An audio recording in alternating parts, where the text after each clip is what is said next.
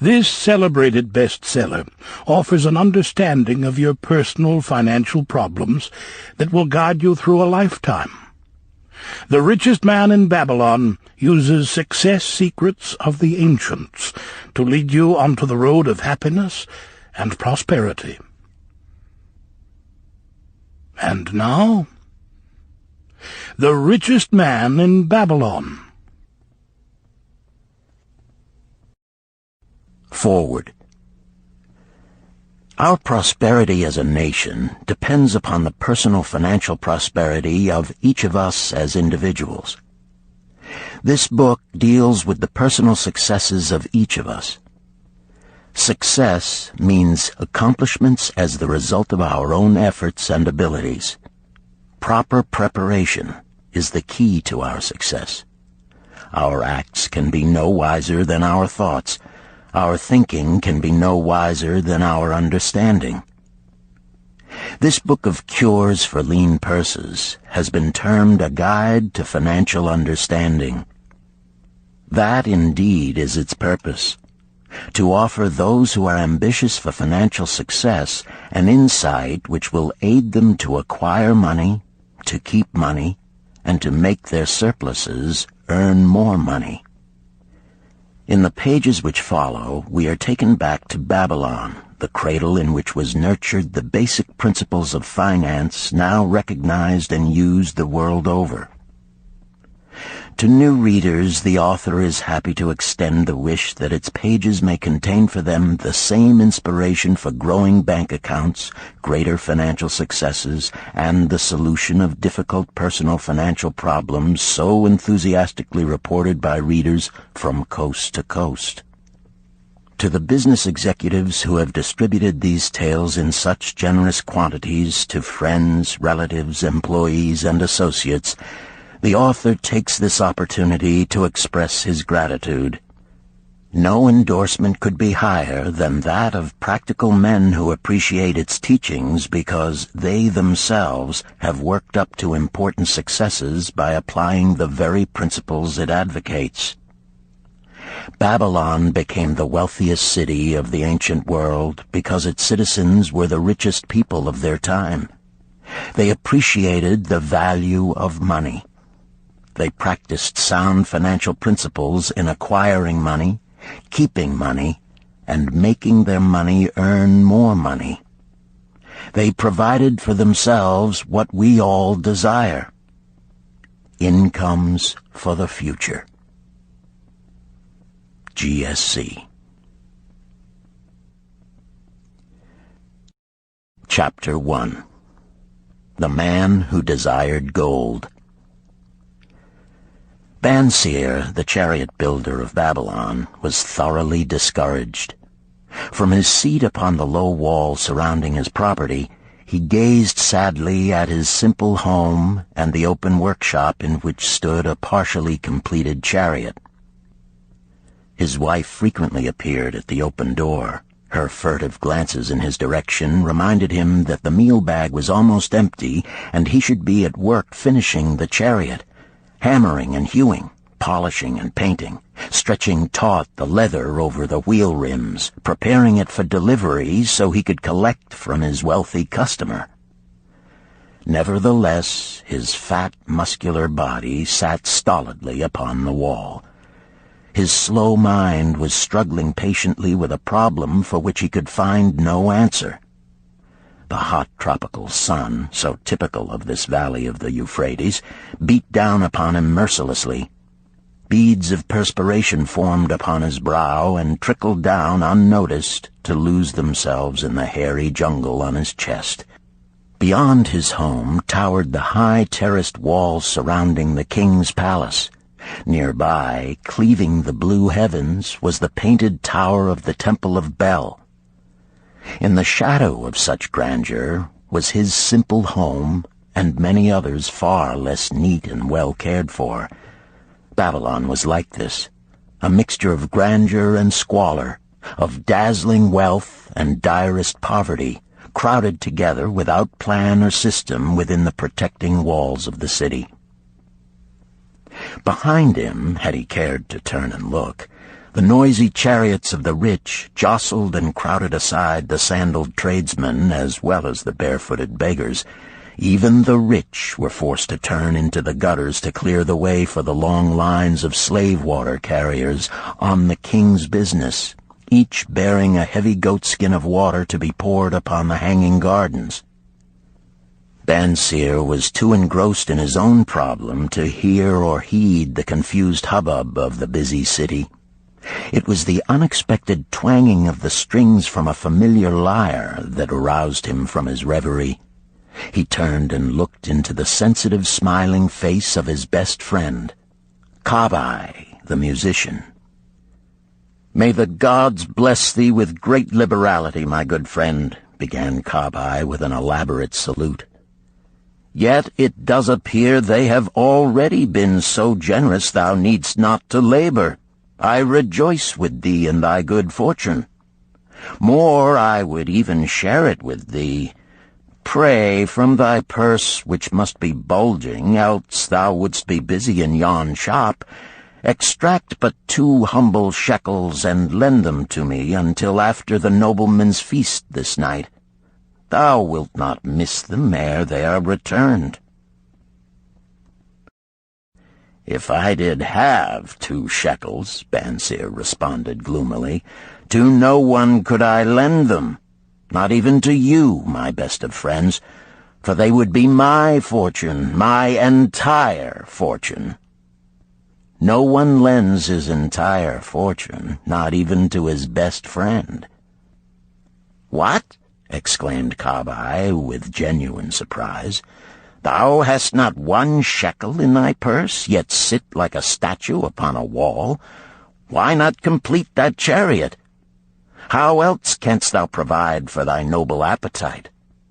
'Tis not like thee, my friend. Where is thy endless energy?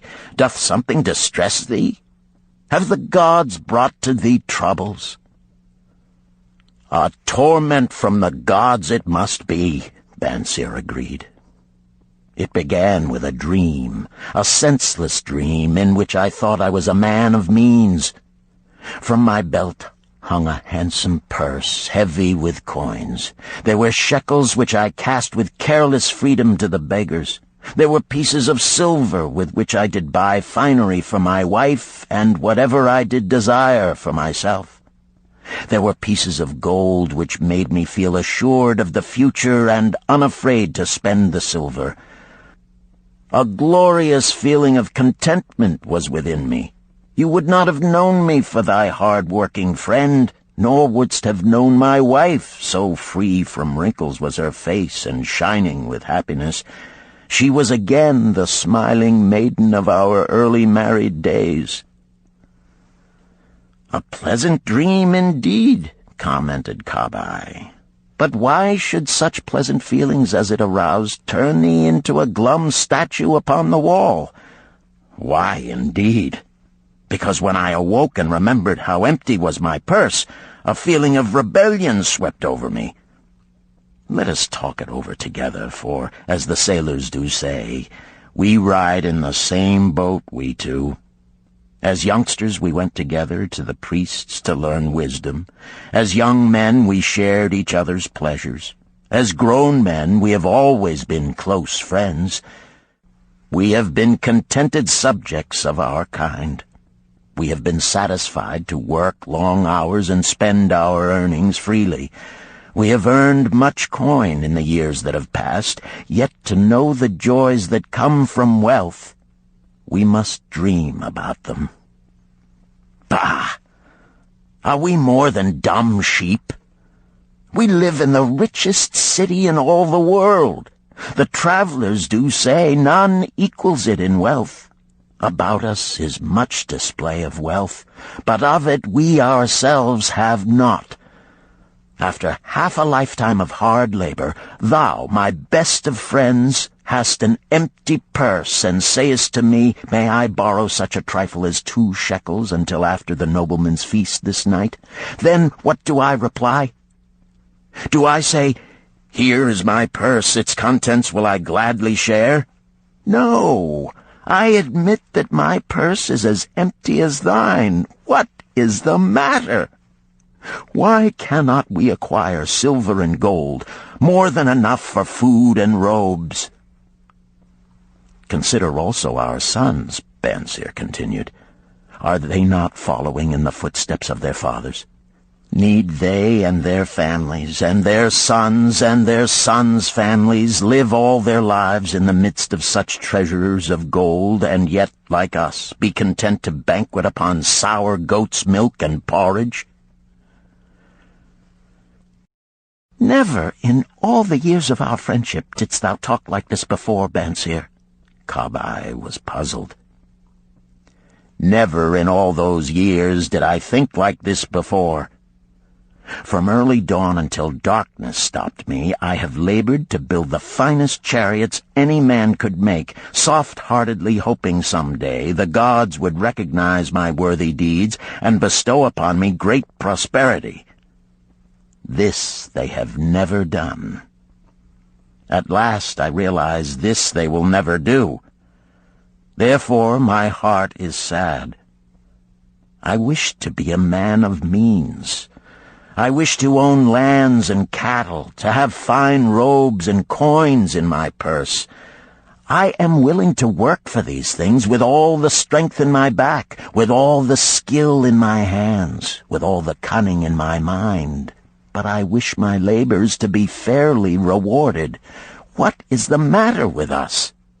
Again, I ask you, why cannot we have our just share of the good things so plentiful for those who have the gold with which to buy them? Would I knew the answer, Kabai replied. No better than thou am I satisfied. My earnings from my lyre are quickly gone. Often must I plan and scheme that my family be not hungry. Also within my breast is a deep longing for a lyre large enough that it may truly sing the strains of music that do surge through my mind. With such an instrument could I make music finer than even the king has ever heard before. Such a lyre thou shouldst have. No man in all Babylon could make it sing more sweetly.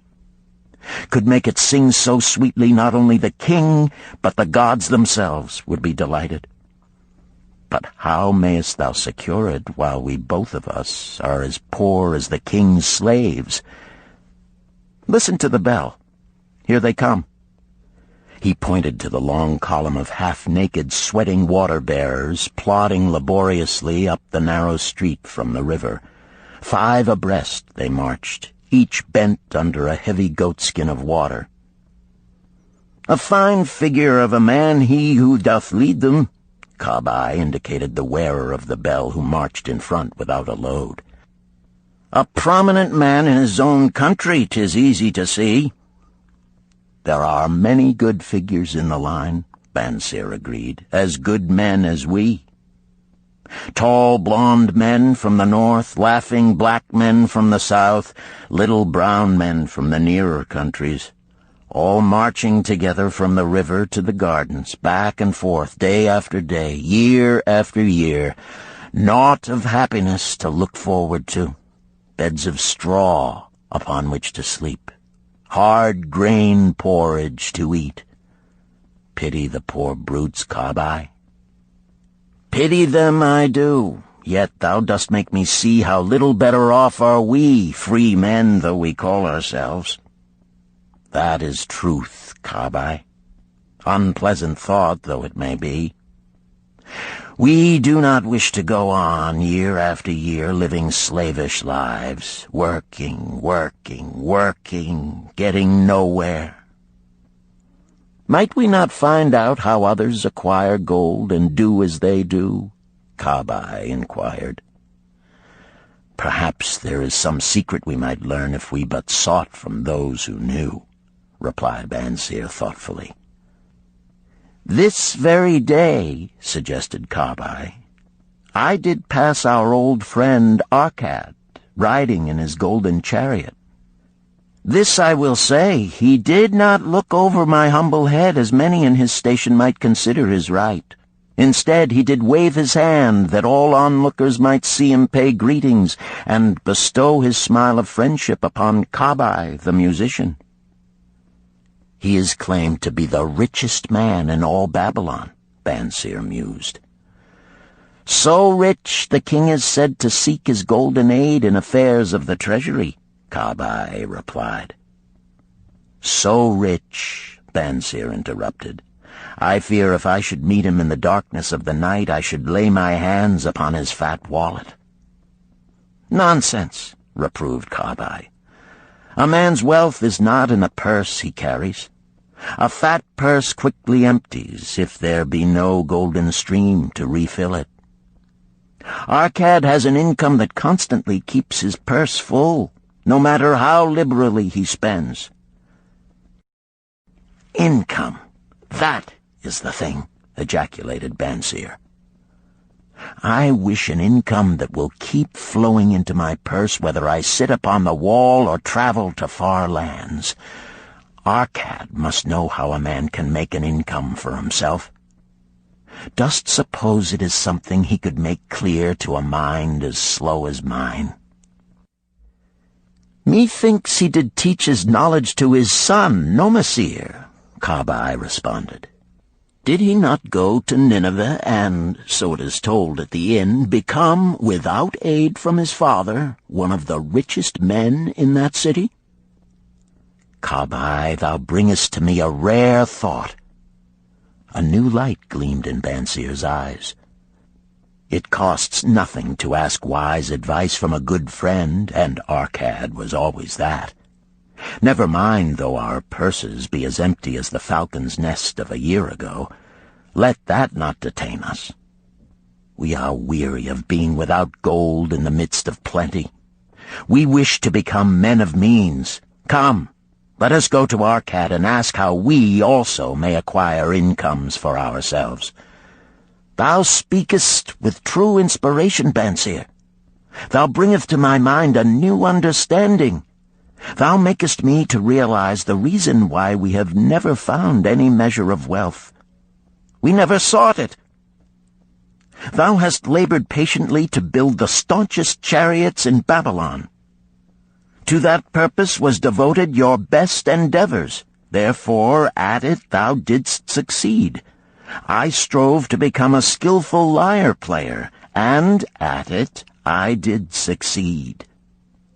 In those things toward which we exerted our best endeavors, we succeeded. The gods were content to let us continue thus. Now at last we see a light, bright like that from the rising sun. It biddeth us to learn more, that we may prosper more. With a new understanding, we shall find honorable ways to accomplish our desires. Let us go to Arkad this very day, Bansir urged. Also, let us ask other friends of our boyhood days who have fared no better than ourselves to join us, that they too may share in his wisdom. Thou wert ever thus thoughtful to thy friends, Bansir. Therefore hast thou many friends. It shall be as thou sayest. We go this day and take them with us.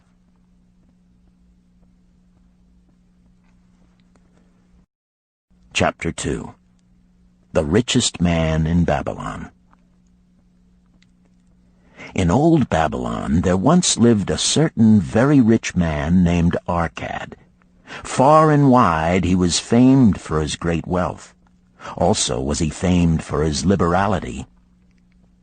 He was generous in his charities. He was generous with his family. He was liberal in his own expenses.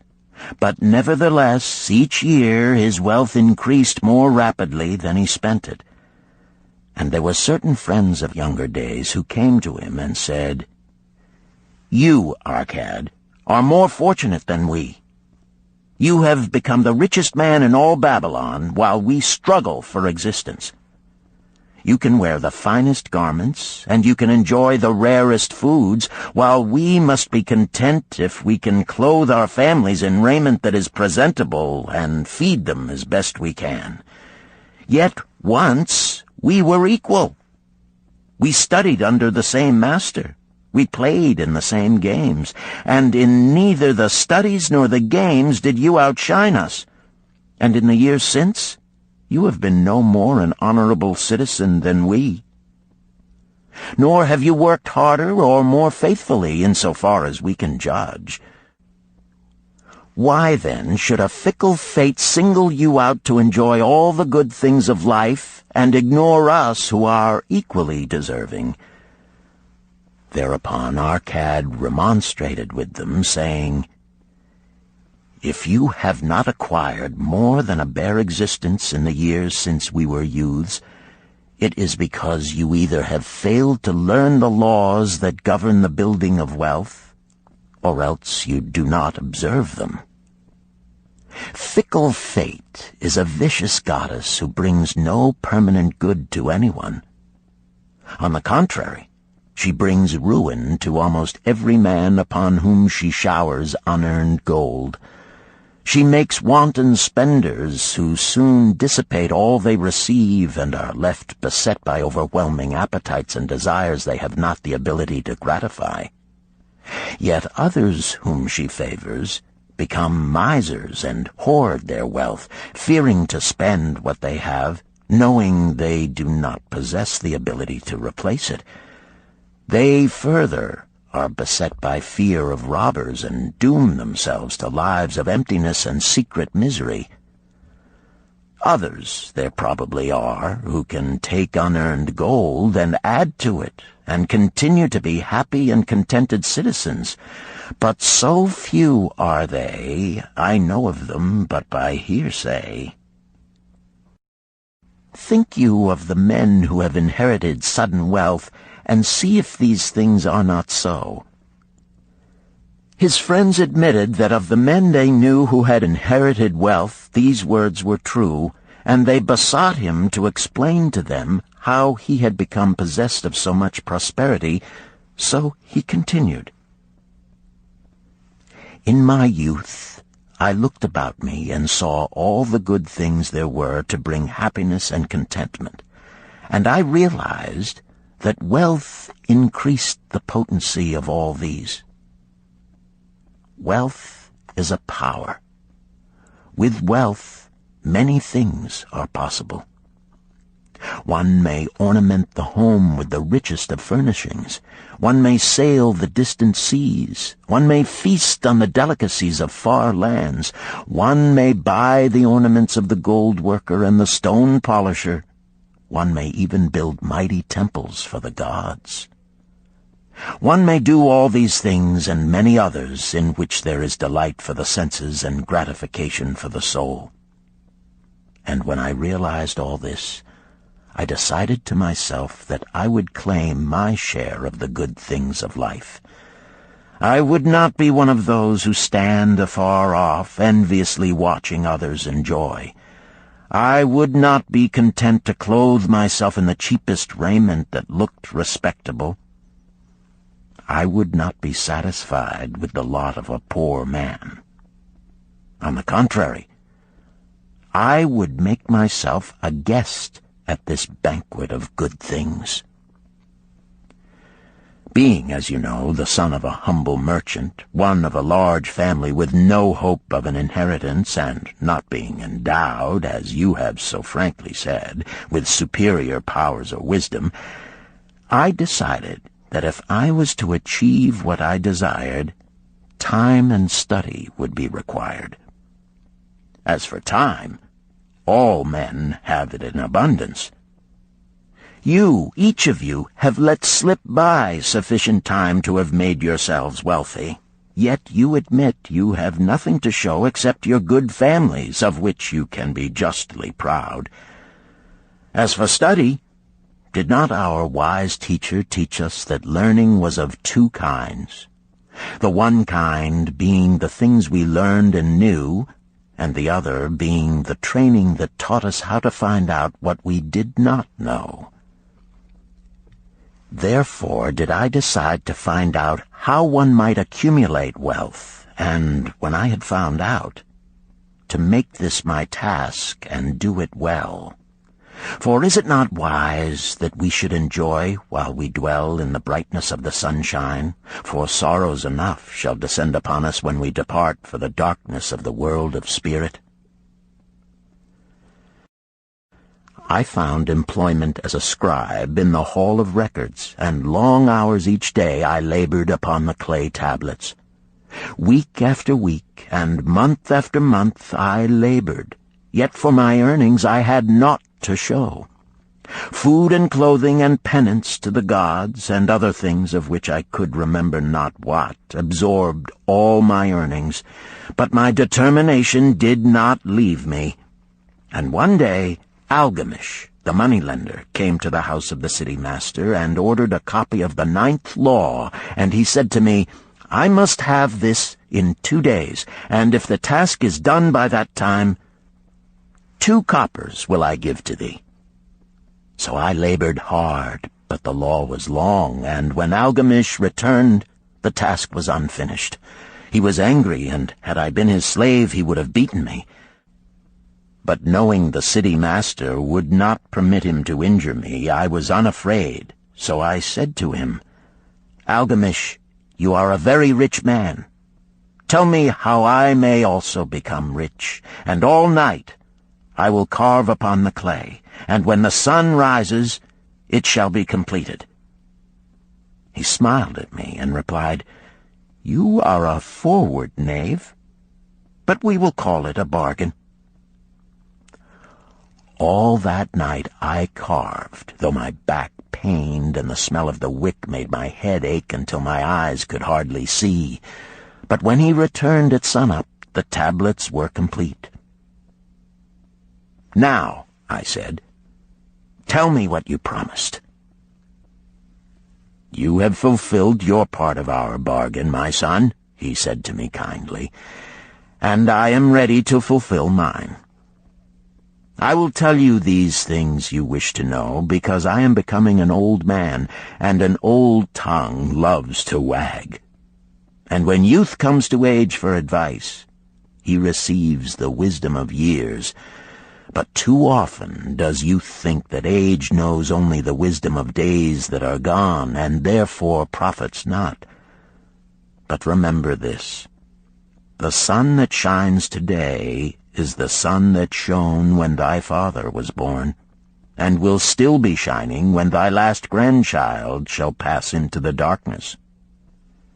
The thoughts of youth, he continued, are bright lights that shine forth like the meteors that oft make brilliant the sky. But the wisdom of age is like the fixed stars that shine so unchanged that the sailor may depend upon them to steer his course.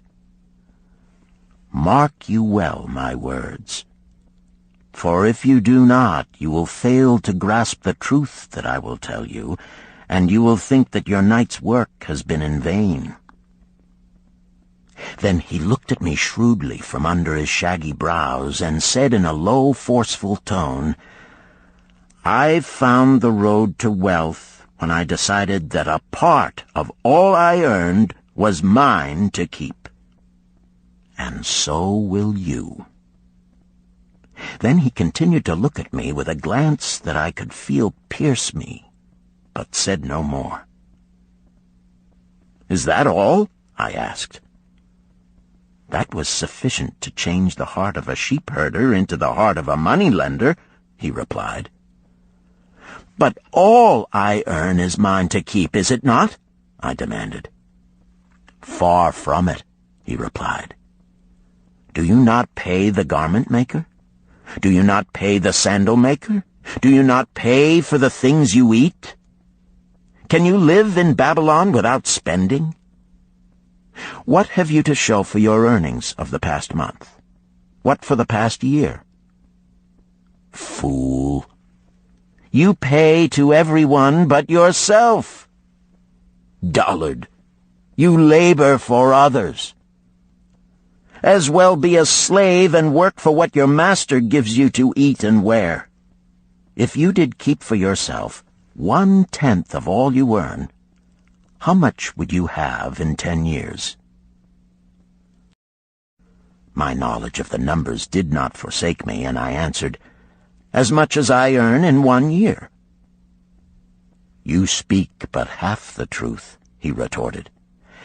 "Every gold piece you save is a slave to work for you. Every copper it earns is its child that also can earn for you. If you would become wealthy, then what you save must earn, and its children must earn, that all may help to give to you the abundance you crave. You think I cheat you for your long night's work," he continued, "but I am paying you 1,000 times over if you have the intelligence to grasp the truth I offer you. A part of all you earn is yours to keep. It should not be less than 1/10, no matter how little you earn. It can be as much more as you can afford. Pay yourself first. Do not buy from the clothes maker and the sandal maker more than you can pay out of the rest and still have enough for food and charity and penance to the gods. Wealth, like a tree, grows from a tiny seed. The first copper you save is the seed from which your tree of wealth shall grow. The sooner you plant that seed, the sooner shall the tree grow. And the more faithfully you nourish and water that tree with consistent savings, the sooner may you bask in contentment beneath its shade." So saying, he took his tablets and went away. I thought much about what he had said to me, and it seemed reasonable, so I decided that I would try it. Each time I was paid, I took 1 from each 10 pieces of copper and hid it away. And strange as it may seem, I was no shorter of funds than before. I noticed little difference as I managed to get along without it. But often I was tempted, as my hoard began to grow, to spend it for some of the good things the merchants displayed, brought by camels and ships from the land of the Phoenicians. But I wisely refrained. A 12th month after Algamish had gone, he again returned and said to me, "Son, have you paid to yourself not less than 1/10 of all you have earned for the past year?" I answered proudly, "Yes, master, I have." "That is good," he answered, beaming upon me. "And what have you done with it?" "I have given it to Asmer, the brickmaker, who told me he was traveling over the far seas, and in Tyre he would buy from me the rare jewels of the Phoenicians. When he returns, we shall sell these at high prices and divide the earnings."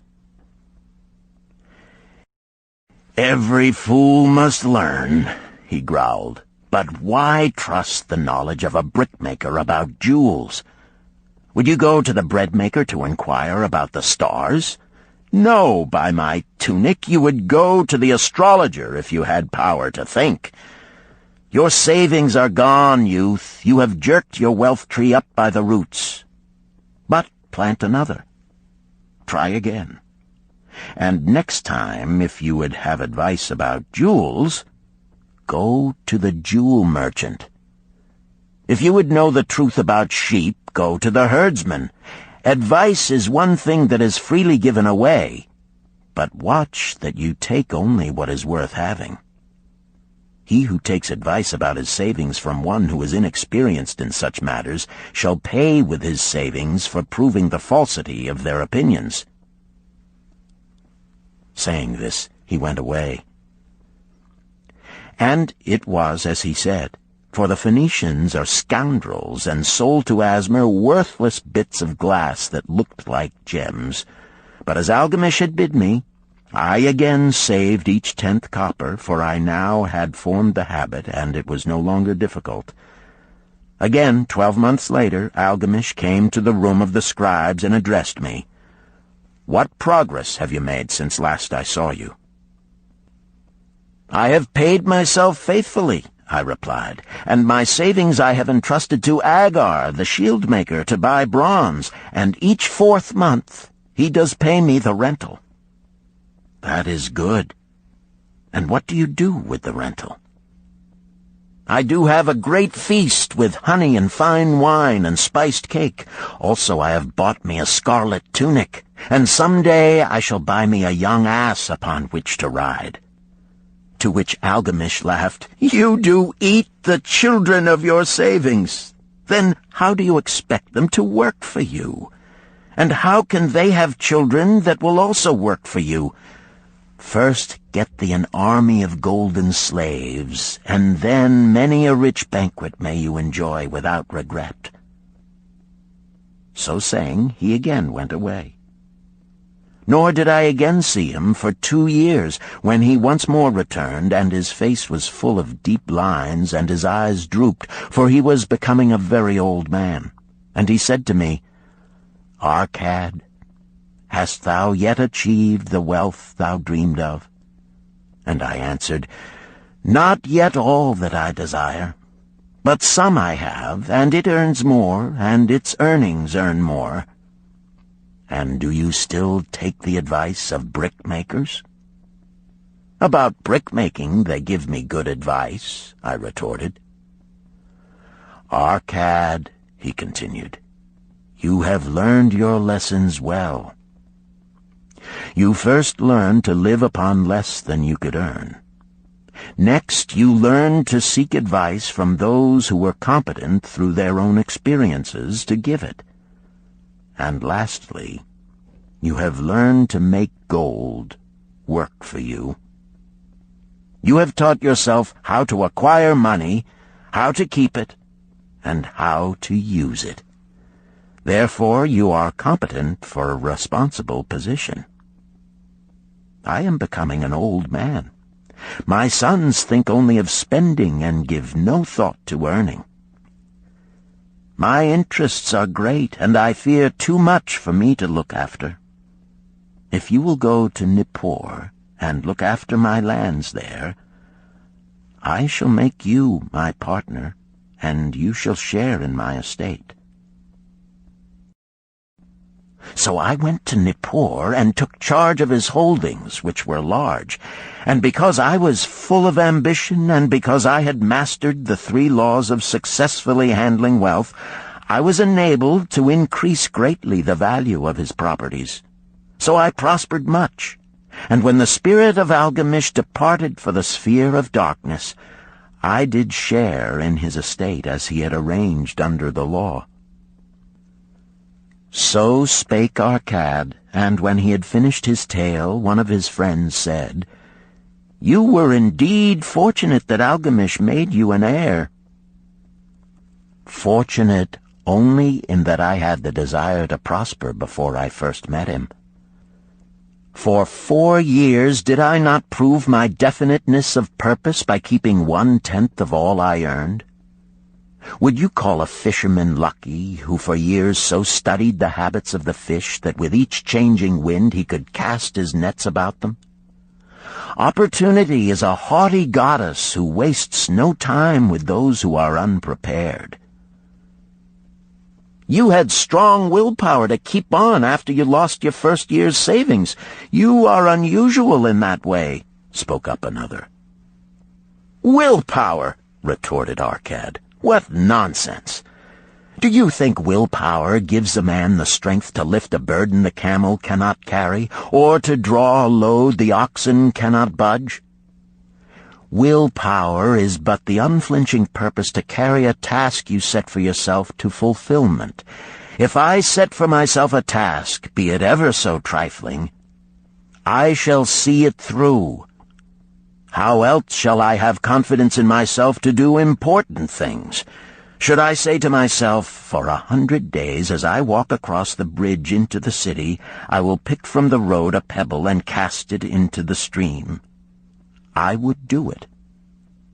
If on the 7th day I passed by without remembering, I would not say to myself, tomorrow I will cast 2 pebbles, which will do as well. Instead, I would retrace my steps and cast the pebble. Nor on the 20th day would I say to myself, Arcad, this is useless. What does it avail you to cast a pebble every day? Throw in a handful and be done with it. No, I would not say that, nor do it, When I set a task for myself, I complete it. Therefore, I am careful not to start difficult and impractical tasks, because I love leisure."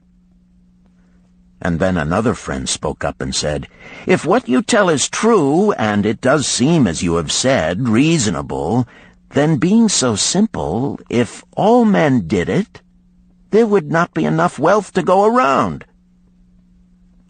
"Wealth grows wherever men exert energy," Arcad replied. "If a rich man builds him a new palace, is the gold he pays out gone? No, the brickmaker has part of it, and the laborer has part of it, and the artist has part of it, and everyone who labors upon the house has part of it. Yet, when the palace is completed, is it not worth all it cost? And is the ground upon which it stands not worth more because it is there? And is the ground that adjoins it not worth more because it is there? Wealth grows in magic ways. No man can prophesy the limit of it. Have not the Phoenicians built great cities on barren coasts with the wealth that comes from their ships of commerce on the seas? "What then do you advise us to do that we also may become rich?" asked still another of his friends. "The years have passed, and we are no longer young men, and we have nothing put by." "I advise that you take the wisdom of Algamish and say to yourselves, 'A part of all I earn is mine to keep.' Say it in the morning when you first arise, say it at noon, say it at night. Say it each hour of every day. Say it to yourself until the words stand out like letters of fire across the sky. Impress yourself with the idea. Fill yourself with the thought. Then take whatever portion seems wise. Let it be not less than 1/10, and lay it by. Arrange your other expenditures to do this if necessary, but lay by that portion first. Soon you will realize what a rich feeling it is to own a treasure upon which you alone have claim. As it grows, it will stimulate you. A new joy of life will thrill you. Greater efforts will come to you to earn more. For of your increased earnings, will not the same percentage be also yours to keep? Then learn to make your treasure work for you. Make it your slave. Make its children and its children's children work for you. Ensure an income for thy future. Look thou at the aged, and forget not that in the days to come thou also will be numbered among them. Therefore invest thy treasure with greatest caution that it be not lost. Usurious rates of return are deceitful sirens that sing but to lure the unwary upon the rocks of loss and remorse. Provide also that thy family may not want should the gods call thee to their realms. For such protection it is always possible to make provision with small payments at regular intervals. Therefore the provident man delays not in expectation of a large sum becoming available for such a wise purpose. Counsel with wise men. Seek the advice of men whose daily work is handling money. Let them save you from such an error as I myself made in entrusting my money to the judgment of Asmer, the brickmaker. A small return and a safe one is far more desirable than risk. Enjoy life while you are here. Do not overstrain or try to save too much. If 1/10 of all you earn is as much as you can comfortably keep, be content to keep this portion.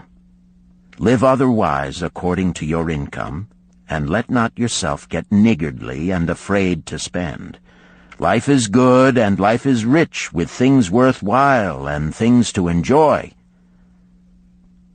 His friends thanked him and went away. Some were silent because they had no imagination and could not understand.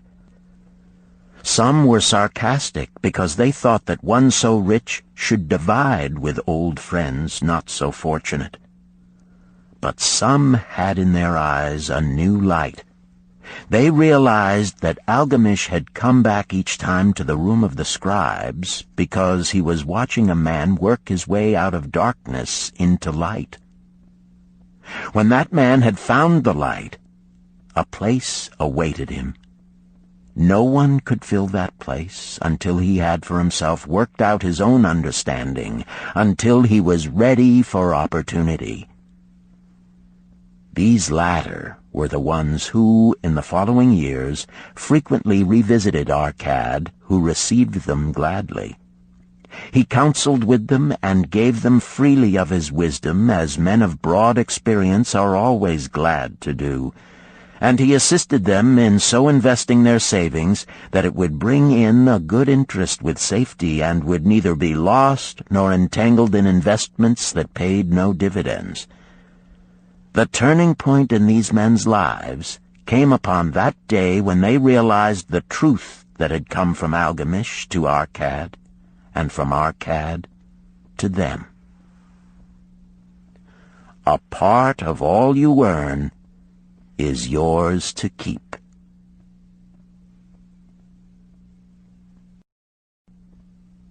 Chapter 3. 7 Cures for a Lean Purse. The glory of Babylon endures. Down through the ages, its reputation comes to us as the richest of cities, its treasures as fabulous. Yet it was not always so. The riches of Babylon were the results of the wisdom of its people. They first had to learn how to become wealthy. When the good King Sargon returned to Babylon after defeating his enemies, the Elamites, he was confronted with a serious situation. The royal chancellor explained it to the king thus: "After many years of great prosperity brought to our people because your majesty built the great irrigation canals and the mighty temples of the gods, now that these works are completed, the people seem unable to support themselves. The laborers are without employment. The merchants have few customers. The farmers are unable to sell their produce. The people have not enough gold to buy food." "But where has all the gold gone that we spent for these great improvements?" demanded the king. "It has found its way, I fear," responded the chancellor, "into the possession of a few very rich men of our city. It filtered through the fingers of most of our people as quickly as the goat's milk goes through the strainer. Now that the stream of gold has ceased to flow, most of our people have nothing to show for their earnings." The king was thoughtful for some time. Then he asked, "Why should so few men be able to acquire all the gold?" "Because they know how," replied the chancellor. "One may not condemn a man for succeeding because he knows how. Neither may one with justice take away from a man what he has fairly earned to give to men of less ability." "But why," demanded the king, "should not all the people learn how to accumulate gold and therefore become themselves rich and prosperous?" "Quite possible, Your Excellency. But who can teach them? Certainly not the priests, because they know naught of money-making." "Who knows best in all our city how to become wealthy, Chancellor?" asked the king. "Thy question answers itself, Your Majesty. Who has amassed the greatest wealth in Babylon?" "Well said, my able chancellor. It is Arcad. He is the richest man in Babylon. Bring him before me on the morrow." Upon the following day, as the king had decreed, Arcad appeared before him, straight and sprightly, despite his 80 years and 10. "Arcad," spoke the king, "is it true thou art the richest man in Babylon?" "So it is reported, Your Majesty, and no man disputes it." "How becamest thou so wealthy?" "By taking advantage of opportunities available to all citizens of our good city." Thou hadst nothing to start with? Only a great desire for wealth. Besides this, nothing. Arcad, continued the king, our city is in a very unhappy state because a few men know how to acquire wealth and therefore monopolize it, while the mass of our citizens lack the knowledge of how to keep any part of the gold they receive. It is my desire that Babylon be the wealthiest city in the world. Therefore it must be a city of many wealthy men.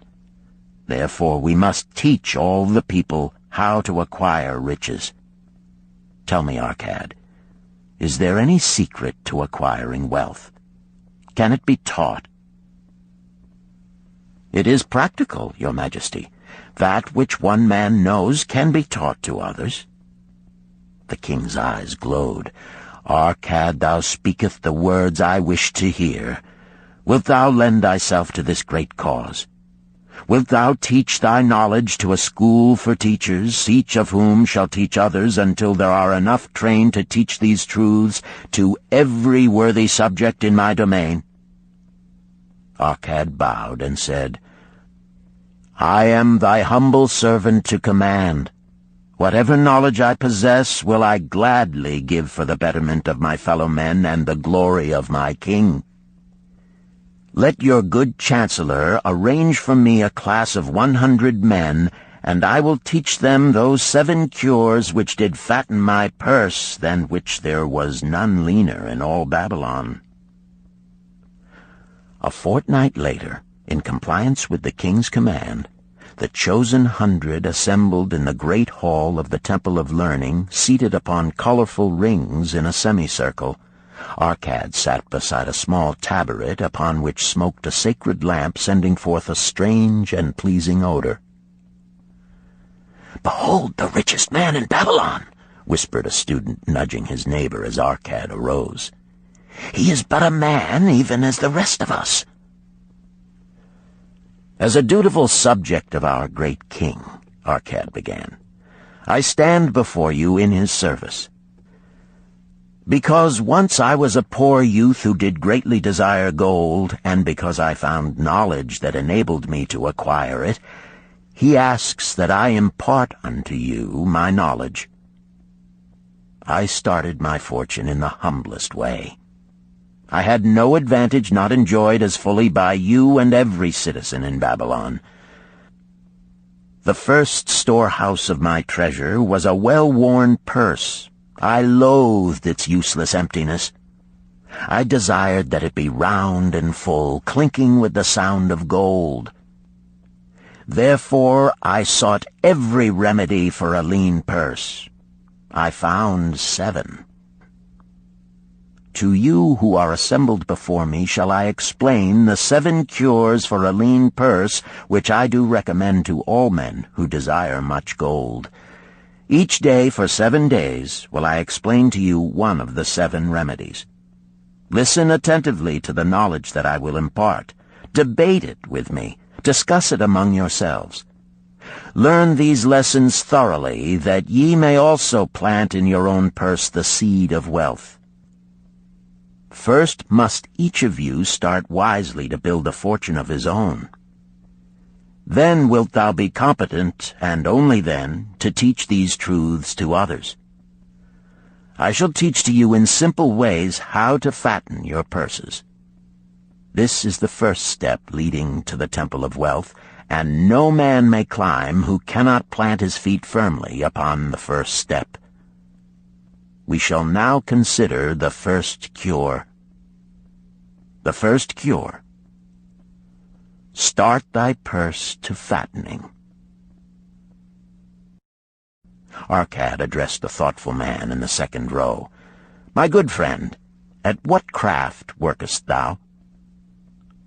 I, replied the man, am a scribe, and carve records upon the clay tablets. Even at such labor did I myself earn my first coppers. Therefore thou hast the same opportunity to build a fortune. He spoke to a florid-faced man farther back. Pray tell also what dost thou to earn thy bread?"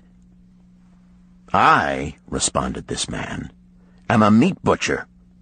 I do buy the goats the farmers raise, and kill them, and sell the meat to the housewives, and the hides to the sandal makers. Because thou dost also labor and earn, thou hast every advantage to succeed that I did possess." In this way did Arcad proceed to find out how each man labored to earn his living. When he had done questioning them, he said, "Now, my students, ye can see that there are many trades and labors at which men may earn coins. Each of the ways of earning is a stream of gold from which the worker doth divert by his labors a portion to his own purse.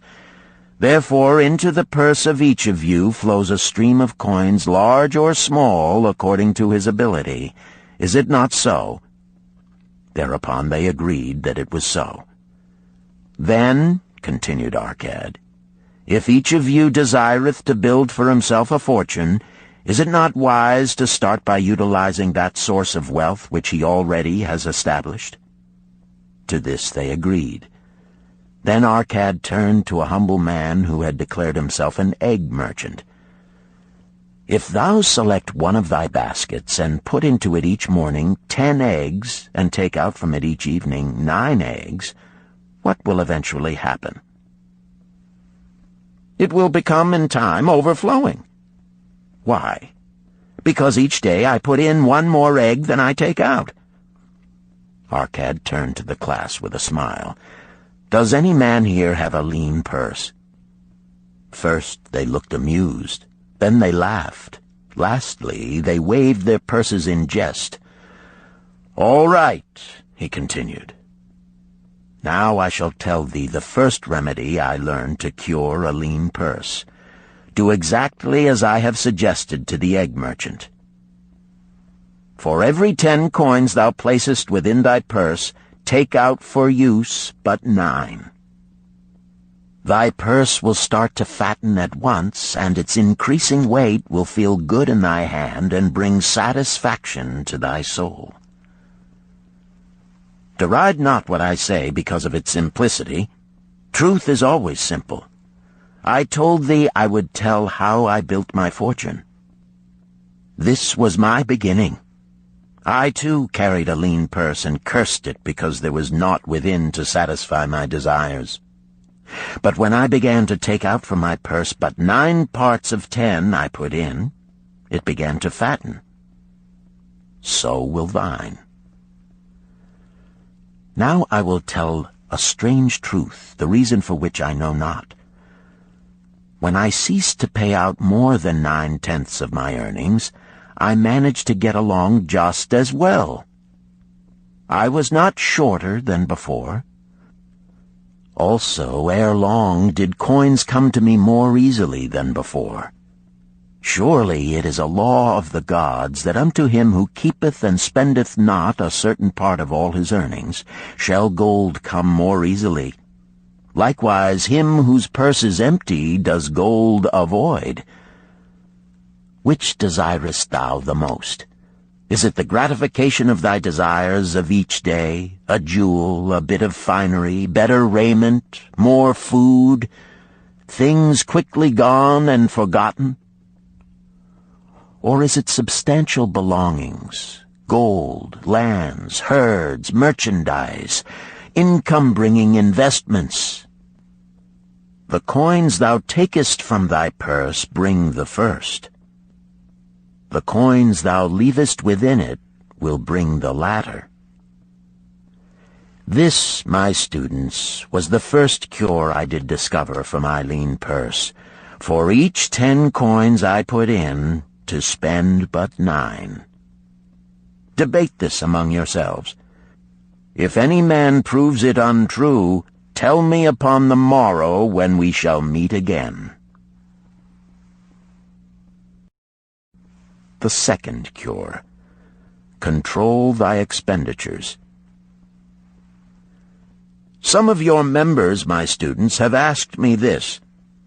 How can a man keep 1/10 of all he earns in his purse when all the coins he earns are not enough for his necessary expenses?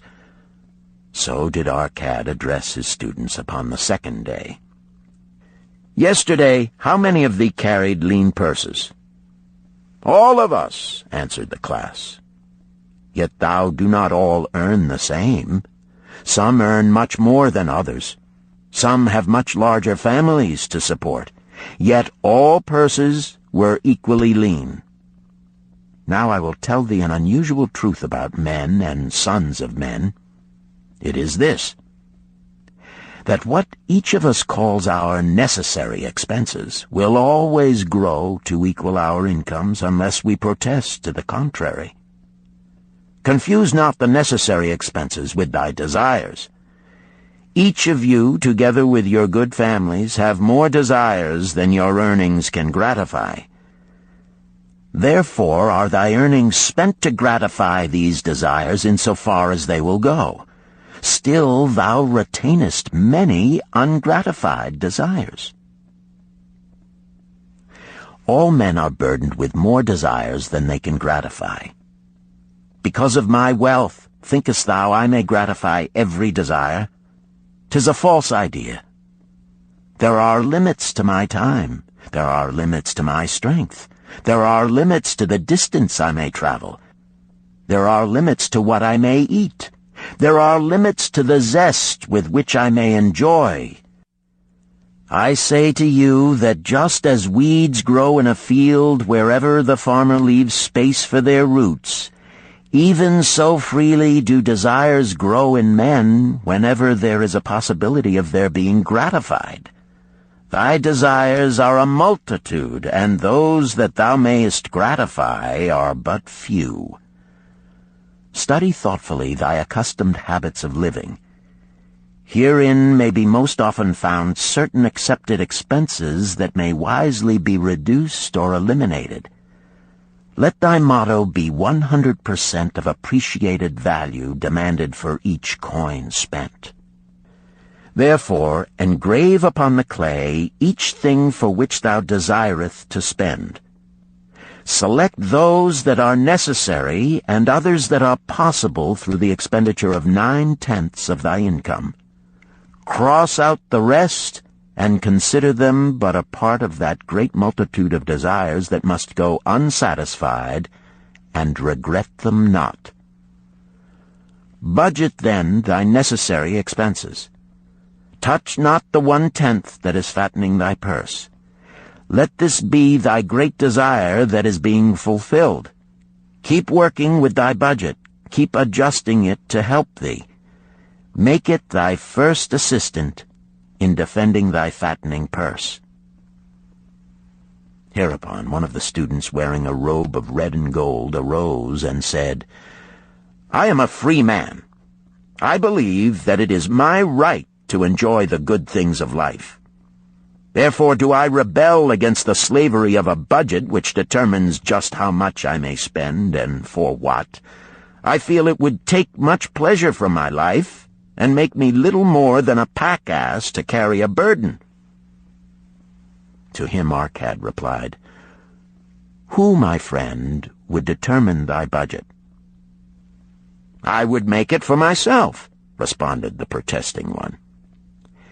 "In that case, were a pack-ass to budget his burden, would he include therein jewels and rugs and heavy bars of gold? Not so. He would include hay and grain and a bag of water for the desert trail. The purpose of a budget is to help thy purse to fatten. It is to assist thee to have thy necessities and, insofar as attainable, thy other desires. It is to enable thee to realize thy most cherished desires by defending them from thy casual wishes. Like a bright light in a dark cave, thy budget shows up the leaks from thy purse and enables thee to stop them and control thy expenditures for definite and gratifying purposes. This, then, is the second cure for a lean purse. Budget thy expenses, that thou mayest have coins to pay for thy necessities, to pay for thy enjoyments, and to gratify thy worthwhile desires without spending more than 9/10 of thy earnings. The third cure: make thy gold multiply. Behold, thy lean purse is fattening. Thou hast disciplined thyself to leave therein 1/10 of all thou earnest. Thou hast controlled thy expenditures to protect thy growing treasure. Next, we will consider means to put thy treasure to labor and to increase. Gold in a purse is gratifying to own, and satisfieth a miserly soul, but earns nothing. The gold we may retain from our earnings is but the start. The earnings it will make shall build our fortunes. So spoke Arcad upon the third day to his class. How, therefore, may we put our gold to work?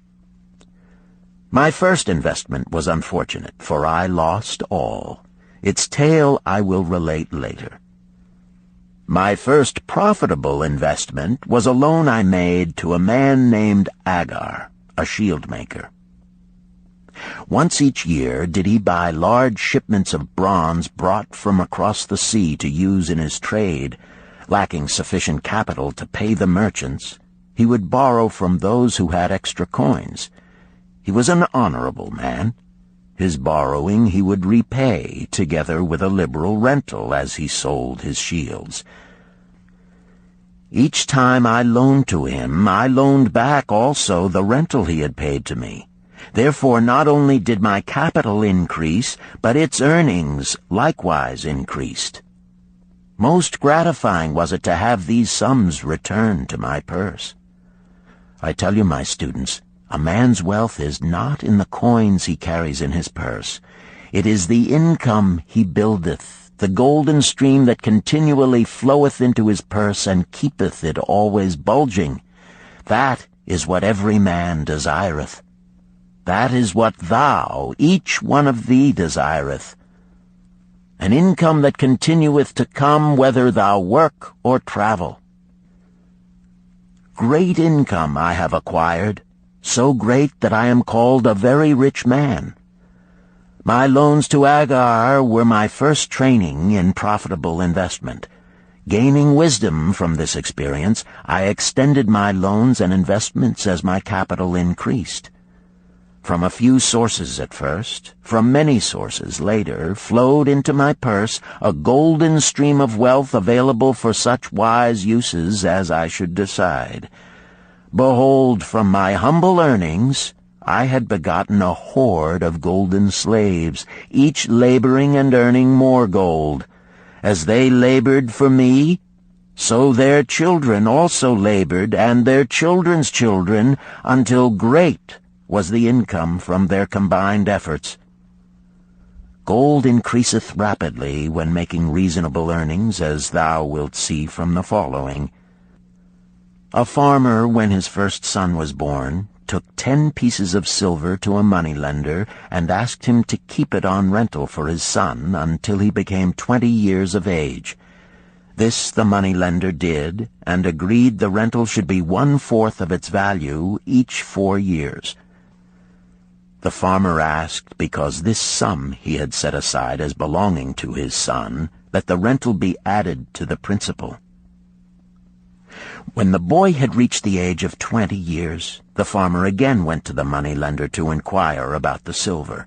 The moneylender explained that because this sum had been increased by compound interest, the original 10 pieces of silver had now grown to 30 1/2 pieces.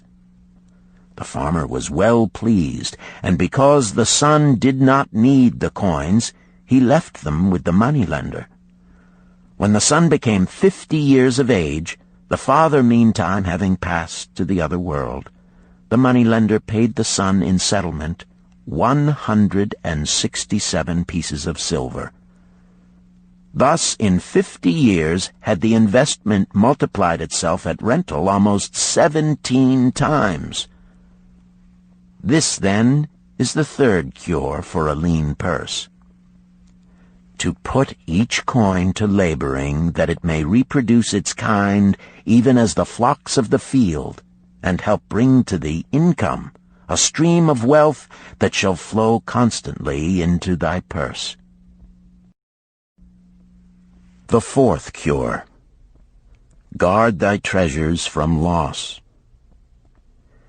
Misfortune loves a shining mark. Gold in a man's purse must be guarded with firmness, else it be lost. Thus it is wise that we must first secure small amounts and learn to protect them before the gods entrust us with larger. So spoke Arcad upon the fourth day to his class. Every owner of gold is tempted by opportunities whereby it would seem that he could make large sums by its investment in most plausible projects. Often friends and relatives are eagerly entering such investment and urge him to follow. The first sound principle of investment is security for thy principal.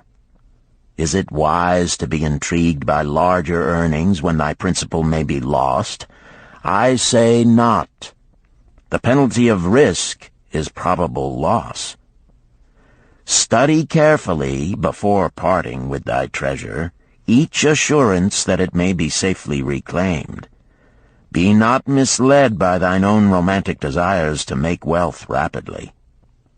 Before thou loan it to any man, assure thyself of his ability to repay and his reputation for doing so, that thou mayest not unwittingly be making him a present of thy hard-earned treasure. Before thou entrust it as an investment in any field, acquaint thyself with the dangers which may beset it. My own first investment was a tragedy to me at the time. The guarded savings of a year I did entrust to a brickmaker named Asmer, who was traveling over the far seas, and in Tyre agreed to buy for me the rare jewels of the Phoenicians. These we would sell upon his return and divide the profits. The Phoenicians were scoundrels and sold him bits of glass. My treasure was lost. Today, my training would show to me at once the folly of entrusting a brickmaker to buy jewels. Therefore do I advise thee from the wisdom of my experiences, be not too confident of thine own wisdom in entrusting thy treasures to the possible pitfalls of investments. Better by far to consult the wisdom of those experienced in handling money for profit. Such advice is freely given for the asking, and may readily possess a value equal in gold to the sum thou considerest investing. In truth, such is its actual value if it save thee from loss. This, then, is the fourth cure for a lean purse, and of great importance if it prevent thy purse from being emptied once it has become well filled. Guard thy treasure from loss by investing only where thy principal is safe, where it may be reclaimed if desirable, and where thou wilt not fail to collect a fair rental. Consult with wise men. Secure the advice of those experienced in the profitable handling of gold. Let their wisdom protect thy treasure from unsafe investments. This ends Disc 1. The Richest Man in Babylon, Disc 2. The fifth cure. Make of thy dwelling a profitable investment. If a man setteth aside 9 parts of his earnings upon which to live and enjoy life, and if any part of this 9 parts he can turn into a profitable investment without detriment to his well-being, then so much faster will his treasures grow. So spake Arcad to his class at their 5th lesson. All too many of our men of Babylon do raise their families in unseemly quarters. They do pay to exacting landlords liberal rentals for rooms where their wives have not a spot to raise the blooms that gladden a woman's heart, and their children have no place to play their games except in the unclean alleys. No man's family can fully enjoy life unless they do have a plot of ground wherein children can play in the clean earth, and where the wife may raise not only blossoms but good rich herbs to feed her family. To a man's heart it brings gladness to eat the figs from his own trees and the grapes of his own vines, to own his own domicile and to have it a place he is proud to care for, putteth confidence in his heart and greater effort behind all his endeavors. Therefore do I recommend that every man own the roof that sheltereth him and his. Nor is it beyond the ability of any well-intentioned man to own his home. Hath not our great king so widely extended the walls of Babylon that within them much land is now unused, and may be purchased at sums most reasonable? Also I say to you, my students, that the money-lenders gladly consider the desires of men who seek homes and land for their families. Readily may thou borrow to pay the brickmaker and the builder for such commendable purposes, if thou can show a reasonable portion of the necessary sum which thou thyself hast provided for the purpose. Then when the house be built, thou canst pay the money-lender with the same regularity as thou didst pay the landlord, because each payment will reduce thy indebtedness to the money-lender. A few years will satisfy his loan. Then will thy heart be glad, because thou wilt own in thy own right a valuable property, and thy only cost will be the king's taxes. Also wilt thy good wife go more often to the river to wash thy robes, that each time returning she may bring a goatskin of water to pour upon the growing things.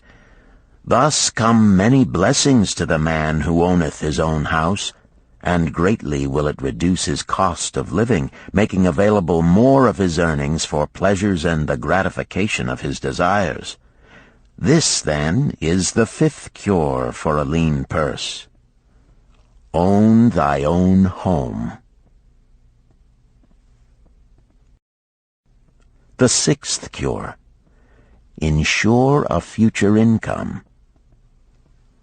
The life of every man proceedeth from his childhood to his old age. This is the path of life, and no man may deviate from it, unless the gods call him prematurely to the world beyond. Therefore do I say that it behooves a man to make preparation for a suitable income in the days to come, when he is no longer young, and to make preparations for his family, should he be no longer with them to comfort and support them.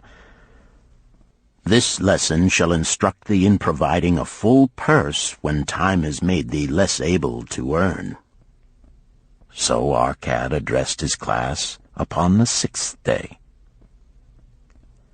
The man who, because of his understanding of the laws of wealth, acquireth a growing surplus, should give thought to those future days. He should plan certain investments or provisions that may endure safely for many years, yet will be available when the time arrives which he has so wisely anticipated. There are diverse ways by which a man may provide with safety for his future. He may provide a hiding place and there bury a secret treasure. Yet no matter with what skill it be hidden, it may nevertheless become the loot of thieves. For this reason I recommend not this plan. A man may buy houses or lands for this purpose. If wisely chosen as to their usefulness and value in the future, they are permanent in their value and their earnings, or their sale will provide well for his purpose. A man may loan a small sum to the moneylender and increase it at regular periods. The rental which the moneylender adds to this will largely add to its increase.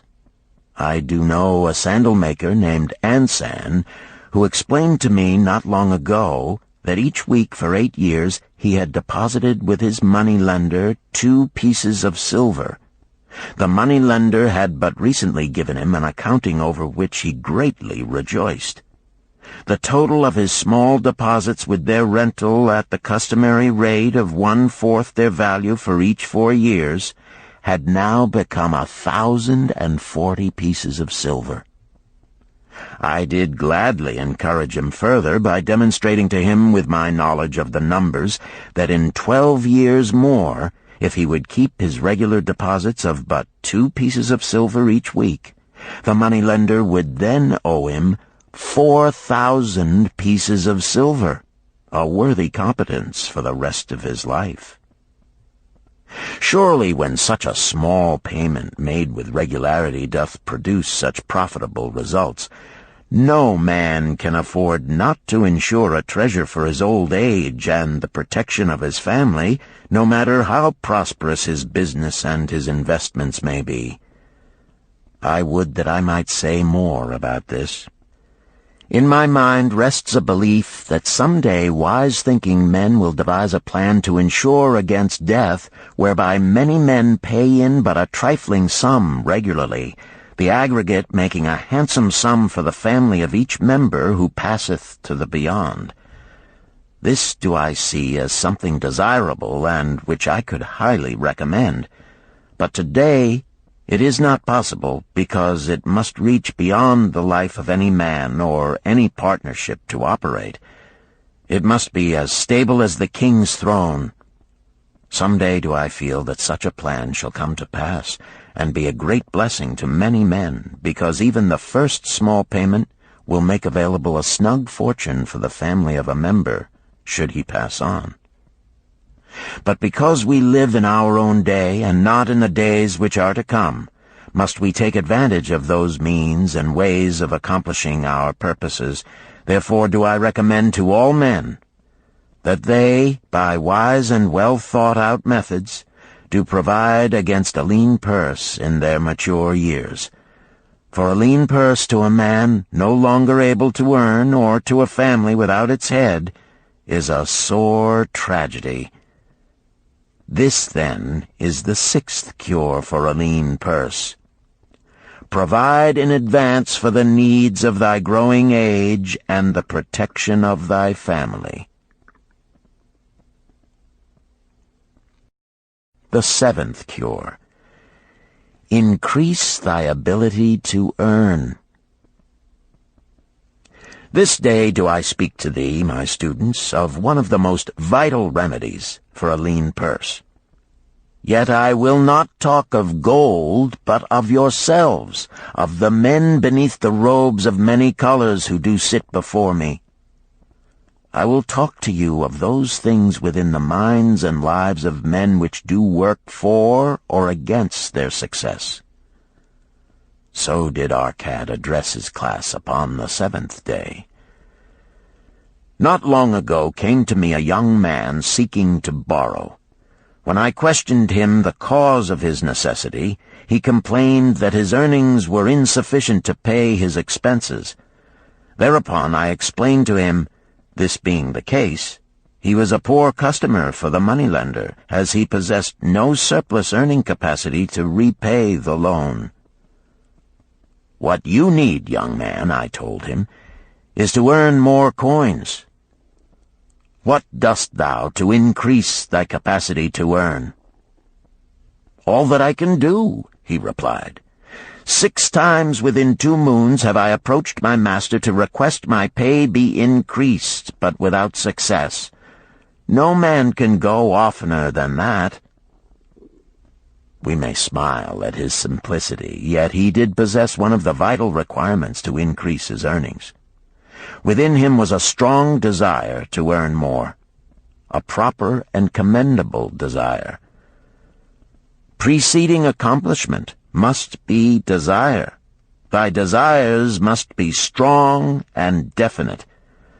General desires are but weak longings. For a man to wish to be rich is of little purpose.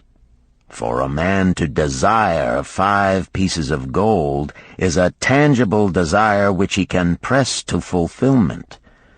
After he has backed his desire for 5 pieces of gold with strength of purpose to secure it, next he can find similar ways to obtain 10 pieces, and then 20 pieces, and later 1,000 pieces, and, behold, he has become wealthy. In learning to secure his one definite small desire, he hath trained himself to secure a larger one.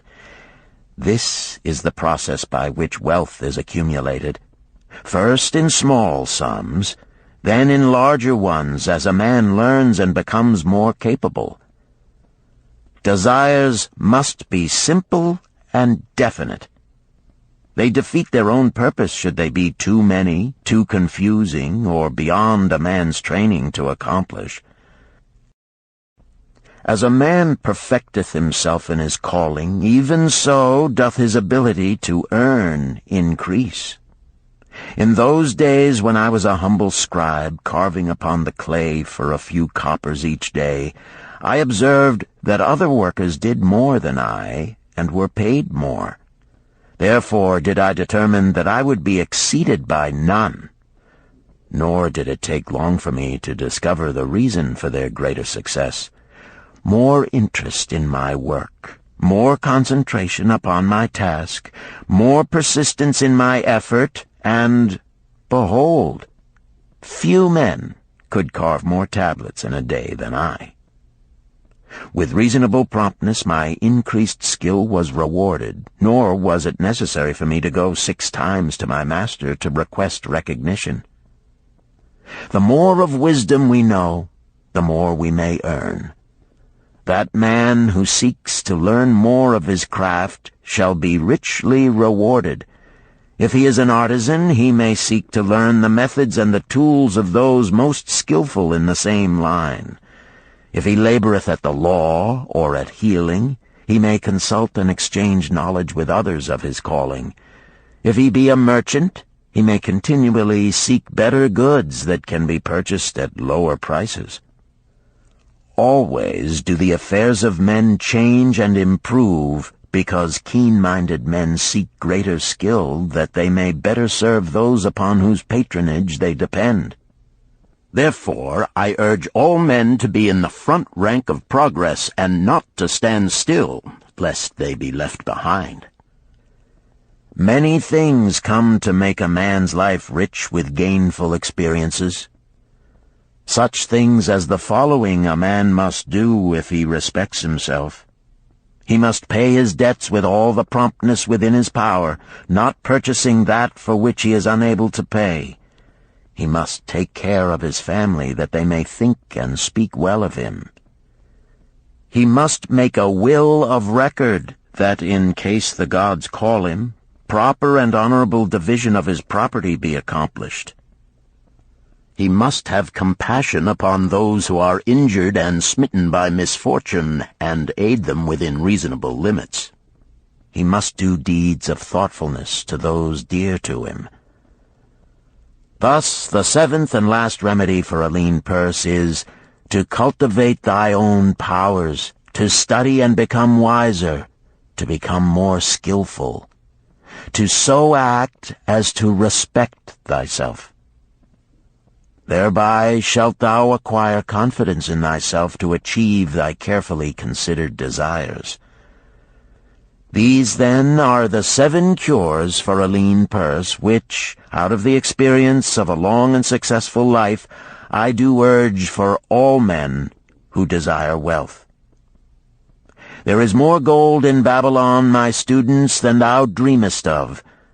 There is abundance for all. Go thou forth and practice these truths, that thou mayest prosper and grow wealthy, as is thy right. Go thou forth and teach these truths, that every honorable subject of his majesty may also share liberally in the ample wealth of our beloved city. Chapter 4. Meet the Goddess of Good Luck. Babylonian Proverb. If a man be lucky, there is no foretelling the possible extent of his good fortune. Pitch him into the Euphrates, and like as not he will swim out with a pearl in his hand. The desire to be lucky is universal. It was just as strong in the breasts of men 4,000 years ago in ancient Babylon as it is in the hearts of men today. We all hope to be favored by the whimsical goddess of good luck. Is there some way we can meet her and attract not only her favorable attention, but her generous favors? Is there a way to attract good luck? That is just what the men of ancient Babylon wished to know. It is exactly what they decided to find out. They were shrewd men and keen thinkers. That explains why their city became the richest and most powerful city of their time. In that distant past, they had no schools or colleges. Nevertheless, they had a center of learning, and a very practical one it was. Among the towered buildings in Babylon was one that ranked in importance with the palace of the king, the hanging gardens, and the temples of the gods. You will find scant mention of it in the history books, more likely no mention at all, yet it exerted a powerful influence upon the thought of that time. This building was the temple of learning, where the wisdom of the past was expounded by voluntary teachers, and where subjects of popular interest were discussed in open forums. Within its walls, all men met as equals. The humblest of slaves could dispute with impunity the opinions of a prince of the royal house. Among the many who frequented the Temple of Learning was a wise rich man named Arcad, called the richest man in Babylon. He had his own special hall where almost any evening a large group of men, some old, some very young, but mostly middle-aged, gathered to discuss and argue interesting subjects. Suppose we listen in to see whether they knew how to attract good luck. The sun had just set like a great red ball of fire shining through the haze of desert dust when Arcad strolled to his accustomed platform. Already full 80 men were awaiting his arrival, reclining on their small rugs spread upon the floor. More were still arriving. "What shall we discuss this night?" Arcad inquired. After a brief hesitation, a tall cloth weaver addressed him, arising as was the custom. "I have a subject I would like to hear discussed, yet hesitate to offer, lest it seem ridiculous to you, Arcad, and my good friends here." Upon being urged to offer it, both by Arcad and by calls from the others, he continued, "This day I have been lucky, for I have found a purse in which there are pieces of gold.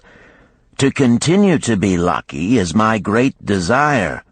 Feeling that all men share with me this desire, I do suggest we debate how to attract good luck, that we may discover ways it can be enticed to one." "A most interesting subject has been offered," Arcad commented. "One most worthy of our discussion. To some men, good luck bespeaks but a chance happening that, like an accident, may befall one without purpose or reason. Others do believe that the instigator of all good fortune is our most bounteous goddess Ashtar, ever anxious to reward with generous gifts those who please her. Speak up, my friends, what say you? Shall we seek to find if there be means by which good luck may be enticed to visit each and all of us?" "Yea, yea, and much of it," responded the growing group of eager listeners. Thereupon Arcad continued, "To start our discussion, let us first hear from those among us who have enjoyed experiences similar to that of the cloth weaver in finding or receiving, without effort upon their part, valuable treasures or jewels." There was a pause in which all looked about, expecting someone to reply, but no one did. "What? No one?" Arcad asked. then rare indeed must be this kind of good luck. Who now will offer a suggestion as to where we shall continue our search?" "That I will do," spoke a well-robed young man, arising. "When a man speaketh of luck, is it not natural that his thoughts turn to the gaming tables? Is it not there we find many men courting the favor of the goddess in hope she will bless them with rich winnings?" As he resumed his seat, a voice called, "Do not stop! Continue thy story. Tell us, didst thou find favor with the goddess at the gaming tables?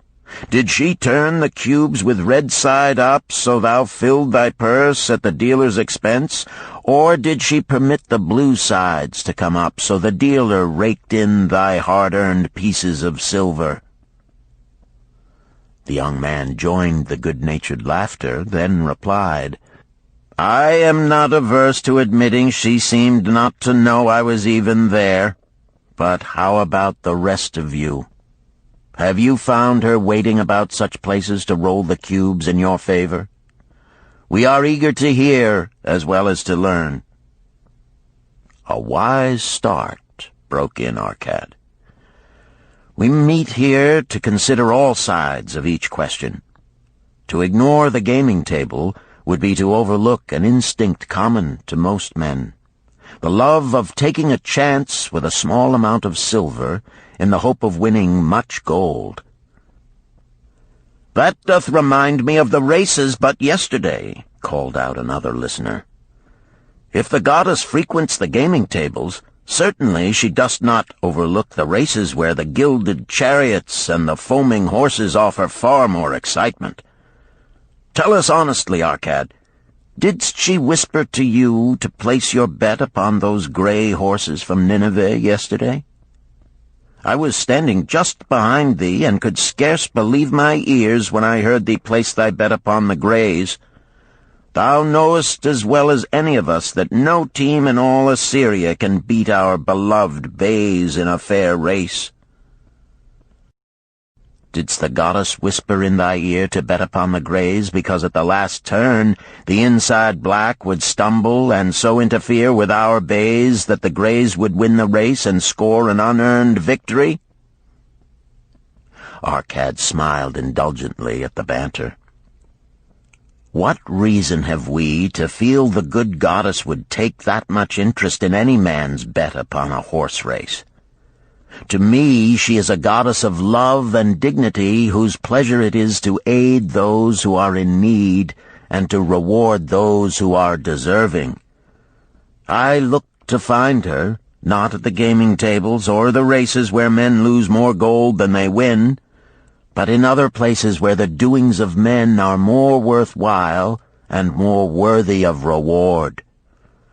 In tilling the soil, in honest trading, in all of man's occupations, there is opportunity to make a profit upon his efforts and his transactions.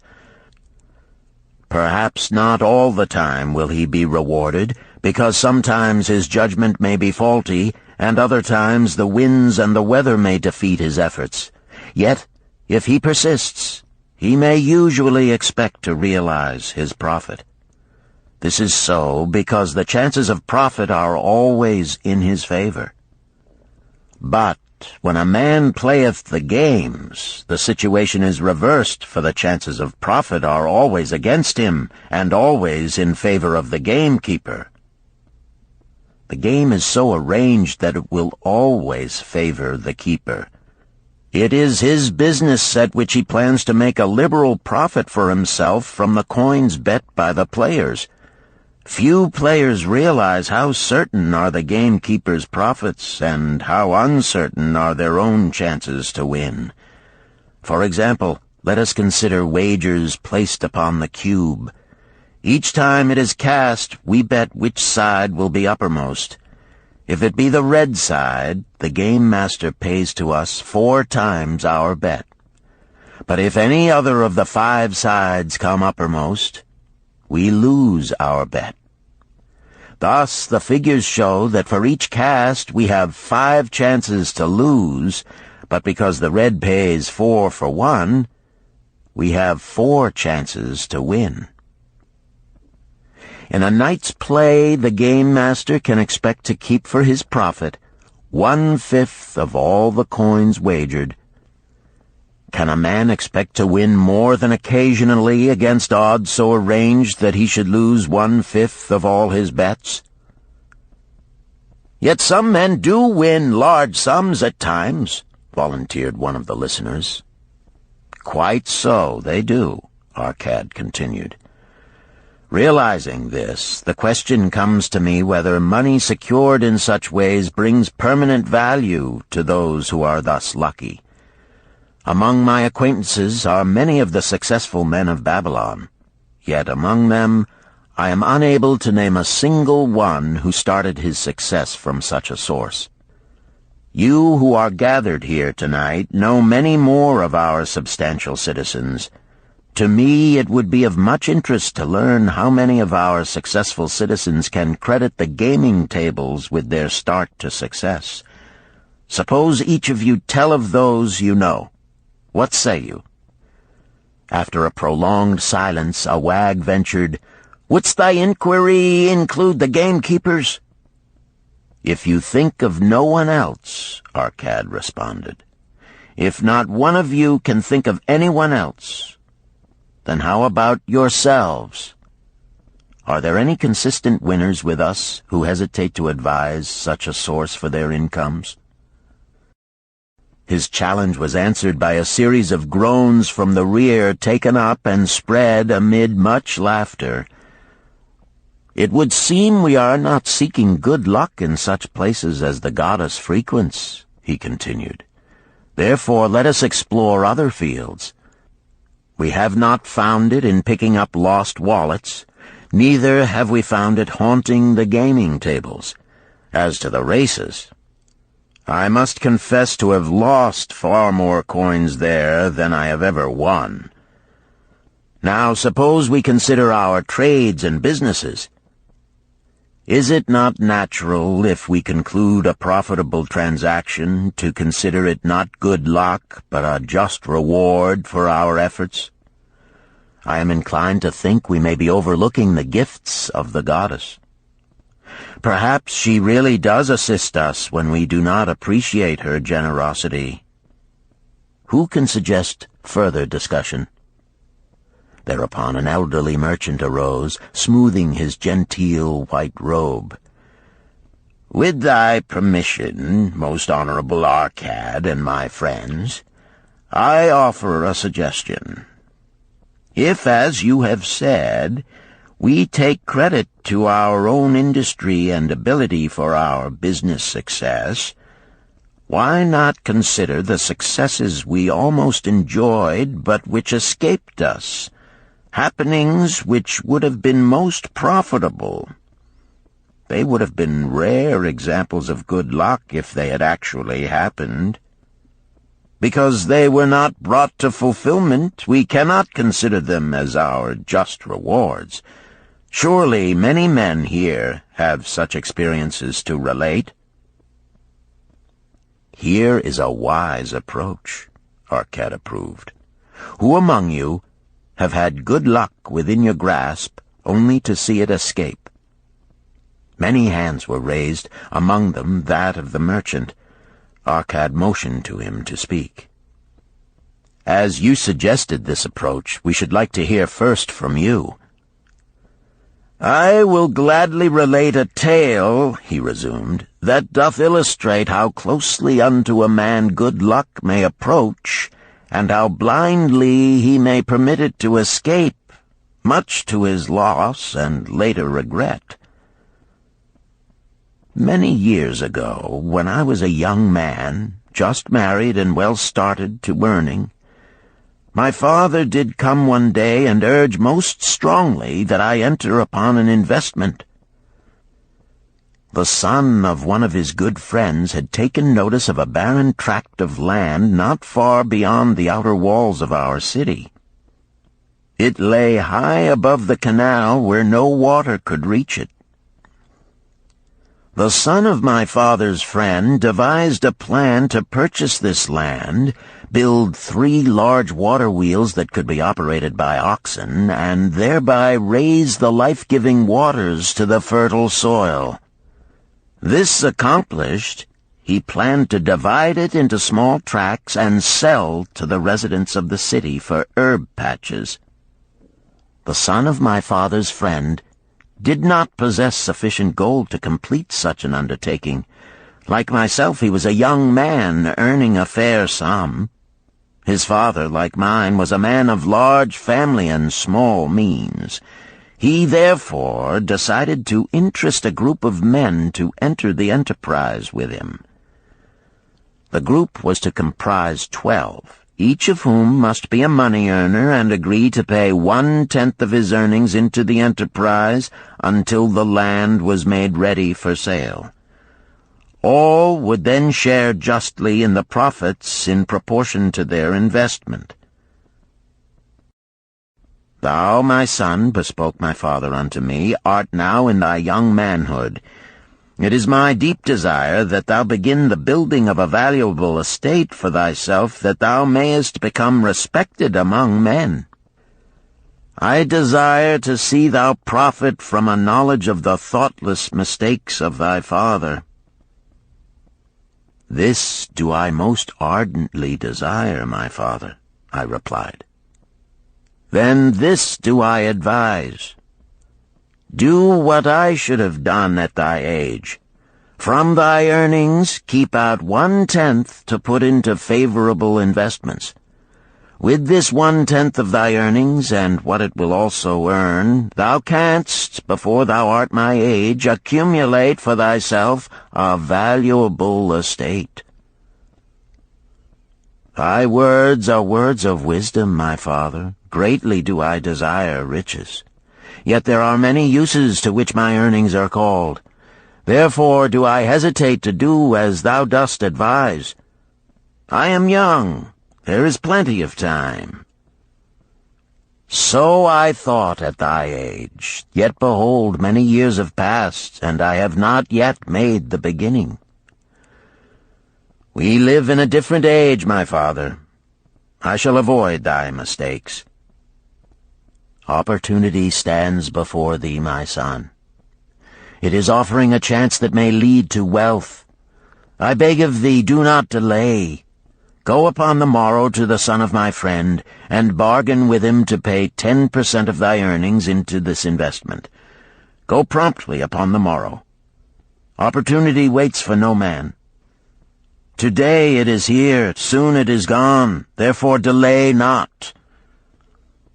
In spite of the advice of my father, I did hesitate.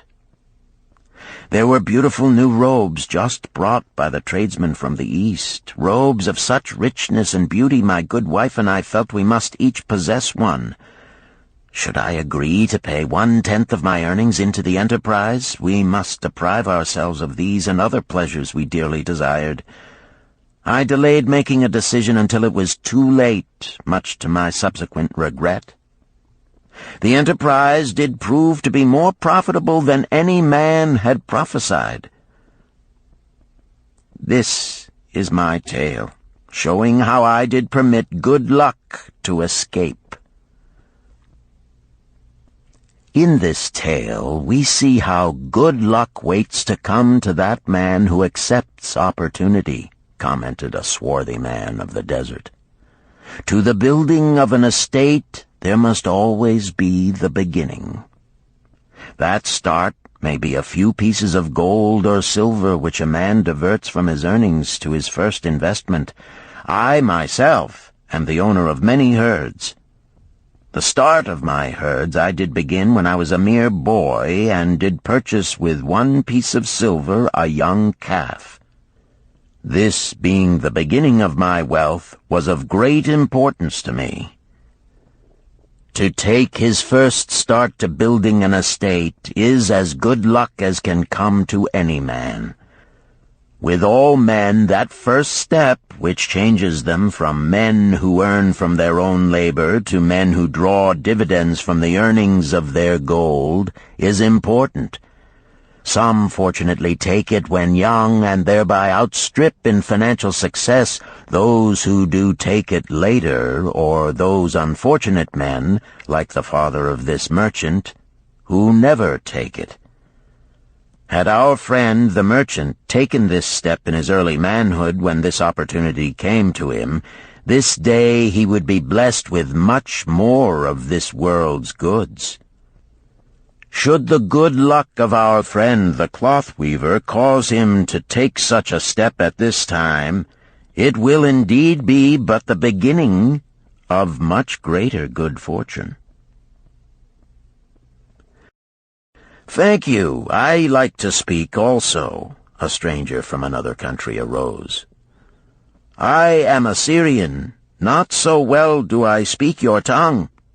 I wish to call this friend, the merchant, a name. Maybe you think it not polite, this name. Yet I wish to call him that. But, alas, I not know your word for it. If I do call it in Syrian, you will not understand. Therefore, please, some good gentleman, tell me that right name you call man who puts off doing those things that mighty good for him." "Procrastinator!" called a voice. "That's him!"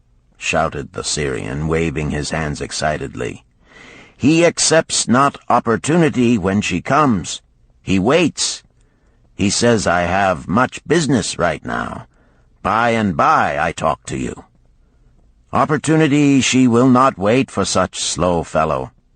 She thinks if a man desires to be lucky he will step quick. Any man who not step quick when opportunity comes.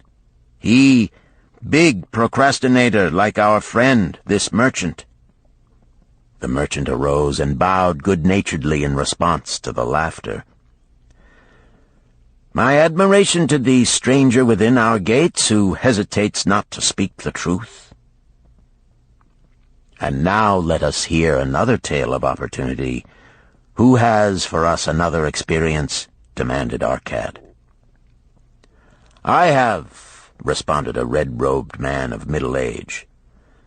"I am a buyer of animals, mostly camels and horses. Sometimes I do also buy the sheep and goats.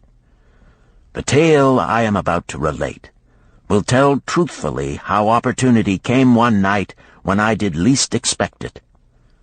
Perhaps for this reason I did let it escape. Of this you shall be the judge. Returning to the city one evening after a disheartening 10 days' journey in search of camels, I was much angered to find the gates of the city closed and locked. While my slaves spread our tent for the night, which we looked to spend with little food and no water, I was approached by an elderly farmer who, like ourselves, found himself locked outside. "Honored sir," he addressed me, "from thy appearance I do judge thee to be a buyer. If this be so, much would I like to sell to thee the most excellent flock of sheep just driven up. Alas, my good wife lies very sick with the fever. I must return with all haste. Buy thou my sheep, that I and my slaves may mount our camels and travel back without delay." So dark it was that I could not see his flock, but from the bleating I did know it must be large. Having wasted 10 days searching for camels I could not find, I was glad to bargain with him. In his anxiety he did set a most reasonable price. I accepted, well knowing my slaves could drive the flock through the city gates in the morning and sell at a substantial profit. The bargain concluded, I called my slaves to bring torches that we might count the flock which the farmer declared to contain 900. I shall not burden you, my friends, with a description of our difficulty in attempting to count so many thirsty, restless, milling sheep. It proved to be an impossible task. Therefore, I bluntly informed the farmer I would count them at daylight and pay him then. "Please, most honorable sir," he pleaded, Pay me but 2/3 of the price tonight, that I may be on my way. I will leave my most intelligent and educated slave to assist to make the count in the morning. He is trustworthy, and to him thou canst pay the balance." But I was stubborn and refused to make payment that night. Next morning, before I awoke, the city gates opened, and 4 buyers rushed out in search of flocks. They were most eager and willing to pay high prices because the city was threatened with siege and food was not plentiful. Nearly 3 times the price at which he had offered the flock to me did the old farmer receive for it. Thus was rare good luck allowed to escape. "Here is a tale most unusual," commented Arcad. "What wisdom doth it suggest?" "The wisdom of making a payment immediately when we are convinced our bargain is wise," suggested a venerable saddle-maker. "If the bargain be good, then dost thou need protection against thy own weaknesses as much as against any other man. We mortals are changeable. Alas, I must say more apt to change our minds when right than wrong. Wrong, we are stubborn indeed. Right, we are prone to vacillate and let opportunity escape. My first judgment is my best. Yet always have I found it difficult to compel myself to proceed with a good bargain when made. Therefore, as a protection against my own weaknesses, I do make a prompt deposit thereon. This doth save me from later regrets for the good luck that should have been mine." "Thank you. Again I like to speak." The Syrian was upon his feet once more. "These tales much alike. Each time opportunity fly away for same reason. Each time she come to procrastinator, bringing good plan. Each time they hesitate, not say, right now, best time, I do it quick. How can men succeed that way?" "Wise are thy words, my friend," responded the buyer. "Good luck fled from procrastination in both these tales. Yet this is not unusual. The spirit of procrastination is within all men. We desire riches, yet how often, when opportunity doth appear before us, that spirit of procrastination from within doth urge various delays in our acceptance. In listening to it, we do become our own worst enemies.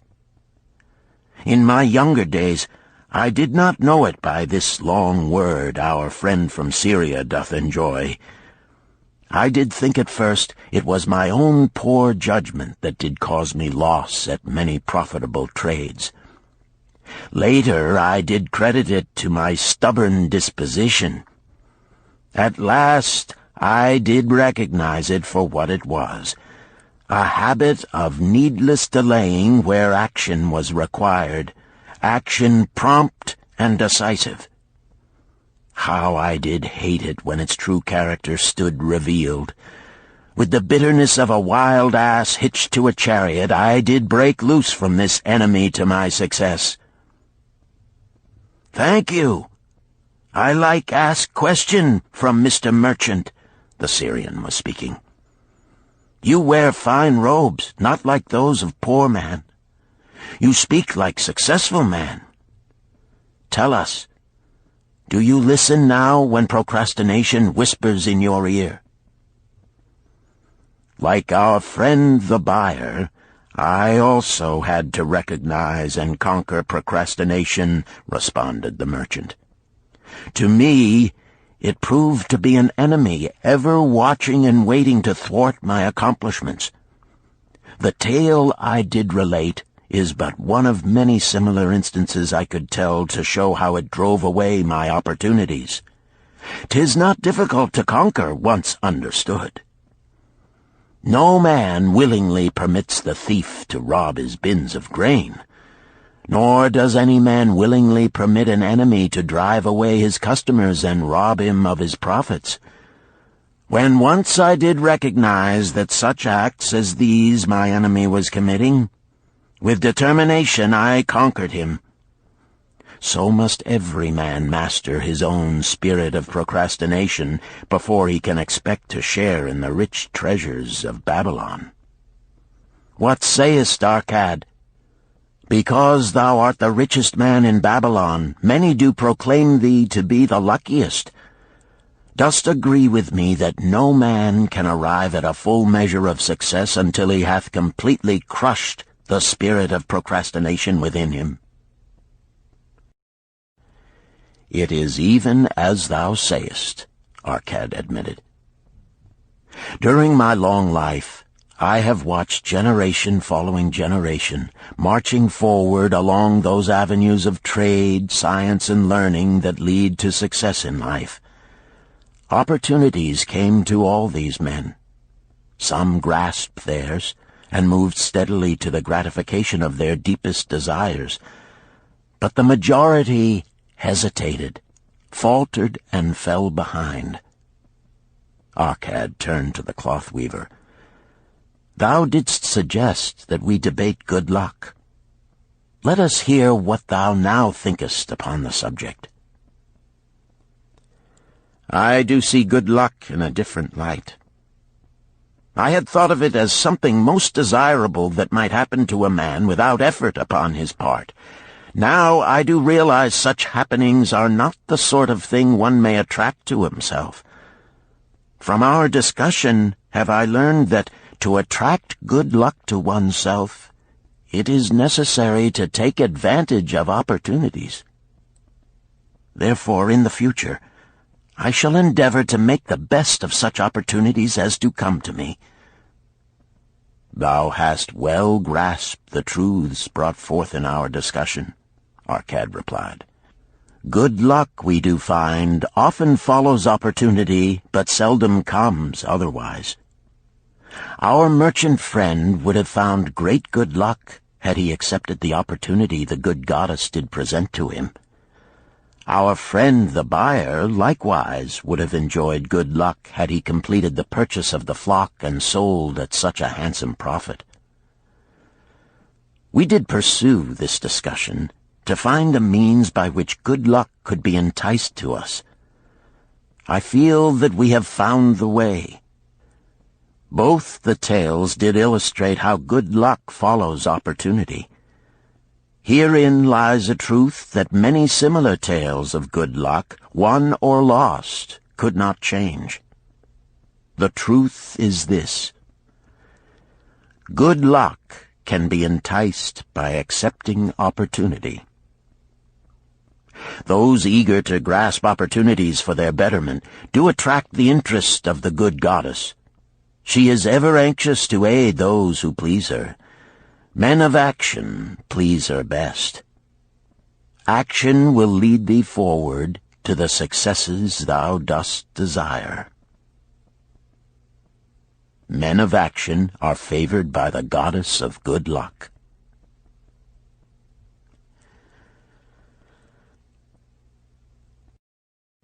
Chapter 5. The 5 Laws of Gold. A bag heavy with gold, or a clay tablet carved with words of wisdom. If thou hadst thy choice, which wouldst thou choose? By the flickering light from the fire of desert shrubs, the sun-tanned faces of the listeners gleamed with interest. "The gold! The gold!" chorused the 27. Old Calibab smiled knowingly. "Hark!" he resumed, raising his hand. "Hear the wild dogs out there in the night? They howl and wail because they are lean with hunger. Yet feed them, and what do they? Fight and strut. Then fight and strut some more, giving no thought to the morrow that will surely come. Just so it is with the sons of men. Give them a choice of gold and wisdom. What do? Ignore the wisdom and waste the gold. On the morrow they wail because they have no more gold. Gold is reserved for those who know its laws and abide by them." Calibab drew his white robe close about his lean legs, for a cool night wind was blowing. "Because thou hast served me faithfully upon our long journey, because thou cared well for my camels, because thou toiled uncomplainingly across the hot sands of the desert, because thou fought bravely the robbers that sought to despoil my merchandise, I will tell thee this night the tale of the 5 laws of gold, such a tale as thou never hast heard before. Hark ye with deep attention to the words I speak, for if you grasp their meaning and heed them, in the days that come thou shalt have much gold." He paused impressively. Above, in a canopy of blue, the stars shone brightly in the crystal-clear skies of Babylonia. Behind the group loomed their faded tents tightly staked against possible desert storms. Beside the tents were neatly stacked bales of merchandise covered with skins. Nearby, the camel herd sprawled in the sand, some chewing their cuds contentedly, others snoring in hoarse discord. "Thou hast told us many good tales, Calibab," spoke up the chief packer. "We look to thy wisdom to guide us upon the morrow when our service with thee shall be at an end." "I have but told thee of my adventures in strange and distant lands, but this night I shall tell thee of the wisdom of Arkad, the wise rich man." "Much have we heard of him," acknowledged the chief packer, "for he was the richest man that ever lived in Babylon." "The richest man he was, and that because he was wise in the ways of gold, even as no man had ever been before him. This night shall I tell you of his great wisdom as it was told to me by Nomasir, his son, many years ago in Nineveh, when I was but a lad. My master and myself had tarried long into the night in the palace of Nomasir.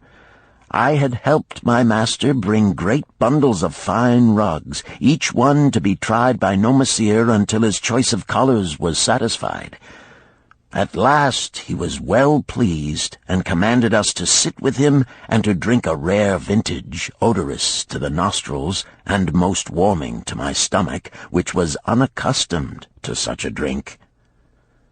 Then did he tell us this tale of the great wisdom of Arkad, his father, even as I shall tell it to you. In Babylon it is the custom, as you know, that the sons of wealthy fathers live with their parents in expectation of inheriting the estate. Arkad did not approve of this custom.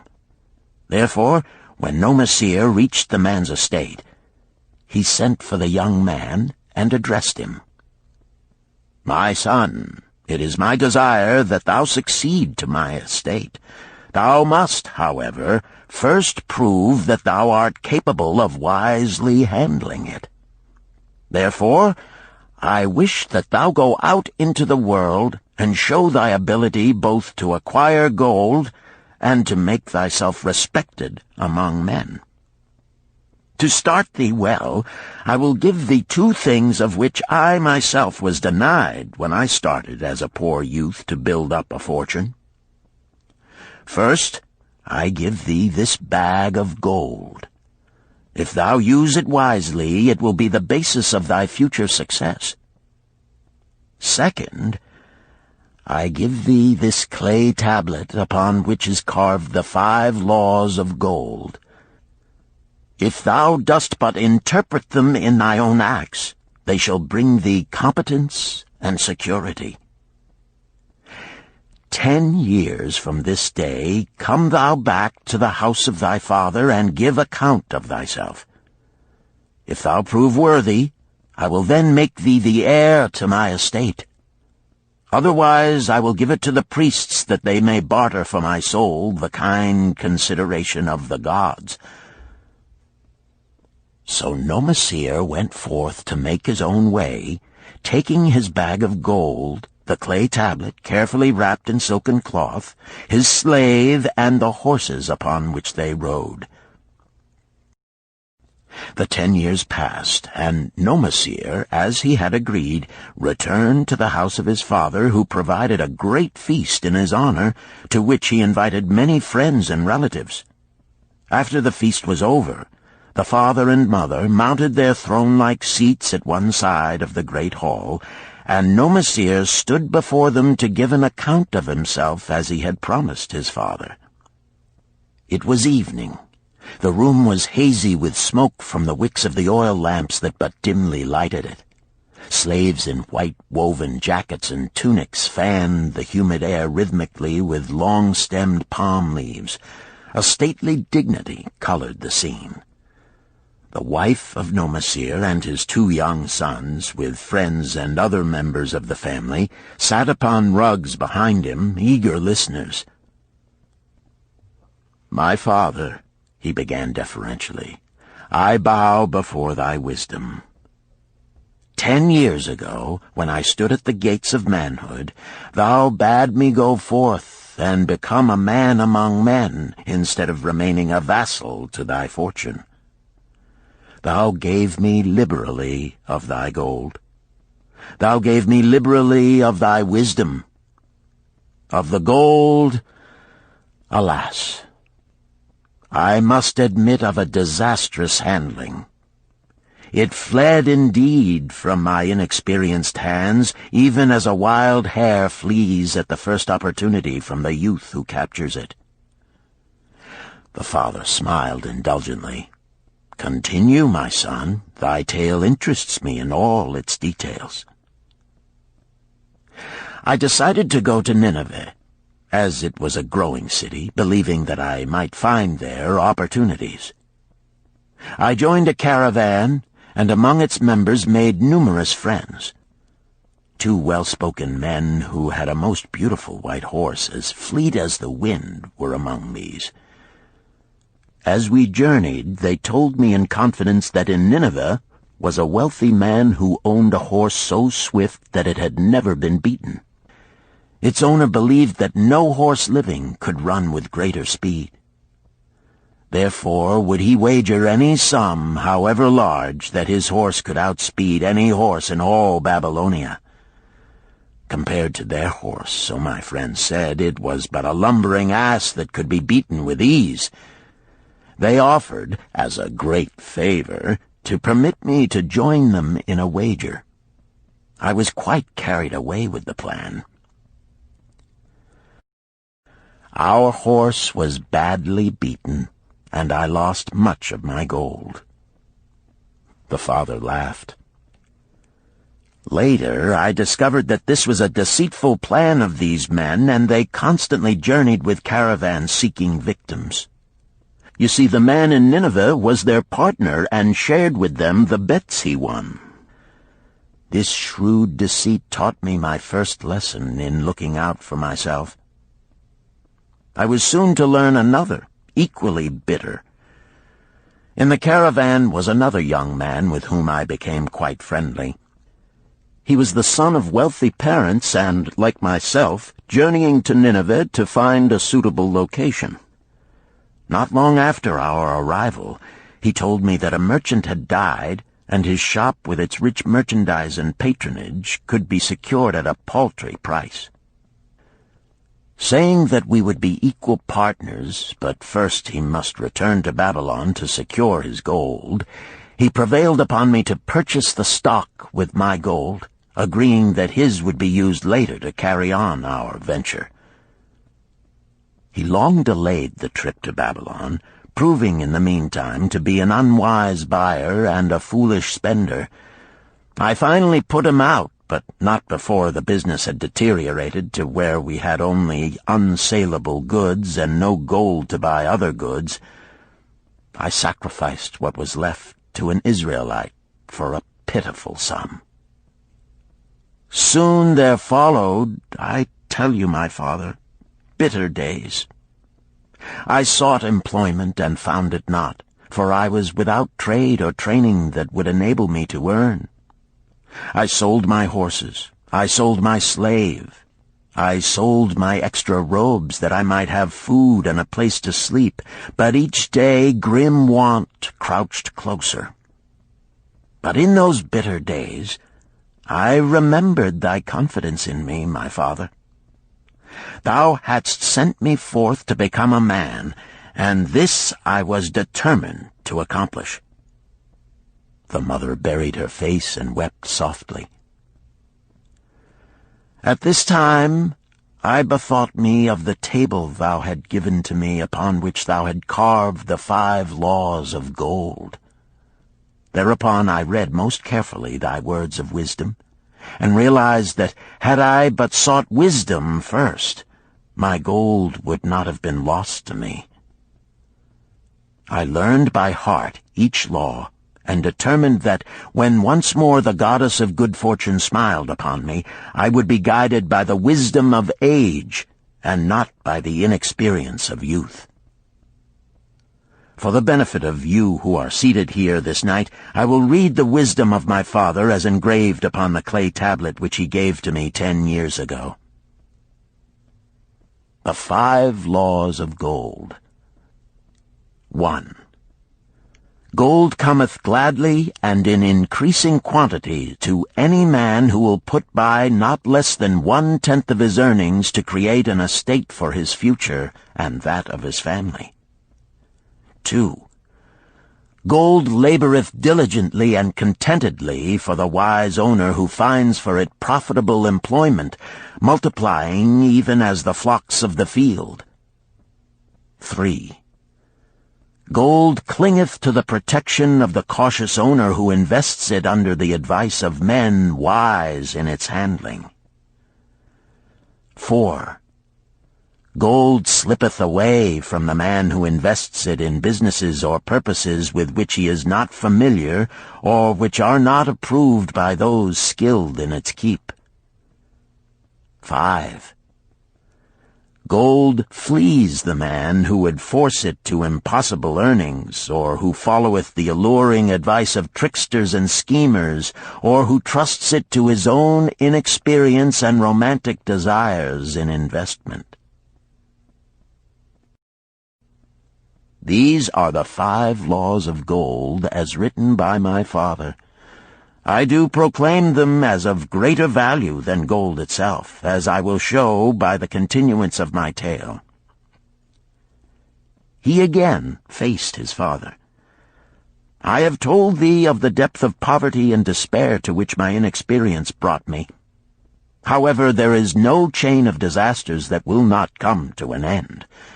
Mine came when I secured employment managing a crew of slaves working upon the new outer wall of the city. Profiting from my knowledge of the first law of gold, I saved a copper from my first earnings, adding to it at every opportunity until I had a piece of silver. It was a slow procedure, for one must live. I did spend grudgingly, I admit, because I was determined to earn back before the 10 years were over as much gold as you, my father, had given to me. One day the slave-master with whom I had become quite friendly said to me, "Thou art a thrifty youth who spends not wantonly what he earns. Hast thou gold put by that is not earning?" "Yes," I replied. "It is my greatest desire to accumulate gold, to replace that which my father gave to me and which I have lost. 'Tis a worthy ambition, I will grant. And do you know that the gold which you have saved can work for you and earn much more gold?" "Alas, my experience has been bitter, for my father's gold has fled from me, and I am in much fear lest my own do the same." "If thou hast confidence in me, I will give thee a lesson in the profitable handling of gold," he replied. "Within a year the outer wall will be complete and ready for the great gates of bronze that will be built at each entrance to protect the city from the king's enemies. In all Nineveh there is not enough metal to make these gates, and the king has not thought to provide it. Here is my plan. A group of us will pool our gold and send a caravan to the mines of copper and tin which are distant, and bring to Nineveh the metal for the gates. When the king says, 'Make the great gates,' we alone can supply the metal, and a rich price he will pay. If the king will not buy from us, we will yet have the metal which can be sold for a fair price." In his offer, I recognized an opportunity to abide by the third law and invest my savings under the guidance of wise men. Nor was I disappointed. Our pool was a success, and my small store of gold was greatly increased by the transaction. In due time I was accepted as a member of this same group in other ventures. They were men wise in the profitable handling of gold. They talked over each plan presented with great care before entering upon it. They would take no chance on losing their principal or tying it up in unprofitable investments from which their gold could not be recovered. Such foolish things as the horse race and the partnership into which I had entered with my inexperience would have had scant consideration with them. They would have immediately pointed out their weaknesses. Through my association with these men, I learned to safely invest gold to bring profitable returns. As the years went on, my treasure increased more and more rapidly. I not only made back as much as I lost, but much more. Through my misfortunes, my trials, and my success, I have tested time and again the wisdom of the 5 laws of gold, my father, and have proven them true in every test. To him who is without knowledge of the 5 laws, gold comes not often, and goeth away quickly. But to him who abide by the 5 laws, gold comes and works as his dutiful slave." Nomasir ceased speaking and motioned to a slave in the back of the room. The slave brought forward one at a time 3 heavy leather bags. One of these Nomasir took and placed upon the floor before his father, addressing him again. "Thou didst give to me a bag of gold, Babylon gold. Behold, in its place I do return to thee a bag of Nineveh gold of equal weight, an equal exchange, as all will agree. Thou didst give to me a clay tablet inscribed with wisdom. Behold, in its stead I do return 2 bags of gold." So saying, he took from the slave the other 2 bags, and likewise placed them upon the floor before his father. "This I do to prove to thee, my father, of how much greater value I consider thy wisdom than thy gold. Yet who can measure in bags of gold the value of wisdom? Without wisdom, gold is quickly lost by those who have it. But with wisdom, gold can be secured by those who have it not, as these 3 bags of gold do prove. It does indeed give to me the deepest satisfaction, my father, to stand before thee and say that, because of thy wisdom, I have been able to become rich and respected before men."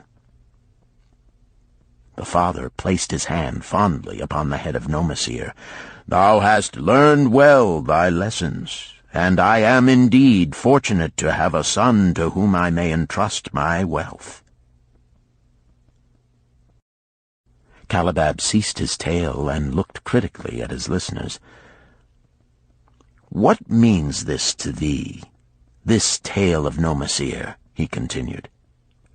"Who among thee can go to thy father or to the father of thy wife and give an account of wise handling of his earnings? What would these venerable men think were you to say, 'I have traveled much and learned much and labored much and earned much, yet alas, of gold I have little. Some I spent wisely, some I spent foolishly, and much I lost in unwise ways.'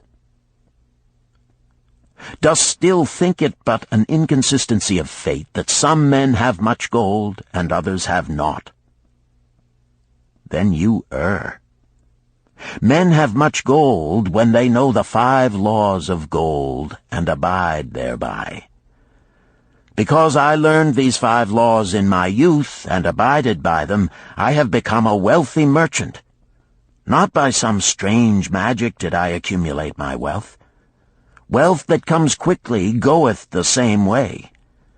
Wealth that stayeth to give enjoyment and satisfaction to its owner comes gradually, because it is a child born of knowledge and persistent purpose.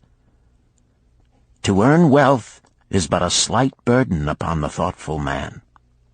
Bearing the burden consistently from year to year accomplishes the final purpose. The 5 laws of gold offer to thee a rich reward for their observance. Each of these 5 laws is rich with meaning, and lest thou overlook this in the briefness of my tale, I will now repeat them. I do know them each by heart, because in my youth I could see their value and would not be content until I knew them word for word. The first law of gold. Gold cometh gladly and in increasing quantity to any man who will put by not less than 1/10 of his earnings to create an estate for his future and that of his family.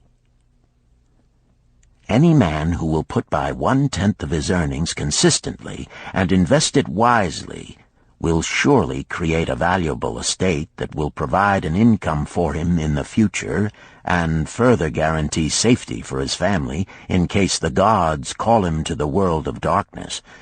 This law always saith that gold cometh gladly to such a man. I can truly certify this in my own life. The more gold I accumulate, the more readily it comes to me, and in increased quantities. The gold which I save earns more, even as yours will, and its earnings earn more, and this is the working out of the first law. The second law of gold. Gold laboreth diligently and contentedly for the wise owner who finds for it profitable employment, multiplying even as the flocks of the field. Gold indeed is a willing worker.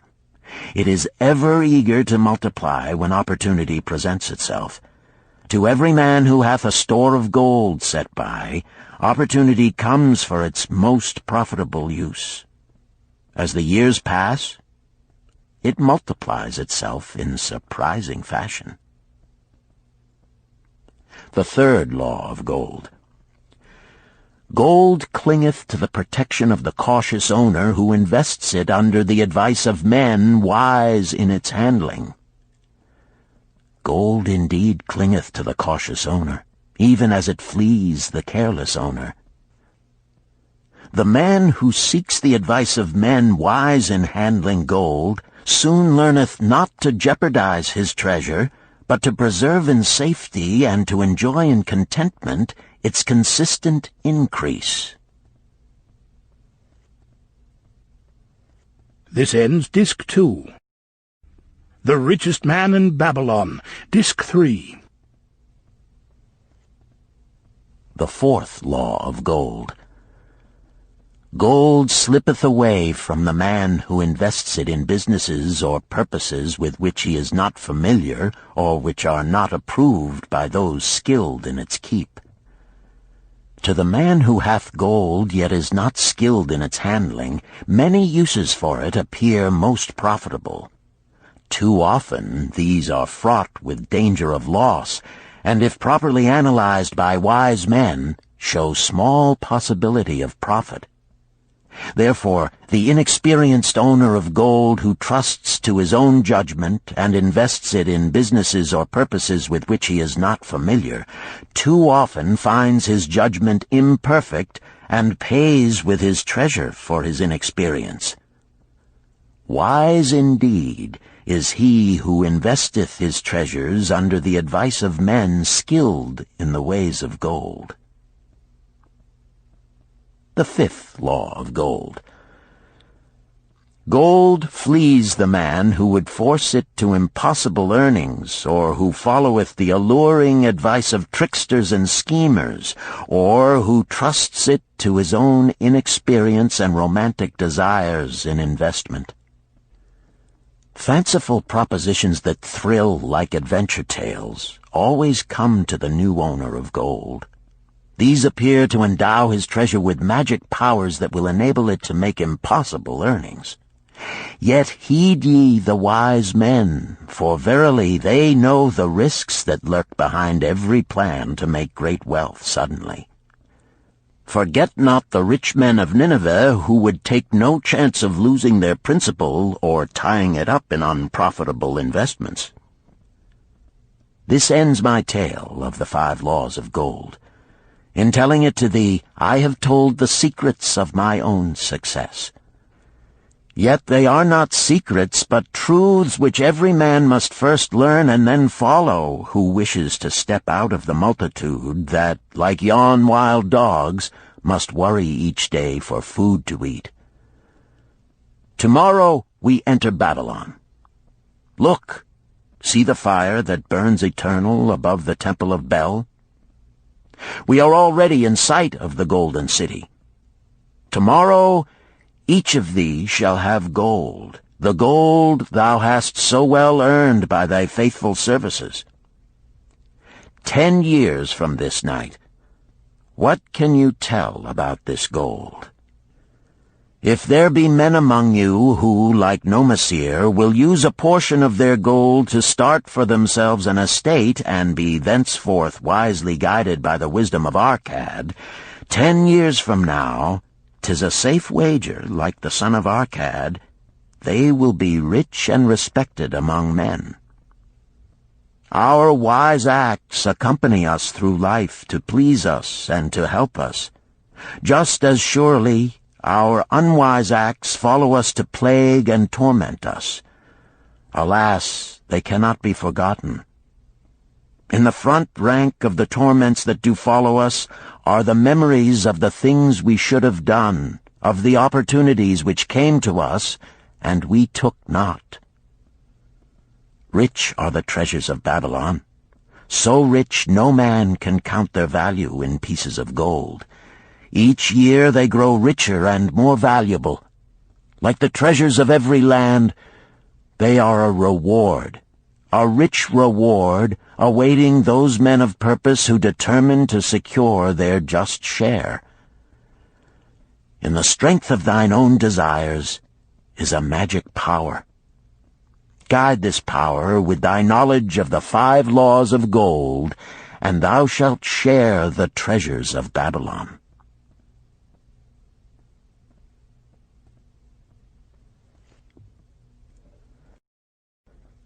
Chapter 6. The Gold Lender of Babylon. 50 pieces of gold. Never before had Rodan, the spearmaker of old Babylon, carried so much gold in his leather wallet. Happily down the king's highway from the palace of his most liberal majesty he strode. Cheerfully the gold clinked as the wallet at his belt swayed with each step, the sweetest music he had ever heard. 50 pieces of gold, all his. He could hardly realize his good fortune. What power in those clinking discs! They could purchase anything he wanted. A grand house, land, cattle, camels, horses, chariots, whatever he might desire. What use should he make of it? This evening, as he turned into a side street toward the home of his sister, he could think of nothing he would rather possess than those same glittering, heavy pieces of gold, his to keep. It was upon an evening some days later that a perplexed Rodan entered the shop of Mathon, the lender of gold and dealer in jewels and rare fabrics. Glancing neither to the right nor the left at the colorful articles artfully displayed, he passed through to the living quarters at the rear. Here he found the genteel Mathon lounging upon a rug partaking of a meal served by a black slave. I would counsel with thee, for I know not what to do." Rodan stood stolidly, feet apart, hairy breast exposed by the gaping front of his leather jacket. Mathon's narrow, sallow face smiled a friendly greeting. "What indiscretions hast thou done that thou shouldst seek the lender of gold? Hast been unlucky at the gaming table? Or hath some plump dame entangled thee? For many years have I known thee, yet never hast thou sought me to aid thee in thy troubles. No, not such as that. I seek no gold. Instead I crave thy wise advice. Hear, what this man doth say. No one comes to the lender of gold for advice. My ears must play me false. They listen true. Can this be so?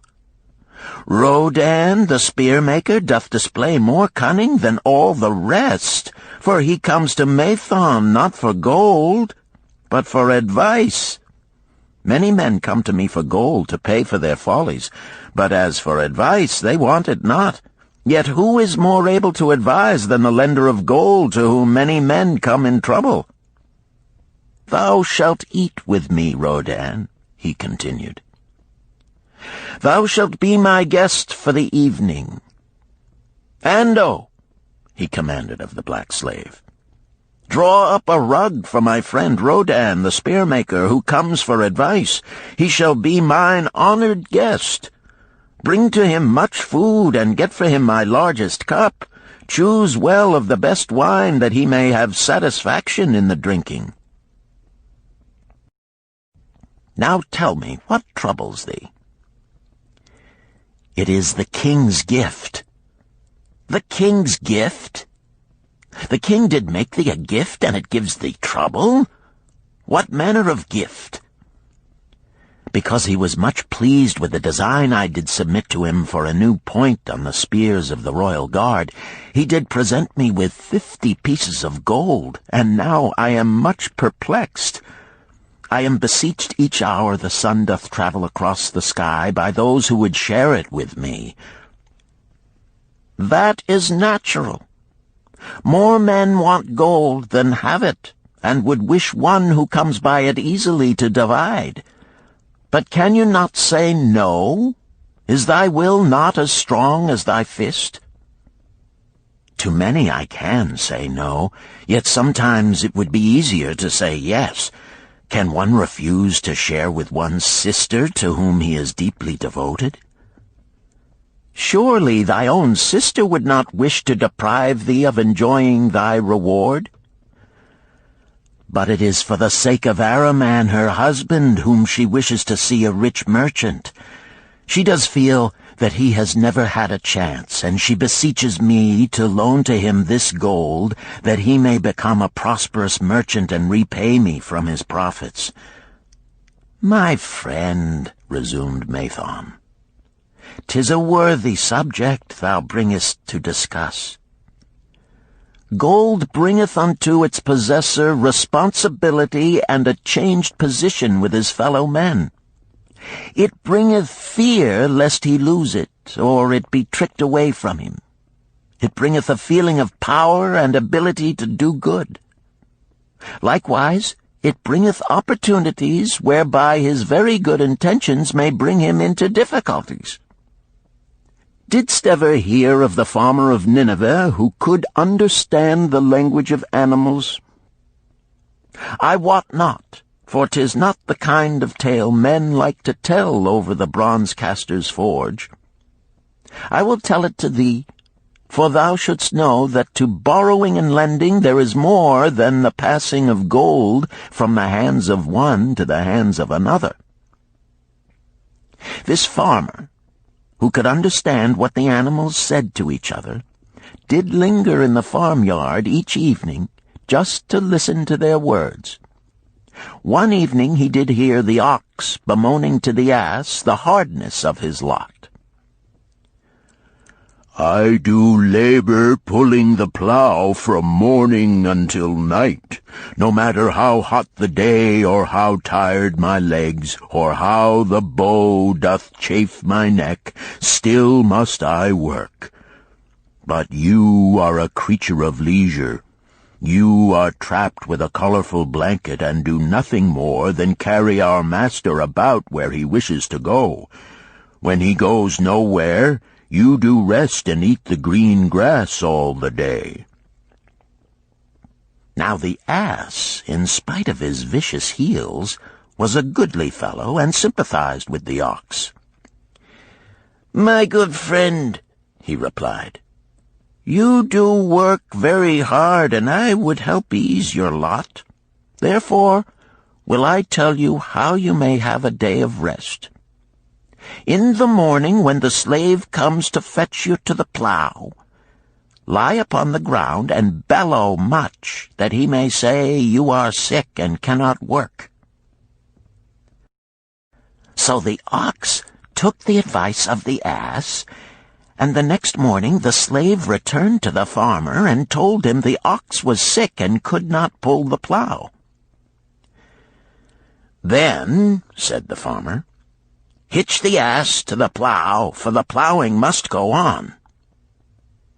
All that day, the ass, who had only intended to help his friend, found himself compelled to do the ox's task. When night came and he was released from the plow, his heart was bitter, and his legs were weary, and his neck was sore where the bow had chafed it. The farmer lingered in the barnyard to listen. The ox began first. "You are my good friend. Because of your wise advice, I have enjoyed a day of rest." "And I," retorted the ass, "am like many another simple-hearted one who starts to help a friend and ends up by doing his task for him.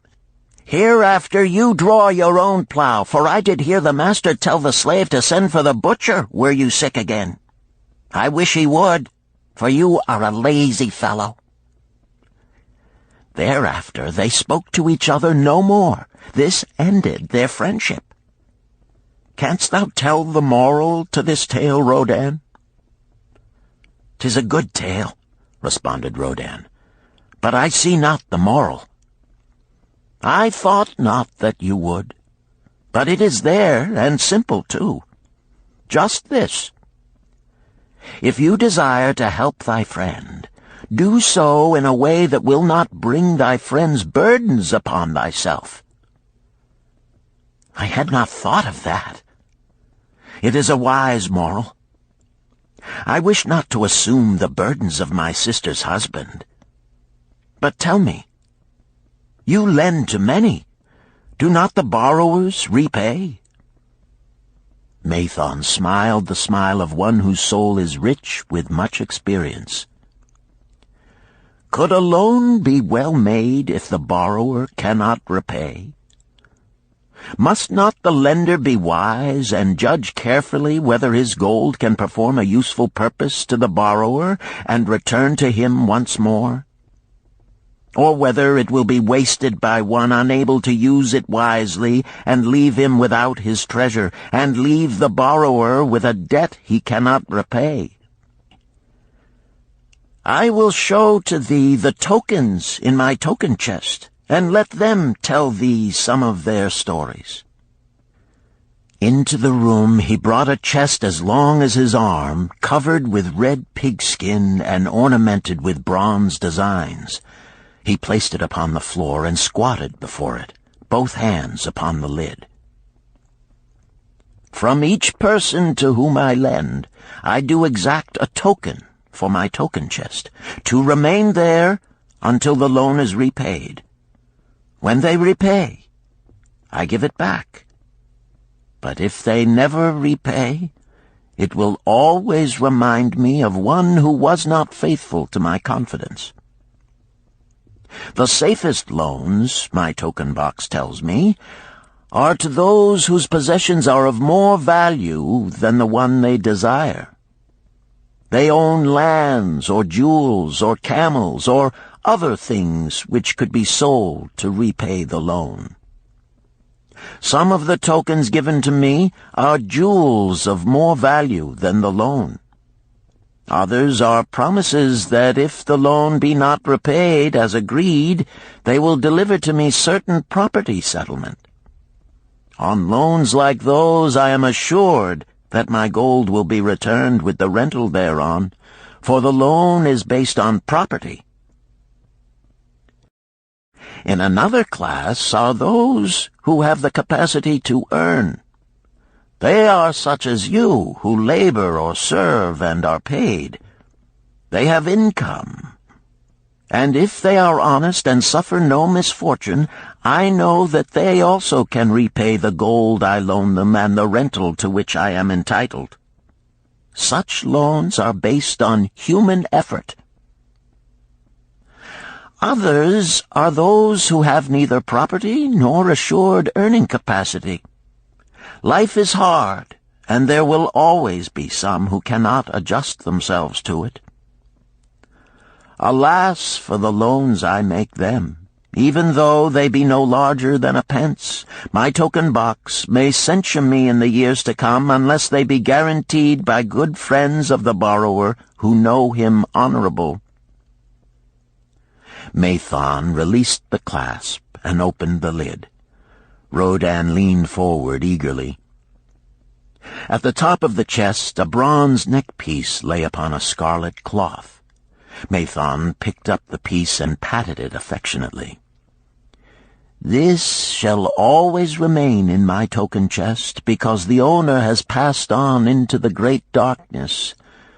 I treasure it, his token, and I treasure his memory, for he was my good friend. We traded together with much success until out of the East he brought a woman to wed, beautiful, but not like our women, a dazzling creature. He spent his gold lavishly to gratify her desires. He came to me in distress when his gold was gone. I counseled with him. I told him I would help him to once more master his own affairs. He swore by the sign of the great bull that he would. But it was not to be. In a quarrel she thrust a knife into the heart he dared her to pierce." "And she?" questioned Rodan. "Yes, of course. This was hers." He picked up the scarlet cloth.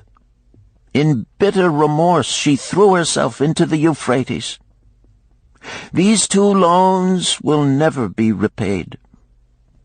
The chest tells you, Rodan, that humans in the throes of great emotions are not safe risks for the gold lender.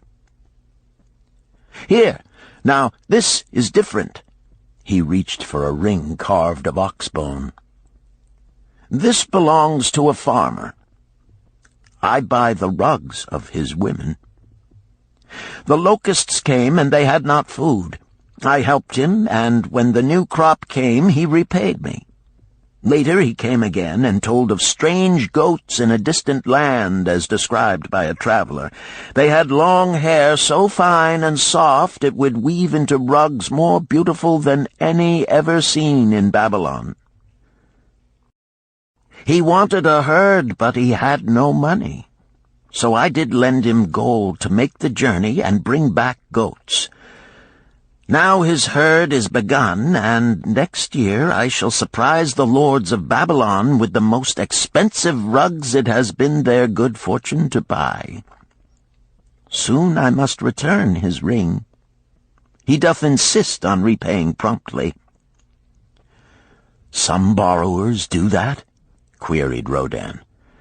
"If they borrow for purposes that bring money back to them, I find it so. But if they borrow because of their indiscretions, I warn thee to be cautious if thou wouldst ever have thy gold back in hand again."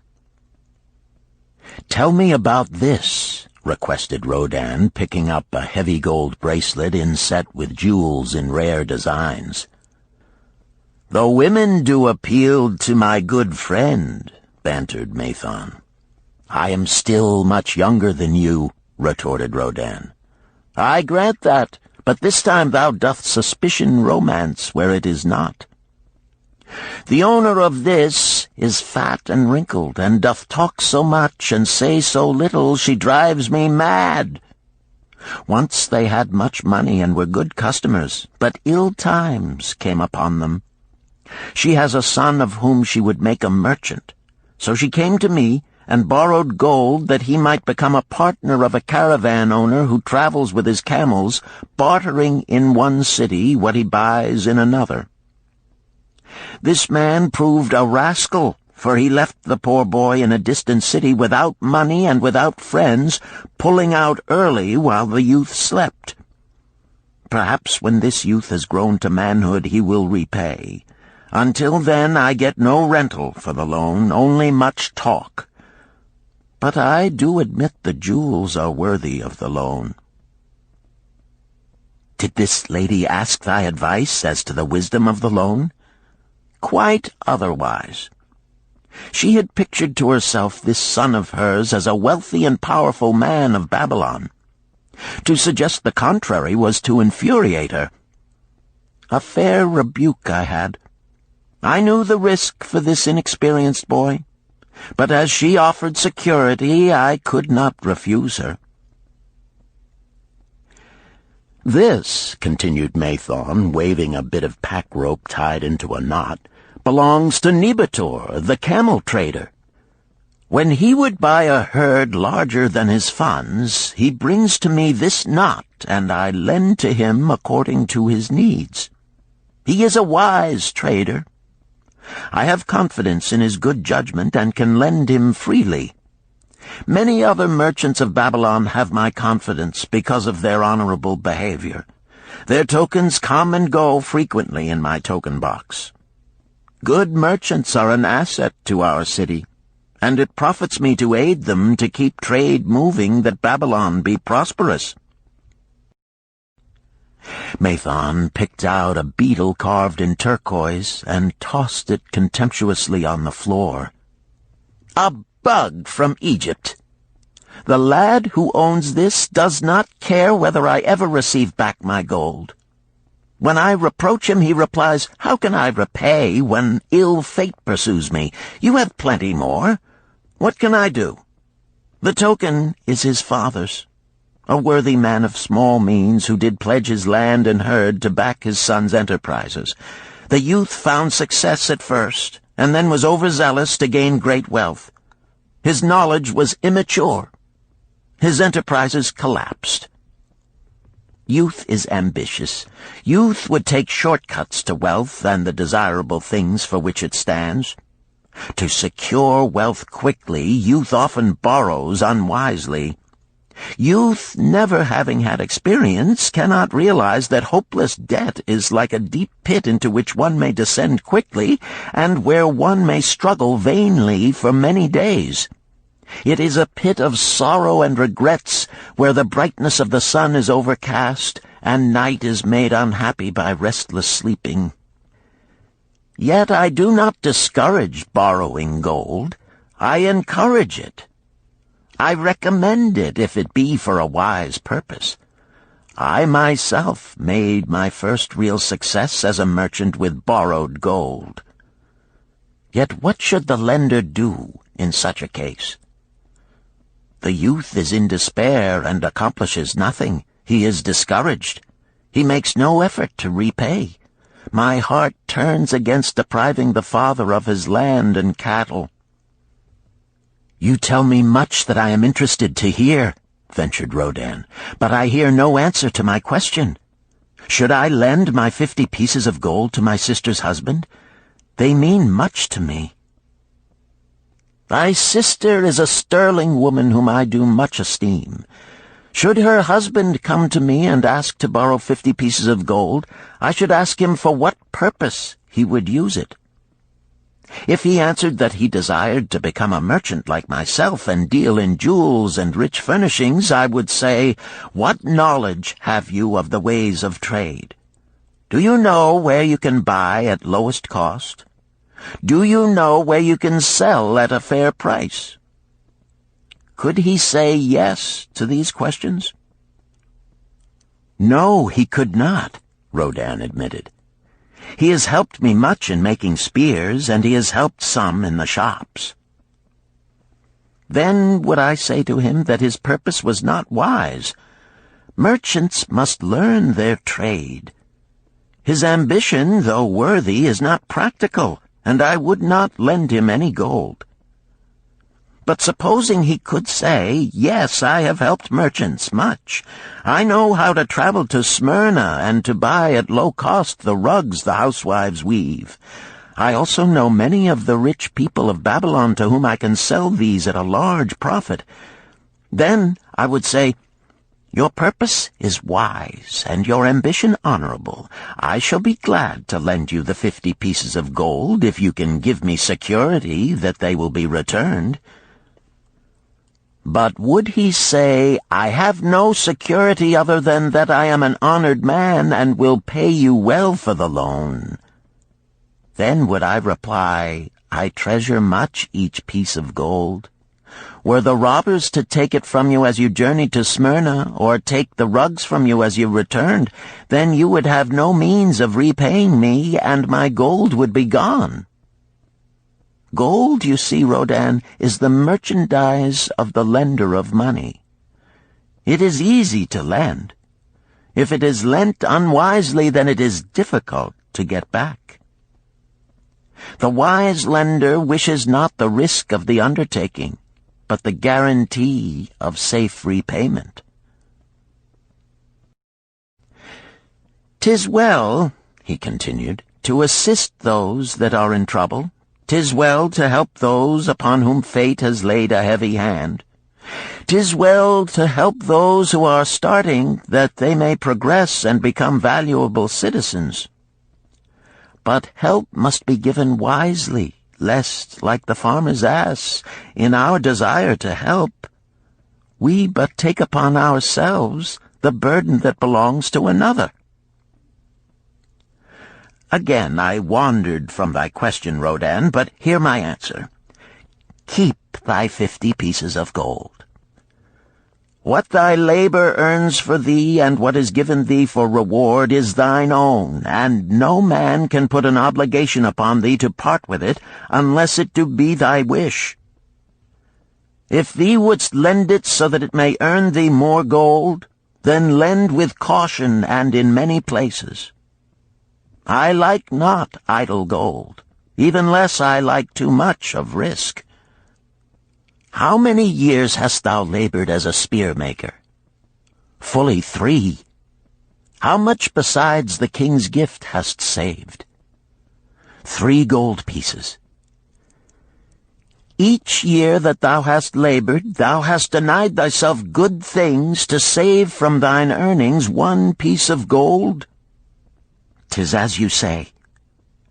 Then mightest save in 50 years of labor 50 pieces of gold by thy self-denial? A lifetime of labor it would be. Thinkest thou thy sister would wish to jeopardize the savings of 50 years of labor over the bronze melting pot, that her husband might experiment on being a merchant? Not if I spoke in your words. Then go to her and say, 3 years I have labored each day except fast days, from morning until night, and I have denied myself many things that my heart craved. For each year of labor and self-denial, I have to show 1 piece of gold. Thou art my favored sister, and I wish that thy husband may engage in business in which he will prosper greatly. If he will submit to me a plan that seems wise and possible to my friend Mathon, then will I gladly lend to him my savings of an entire year, that he may have an opportunity to prove that he can succeed. Do that, I say, and if he has within him the soul to succeed, he can prove it. If he fails, he will not owe thee more than he can hope some day to repay. I am a gold lender because I own more gold than I can use in my own trade. I desire my surplus gold to labor for others and thereby earn more gold. I do not wish to take risk of losing my gold, for I have labored much and denied myself much to secure it. Therefore I will no longer lend any of it where I am not confident that it is safe and will be returned to me. Neither will I lend it where I am not convinced that its earnings will be promptly paid to me. I have told to thee, Rodan, a few of the secrets of my token chest. From them you may understand the weakness of men and their eagerness to borrow that which they have no certain means to repay. From this you can see how often their high hopes of the great earnings they could make if they but had gold are but false hopes they have not the ability or training to fulfill. Thou, Rodan, now have gold which thou shouldst put to earning more gold for thee. Thou art about to become, even as I, a gold lender. If thou dost safely preserve thy treasure, it will produce liberal earnings for thee, and be a rich source of pleasure and profit during all thy days. But if thou dost let it escape from thee, it will be a source of constant sorrow and regret as long as thy memory doth last. What desirest thou most of this gold in thy wallet? To keep it safe. Wisely spoken, replied Mathon approvingly. Thy first desire is for safety. Thinkest thou that in the custody of thy sister's husband it would be truly safe from possible loss? I fear not, for he is not wise in guarding gold. Then be not swayed by foolish sentiments of obligation to trust thy treasure to any person. If thou wouldst help thy family or thy friends, find other ways than risking the loss of thy treasure. Forget not that gold slippeth away in unexpected ways from those unskilled in guarding it. As well waste thy treasure in extravagance as let others lose it for thee. What next after safety dost desire of this treasure of thine? That it earn more gold. Again thou speakest with wisdom. It should be made to earn and grow larger. Gold wisely lent may even double itself with its earnings before a man like you groweth old. If you risk losing it, you risk losing all that it would earn as well. Therefore, be not swayed by the fantastic plans of impractical men who think they see ways to force thy gold to make earnings unusually large. Such plans are the creations of dreamers unskilled in the safe and dependable laws of trade. Be conservative in what thou expectest to earn, that thou mayest keep and enjoy thy treasure. To hire it out with a promise of usurious returns is to invite loss. Seek to associate thyself with men and enterprises whose success is established, that thy treasure may earn liberally under their skillful use and be guarded safely by their wisdom and experience. Thus mayest thou avoid the misfortunes that follow most of the sons of men to whom the gods see fit to entrust gold. When Rodan would thank him for his wise advice, he would not listen, saying, "The king's gift shall teach thee much wisdom. If wouldst keep thy 50 pieces of gold, thou must be discreet indeed. Many uses will tempt thee. Much advice will be spoken to thee. Numerous opportunities to make large profits will be offered thee. The stories from my token box should warn thee, before thou let any piece of gold leave thy pouch, to be sure that thou hast a safe way to pull it back again. Should my further advice appeal to thee, return again. It is gladly given.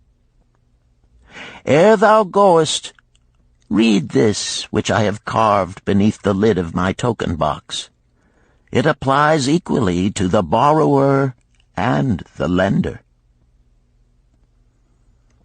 Better a little caution than a great regret.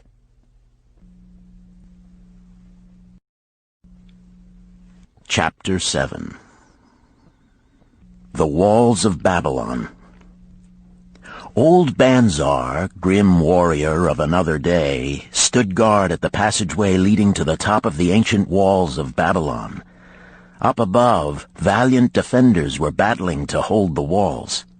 Upon them depended the future existence of this great city with its hundreds of thousands of citizens. Over the walls came the roar of the attacking armies, the yelling of many men, the trampling of thousands of horses, the deafening boom of the battering rams pounding the bronzed gates. In the street behind the gate lounged the spearmen, waiting to defend the entrance should the gates give way. They were but few for the task. The main armies of Babylon were with their king, far away in the east on a great expedition against the Elamites. No attack upon the city having been anticipated during their absence, the defending forces were small. Unexpectedly from the north bore down the mighty armies of the Assyrians, and now the walls must hold or Babylon was doomed. About Banzar were great crowds of citizens, white-faced and terrified, eagerly seeking news of the battle. With hushed awe they viewed the stream of wounded and dead being carried or led out of the passageway. Here was the crucial point of attack. After 3 days of circling about the city, the enemy had suddenly thrown his great strength against this section and this gate.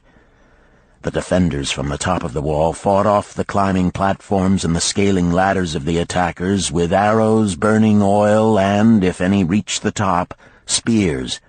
Against the defenders, thousands of the enemy's archers poured a deadly barrage of arrows. Old Banzar had the vantage point for news.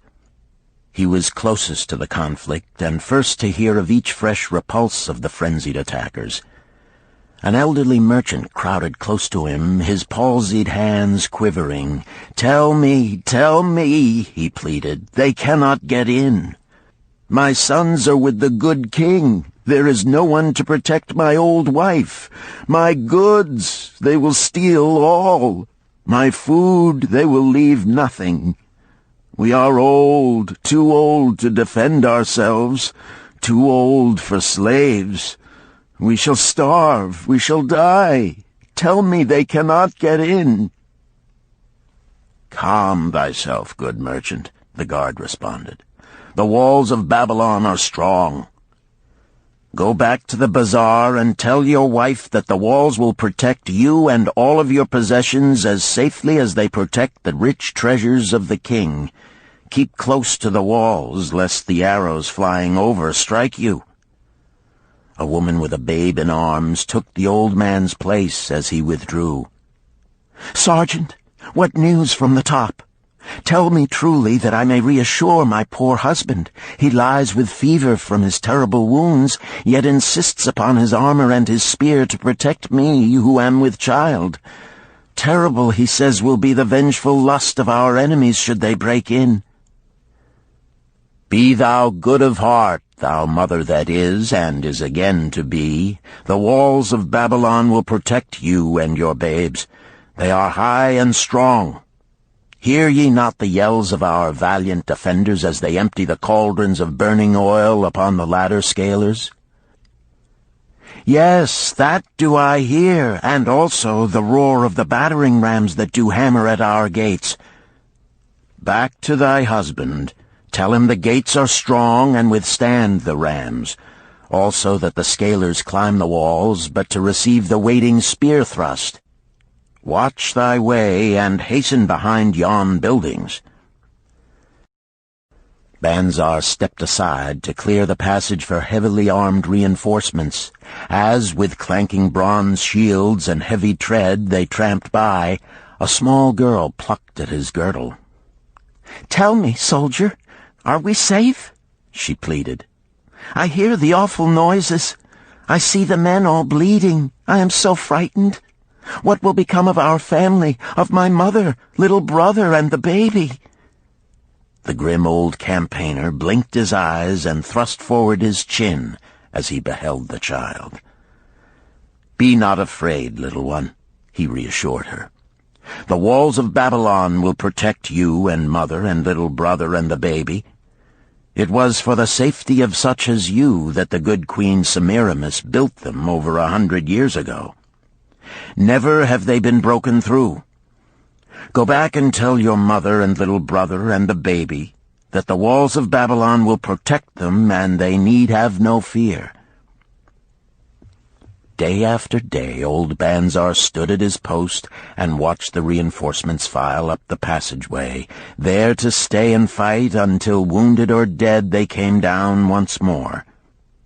Around him unceasingly crowded the throngs of frightened citizens, eagerly seeking to learn if the walls would hold. To all he gave his answer with the fine dignity of an old soldier: "The walls of Babylon will protect you." For 3 weeks and 5 days the attack waged with scarcely ceasing violence.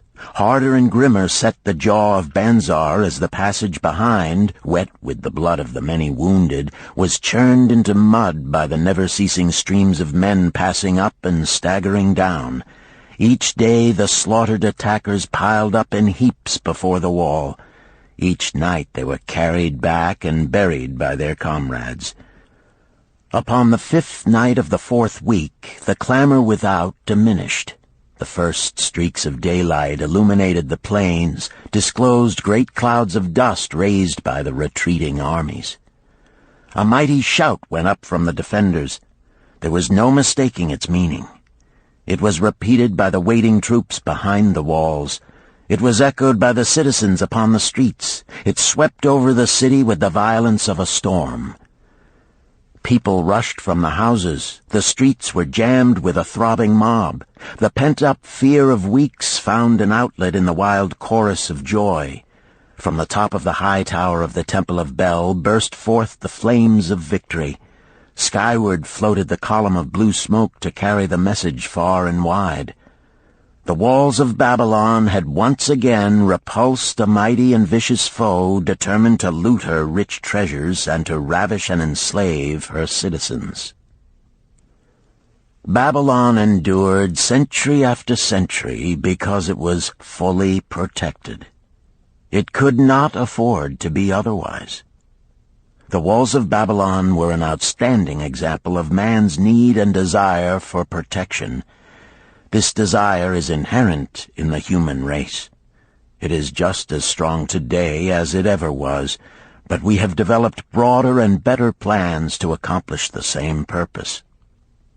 In this day, behind the impregnable walls of insurance, savings accounts, and dependable investments, we can guard ourselves against the unexpected tragedies that may enter any door and seat themselves before any fireside. We cannot afford to be without adequate protection.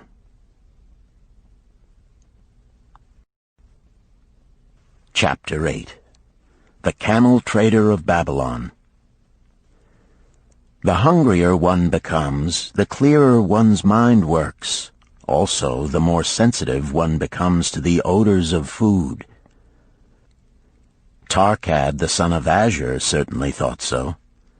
For 2 whole days he had tasted no food except 2 small figs purloined from over the wall of a garden. Not another could he grab before the angry woman rushed forth and chased him down the street. Her shrill cries were still ringing in his ears as he walked through the marketplace. They helped him to restrain his restless fingers from snatching the tempting fruits from the baskets of the market women. Never before had he realized how much food was brought to the markets of Babylon and how good it smelled. Leaving the market, he walked across to the inn and paced back and forth in front of the eating house. Perhaps here he might meet someone he knew, someone from whom he could borrow a copper that would gain him a smile from the unfriendly keeper of the inn and, with it, a liberal helping. Without the copper, he knew all too well how unwelcome he would be. In his abstraction, he unexpectedly found himself face to face with the one man he wished most to avoid, the tall, bony figure of Dabasir, the camel trader. Of all the friends and others from whom he had borrowed small sums, Dabasir made him feel the most uncomfortable because of his failure to keep his promises to repay promptly. Dabasir's face lighted up at the sight of him. "Ha! 'Tis Tarkad, just the one I have been seeking, that he might repay the 2 pieces of copper which I lent him a moon ago. Also the piece of silver which I lent to him before that. We are well met. I can make good use of the coins this very day. What say, boy, what say?" Tarkad stuttered, and his face flushed. He had naught in his empty stomach to nerve him to argue with the outspoken Dabasir. "I am sorry, very sorry," he mumbled weakly. "But this day I have neither the copper nor the silver with which I could repay." "Then get it," Dabasir insisted. "Surely thou canst get hold of a few coppers and a piece of silver to repay the generosity of an old friend of thy father, who aided thee whence thou wast in need." "'Tis because ill fortune does pursue me that I cannot pay." "Ill fortune? Wouldst blame the gods for thine own weakness? Ill fortune pursues every man who thinks more of borrowing than of repaying. Come with me, boy, while I eat. I am hungry, and I would tell thee a tale." Tarkad flinched from the brutal frankness of Dabasir, but here at least was an invitation to enter the coveted doorway of the eating-house. Dabasir pushed him to a far corner of the room where they seated themselves upon small rugs. When Koskor, the proprietor, appeared smiling, Dabasir addressed him with his usual freedom. "Fat lizard of the desert, bring to me a leg of the goat, very brown, with much juice, and bread and all of the vegetables, for I am hungry and want much food. Do not forget my friend here. Bring to him a jug of water. Have it cooled, for the day is hot." Tarkad's heart sank. Must he sit here and drink water while he watched this man devour an entire goat leg? He said nothing. He thought of nothing he could say. Dabasir, however, knew no such thing as silence. Smiling and waving his hand good-naturedly to the other customers, all of whom knew him, he continued. "I did hear from a traveler just returned from Urfa of a certain rich man who has a piece of stone cut so thin that one can look through it. He put it in the window of his house to keep out the rains. It is yellow, so this traveler does relate, and he was permitted to look through it, and all the outside world looks strange and not like it really is. What say you to that, Tarkad? Thinkest all the world could look to a man a different color from what it is?" "I dare say," responded the youth, much more interested in the fat leg of goat placed before Dabasir. "Well, I know it to be true, for I, myself, have seen the world all of a different color from what it really is, and the tale I am about to tell relates how I came to see it in its right color once more." "Dabasir will tell a tale," whispered a neighboring diner to his neighbor, and dragged his rug close. Other diners brought their food and crowded in a semicircle. They crunched noisily in the ears of Tarkad and brushed him with their meaty bones. He alone was without food. Dabasir did not offer to share with him, nor even motion him to a small corner of the hard bread that was broken off and had fallen from the platter to the floor. "The tale that I am about to tell," began Dabasir, pausing to bite a goodly chunk from the goat leg, "relates to my early life and how I came to be a camel trader. Didst anyone know that I once was a slave in Syria?" A murmur of surprise ran through the audience, to which Dabasir listened with satisfaction. "When I was a young man," continued Dabasir after another vicious onslaught on the goat leg, "I learned the trade of my father, the making of saddles. I worked with him in his shop and took to myself a wife.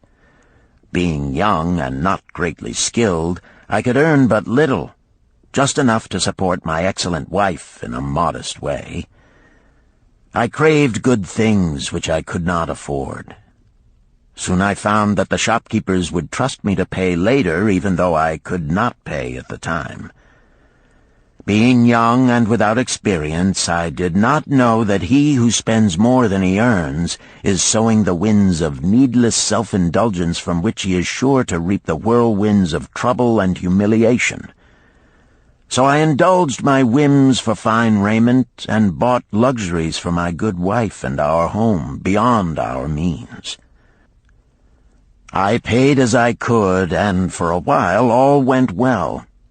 But in time I discovered I could not use my earnings both to live upon and to pay my debts.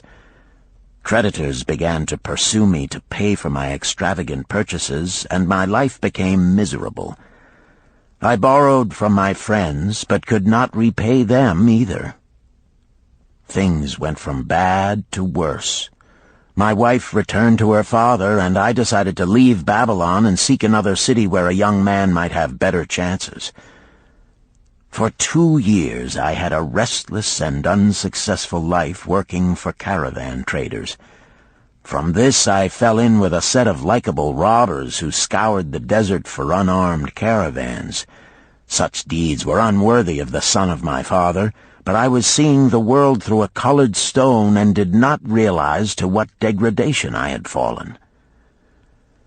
We met with success on our first trip, capturing a rich haul of gold and silks and valuable merchandise. This loot we took to Ganir and squandered. The second time we were not so fortunate. Just after we had made our capture, we were attacked by the spearsmen of a native chief to whom the caravans paid for protection. Our 2 leaders were killed, and the rest of us were taken to Damascus, where we were stripped of our clothing and sold as slaves. I was purchased for 2 pieces of silver by a Syrian desert chief.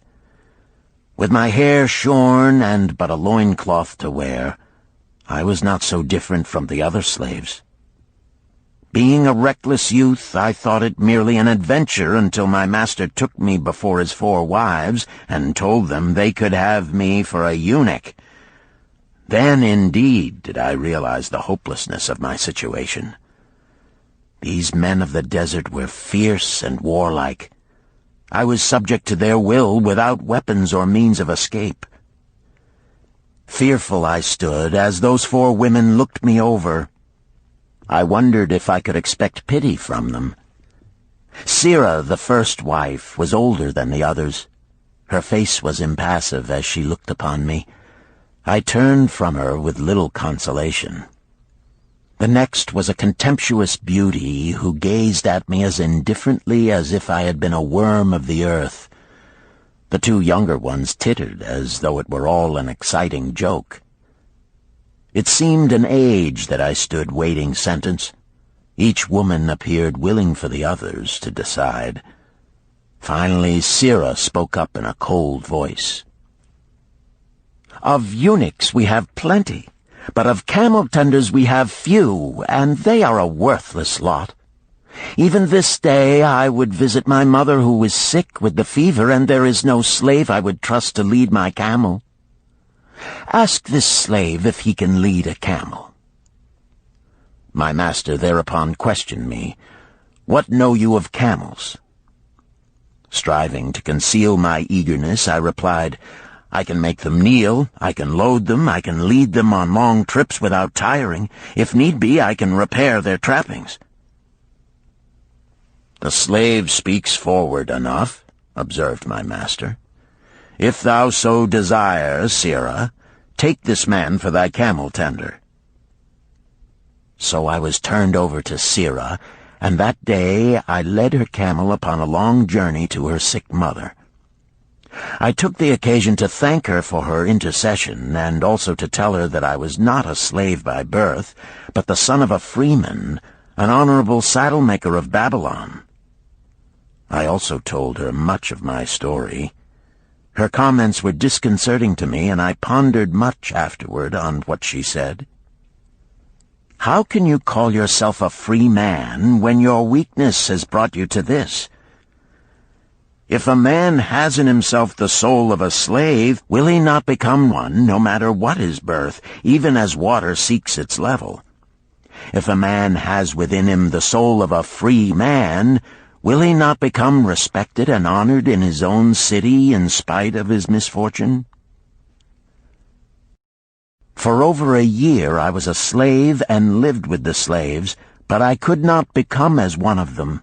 One day Sira asked me, "In the eventime, when the other slaves can mingle and enjoy the society of each other, why dost thou sit in thy tent alone?"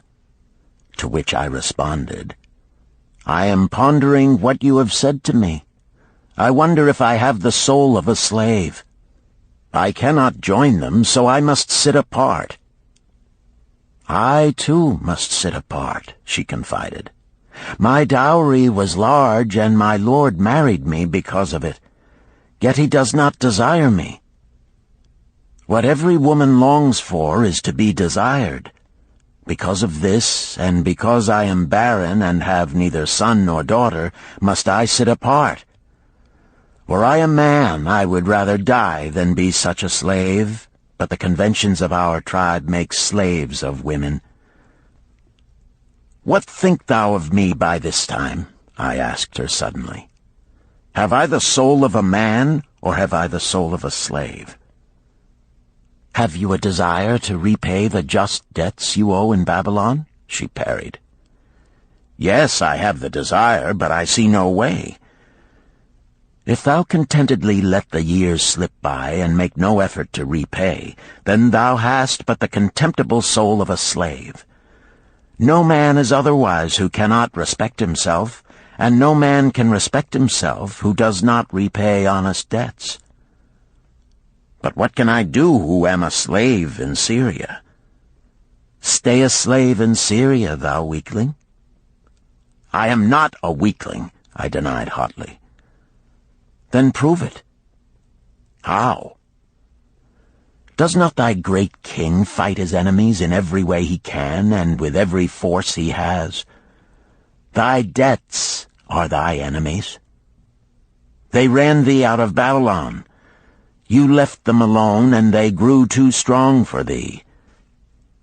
Hadst fought them as a man, thou couldst have conquered them and been one honored among the townspeople. But thou had not the soul to fight them, and behold, thy pride hast gone down until thou art a slave in Syria." Much I thought over her unkind accusations, and many defensive phrases I worded to prove myself not a slave at heart. But I was not to have the chance to use them. 3 days later, the maid of Sira took me to her mistress. "My mother is again very sick," she said. "Saddle the 2 best camels in my husband's herd. Tie on waterskins and saddlebags for a long journey. The maid will give thee food at the kitchen tent."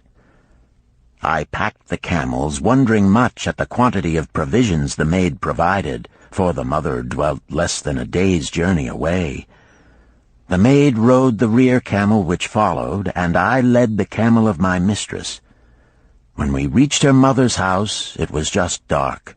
Sira dismissed the maid and said to me, "Dabasir, hast thou the soul of a free man, or the soul of a slave?" "The soul of a free man," I insisted. "Now is thy chance to prove it. Thy master hath imbibed deeply, and his chiefs are in a stupor. Take then these camels and make thy escape. Here in this bag is raiment of thy master's to disguise thee. I will say thou stole the camels and ran away while I visited my sick mother." "Thou hast the soul of a queen," I told her. "Much do I wish that I might lead thee to happiness." "Happiness," she responded, "awaits not the runaway wife who seeks it in far lands among strange people. Go thy own way, and may the gods of the desert protect thee, for the way is far and barren of food or water." I needed no further urging, but thanked her warmly and was away into the night. I knew not this strange country, and had only a dim idea of the direction in which lay Babylon, but struck out bravely across the desert toward the hills. One camel I rode, and the other I led. All that night I traveled, and all the next day, urged on by the knowledge of the terrible fate that was meted out to slaves who stole their master's property and tried to escape. Late that afternoon I reached a rough country as uninhabitable as the desert. The sharp rocks bruised the feet of my faithful camels, and soon they were picking their way slowly and painfully along. I met neither man nor beast, and could well understand why they shunned this inhospitable land. It was such a journey from then on as few men live to tell of. Day after day we plodded along. Food and water gave out. The heat of the sun was merciless. At the end of the 9th day, I slid from the back of my mount with the feeling that I was too weak to ever remount, and I would surely die, lost in this abandoned country. I stretched out upon the ground and slept, not waking until the first gleam of daylight. I sat up and looked about me. There was a coolness in the morning air. My camels lay dejected not far away. About me was a vast waste of broken country covered with rock and sand and thorny things. No sign of water, not to eat for man or camel. Could it be that in this peaceful quiet I faced my end? My mind was clearer than it had ever been before. My body now seemed of little importance. My parched and bleeding lips, my dry and swollen tongue, my empty stomach, all had lost their supreme agonies of the day before. I looked across into the uninviting distance, and once again came to me the question, have I the soul of a slave or the soul of a free man? Then, with clearness, I realized that if I had the soul of a slave, I should give up, lie down in the desert and die, a fitting end for a runaway slave. But if I had the soul of a free man, what then? Surely I would force my way back to Babylon, repay the people who had trusted me, bring happiness to my wife who truly loved me, and bring peace and contentment to my parents. Thy debts are thine enemies who have run thee out of Babylon, Sirrah had said. Yes, it was so. Why had I refused to stand my ground like a man? Why had I permitted my wife to go back to her father? Then a strange thing happened. All the world seemed to be of a different color, as though I had been looking at it through a colored stone which had suddenly been removed. At last I saw the true values in life. Die in the desert, not I. With a new vision I saw the things that I must do. First I would go back to Babylon and face every man to whom I owed an unpaid debt. I should tell them that after years of wandering and misfortune, I had come back to pay my debts as fast as the gods would permit.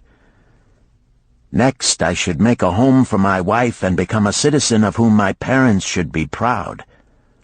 My debts were my enemies, but the men I owed were my friends, for they had trusted me and believed in me. I staggered weakly to my feet. What mattered hunger? What mattered thirst? They were but incidents on the road to Babylon. Within me surged the soul of a free man going back to conquer his enemies and reward his friends. I thrilled with the great resolve. The glazed eyes of my camels brightened at the new note in my husky voice. With great effort, after many attempts, they gained their feet. With pitiful perseverance, they pushed on toward the north, where something within me said we would find Babylon. We found water. We passed into a more fertile country where were grass and fruit. We found the trail to Babylon because the soul of a free man looks at life as a series of problems to be solved, and solves them, while the soul of a slave whines, "What can I do who am but a slave?" How about thee, Tarkad? Does thy empty stomach make thy head exceedingly clear? Art ready to take the road that leads back to self-respect? Canst thou see the world in its true color? Hast thou the desire to pay thy honest debts, however many they may be, and once again be a man respected in Babylon? Moisture came to the eyes of the youth. He rose eagerly to his knees. "Thou hast shown me a vision. Already I feel the soul of a free man surge within me." "But how fared you upon your return?" questioned an interested listener. "Where the determination is, the way can be found," Dabasir replied. "I now had the determination, so I set out to find a way. First I visited every man to whom I was indebted, and begged his indulgence until I could earn that with which to repay. Most of them met me gladly. Several reviled me, but others offered to help me. One indeed did give me the very help I needed. It was Mathon, the gold lender. Learning that I had been a camel tender in Syria, he sent me to old Nebator, the camel trader, just commissioned by our good king to purchase many herds of sound camels for the great expedition. With him, my knowledge of camels I put to good use. Gradually, I was able to repay every copper and every piece of silver. Then at last I could hold up my head and feel that I was an honorable man among men." Again Dabasir turned to his food. "Kaskor, thou snail," he called loudly to be heard in the kitchen. "The food is cold. Bring me more meat fresh from the roasting. Bring thou also a very large portion for Tarkad, the son of my old friend, who is hungry and shall eat with me." So ended the tale of Dabasir, the camel trader of old Babylon. He found his own soul when he realized a great truth, a truth that had been known and used by wise men long before his time. It has led men of all ages out of difficulties and into success, and it will continue to do so for those who have the wisdom to understand its magic power. It is for any man to use who reads these lines. Where the determination is, the way can be found.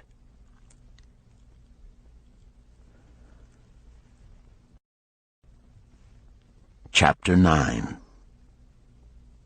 The Clay Tablets from Babylon. St. Swithin's College, Nottingham University, Newark-on-Trent, Nottingham.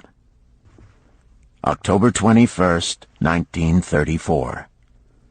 Professor Franklin Caldwell, care of British Scientific Expedition, Hilla, Mesopotamia. My dear Professor, the 5 clay tablets from your recent excavation in the ruins of Babylon arrived on the same boat with your letter. I have been fascinated no end and have spent many pleasant hours translating their inscriptions.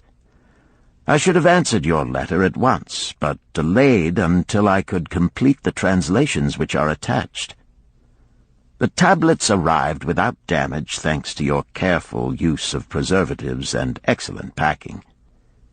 You will be as astonished as we in the laboratory at the story they relate. One expects the dim and distant past to speak of romance and adventure. Arabian Nights sort of things, you know. When instead it discloses the problem of a person named Dabasir to pay off his debts, one realizes that conditions upon this old world have not changed as much in 5,000 years as one might expect. It's odd, you know, but these old inscriptions rather rag me, as the students say. Being a college professor, I am supposed to be a thinking human being possessing a working knowledge of most subjects. Yet here comes this old chap out of the dust-covered ruins of Babylon to offer a way I had never heard of to pay off my debts and at the same time acquire gold to jingle in my wallet. Pleasant thought, I say, and interesting to prove whether it will work as well nowadays as it did in old Babylon. Mrs. Shrewsbury and myself are planning to try out his plan upon our own affairs, which could be much improved. Wishing you the best of luck in your worthy undertaking, and waiting eagerly another opportunity to assist, I am, yours sincerely, Alfred H. Shrewsbury, Department of Archaeology. Tablet 1.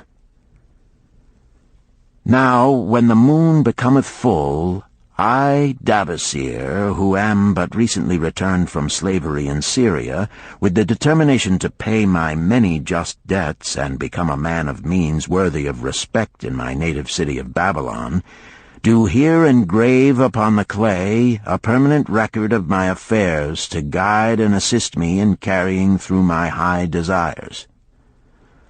Under the wise advice of my good friend Mathon, the gold lender, I am determined to follow an exact plan that he doth say will lead any honorable man out of debt into means and self-respect. This plan includeth 3 purposes which are my hope and desire. First, the plan doth provide for my future prosperity.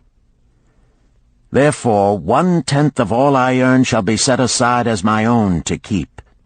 For Mathon speaketh wisely when he saith, That man who keepeth in his purse both gold and silver that he need not spend is good to his family and loyal to his king. The man who hath but a few coppers in his purse is indifferent to his family and indifferent to his king. But the man who hath naught in his purse is unkind to his family and disloyal to his king, for his own heart is bitter. Therefore the man who wisheth to achieve must have coin that he may keep to jingle in his purse, that he have in his heart love for his family and loyalty to his king. Second, the plan doth provide that I shall support and clothe my good wife who hath returned to me with loyalty from the house of her father. For Mathon doth say that to take good care of a faithful wife putteth self-respect into the heart of a man, and addeth strength and determination to his purposes. Therefore 7/10 of all I earn shall be used to provide a home, clothes to wear, and food to eat, with a bit extra to spend, that our lives be not lacking in pleasure and enjoyment. But he doth further enjoin the greatest care that we spend not greater than 7/10 of what I earn for these worthy purposes. Herein lieth the success of the plan. I must live upon this portion, and never use more, nor buy what I may not pay for out of this portion. This ends Disc 3. The Richest Man in Babylon, Disc 4. Tablet 2. Third, the plan doth provide that out of my earnings my debts shall be paid. Therefore each time the moon is full, 2/10 of all I have earned shall be divided honorably and fairly among those who have trusted me and to whom I am indebted. Thus in due time will all my indebtedness be surely paid. Therefore do I here engrave the name of every man to whom I am indebted, and the honest amount of my debt. Faru the cloth-weaver, 2 silver, 6 copper. Sinjar the couch-maker, 1 silver. Amar my friend, 3 silver, 1 copper. Zantkar my friend, 4 silver, 7 copper. Askamir my friend, 1 silver, 3 copper. Haransir the jewel-maker, 6 silver, 2 copper. Diarbakir, my father's friend, 4 silver, 1 copper. Alkahad, the house-owner, 14 silver. Mathon, the gold-lender, 9 silver. Birajik, the farmer, 1 silver, 7 copper. From here on, disintegrated, cannot be deciphered. Tablet 3. To these creditors do I owe in total 119 pieces of silver and 141 pieces of copper. Because I did owe these sums and saw no way to repay, in my folly I did permit my wife to return to her father, and didst leave my native city and seek easy wealth elsewhere, only to find disaster and to see myself sold into the degradation of slavery. Now that Mathon doth show me how I can repay my debts in small sums of my earnings, do I realize the great extent of my folly in running away from the results of my extravagances. Therefore have I visited my creditors and explained to them that I have no resources with which to pay except my ability to earn, and that I intend to apply 2/10 of all I earn upon my indebtedness evenly and honestly. This much can I pay, but no more. Therefore, if they be patient, in time my obligations will be paid in full. Amar, whom I thought my best friend, reviled me bitterly, and I left him in humiliation. Birajik, the farmer, pleaded that I pay him first, as he didst badly need help. Alcahad, the house owner, was indeed disagreeable, and insisted that he would make me trouble unless I did soon settle in full with him. All the rest willingly accepted my proposal. Therefore am I more determined than ever to carry through, being convinced that it is easier to pay one's just debts than to avoid them. Even though I cannot meet the needs and demands of a few of my creditors, I will deal impartially with all. Tablet 4. Again the moon shines full. I have worked hard with a free mind. My good wife hath supported my intentions to pay my creditors. Because of our wise determination, I have earned during the past moon, buying camels of sound wind and good legs for Nebertor, the sum of 19 pieces of silver. This I have divided according to the plan. 1/10 have I set aside to keep as my own, 7/10 have I divided with my good wife to pay for our living, 2/10 have I divided among my creditors as evenly as could be done in coppers. I did not see Amar, but left it with his wife. Birajik was so pleased that he would kiss my hand. Old Alcahad alone was grouchy and said I must pay faster. To which I replied that if I were permitted to be well fed and not worried, that alone would enable me to pay faster. All the others thanked me and spoke well of my efforts. Therefore, at the end of one moon, my indebtedness is reduced by almost 4 pieces of silver, and I possess almost 2 pieces of silver besides, upon which no man hath claim. My heart is lighter than it hath been for a long time. Again the moon shines full. I have worked hard, but with poor success. Few camels have I been able to buy. Only 11 pieces of silver have I earned. Nevertheless, my good wife and I have stood by the plan, even though we have bought no new raiment and eaten little but herbs. Again I paid ourselves 1/10 of the 11 pieces, while we lived upon 7/10. I was surprised when Amar commended my payment, even though small. So did Birajik. Alcahad flew into a rage, but when told to give back his portion if he did not wish it, he became reconciled. The others, as before, were content. Again the moon shines full, and I am greatly rejoiced. I intercepted a fine herd of camels and bought many sound ones, therefore my earnings were 42 pieces of silver. This moon my wife and myself have bought much-needed sandals and raiment.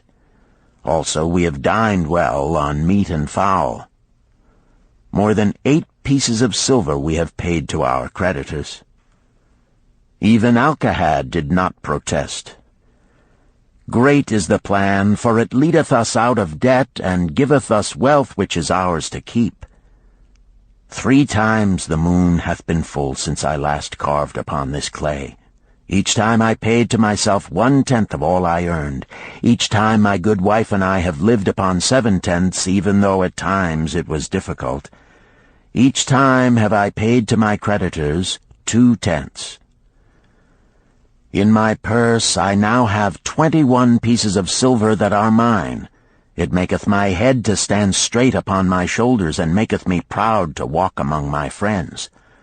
My wife keepeth well our home, and is becomingly gowned. We are happy to live together. The plan is of untold value. Hath it not made an honorable man of an ex-slave?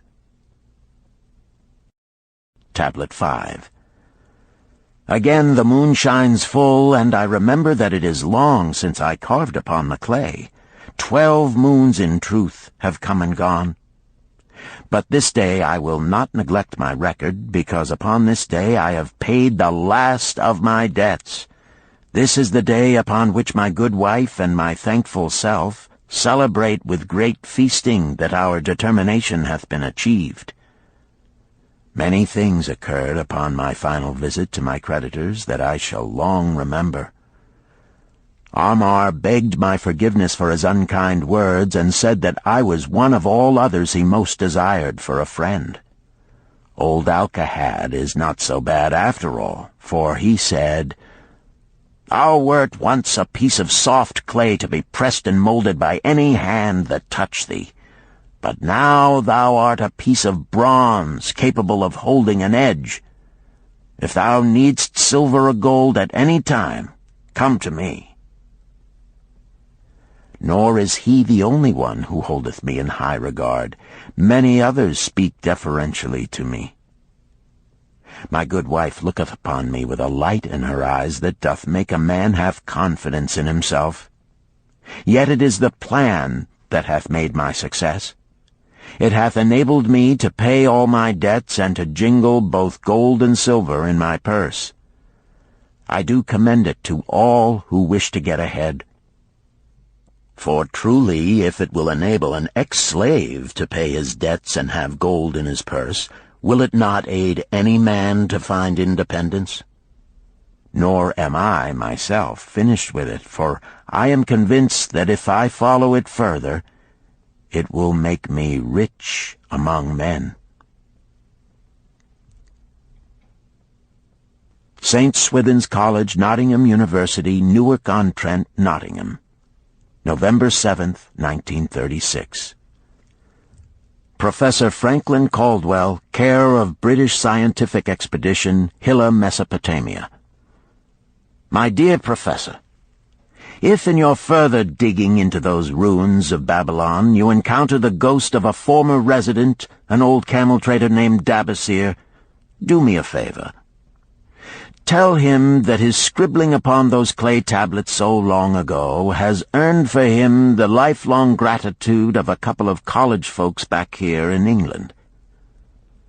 You will possibly remember my writing a year ago that Mrs. Shrewsbury and myself intended to try his plan for getting out of debt and at the same time having gold to jingle. You may have guessed, even though we tried to keep it from our friends, our desperate straits.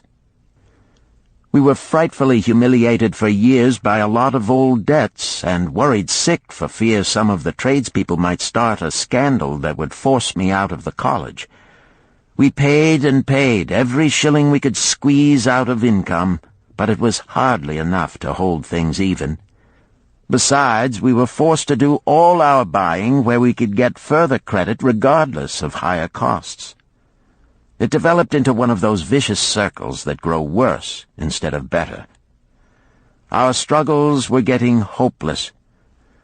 We could not move to less costly rooms because we owed the landlord. There did not appear to be anything we could do to improve our situation. Then here comes your acquaintance, the old camel trader from Babylon, with a plan to do just what we wished to accomplish. He jolly well stirred us up to follow his system. We made a list of all our debts, and I took it around and showed it to every one we owed. I explained how it was simply impossible for me to ever repay them the way things were going along. They could readily see this themselves from the figures.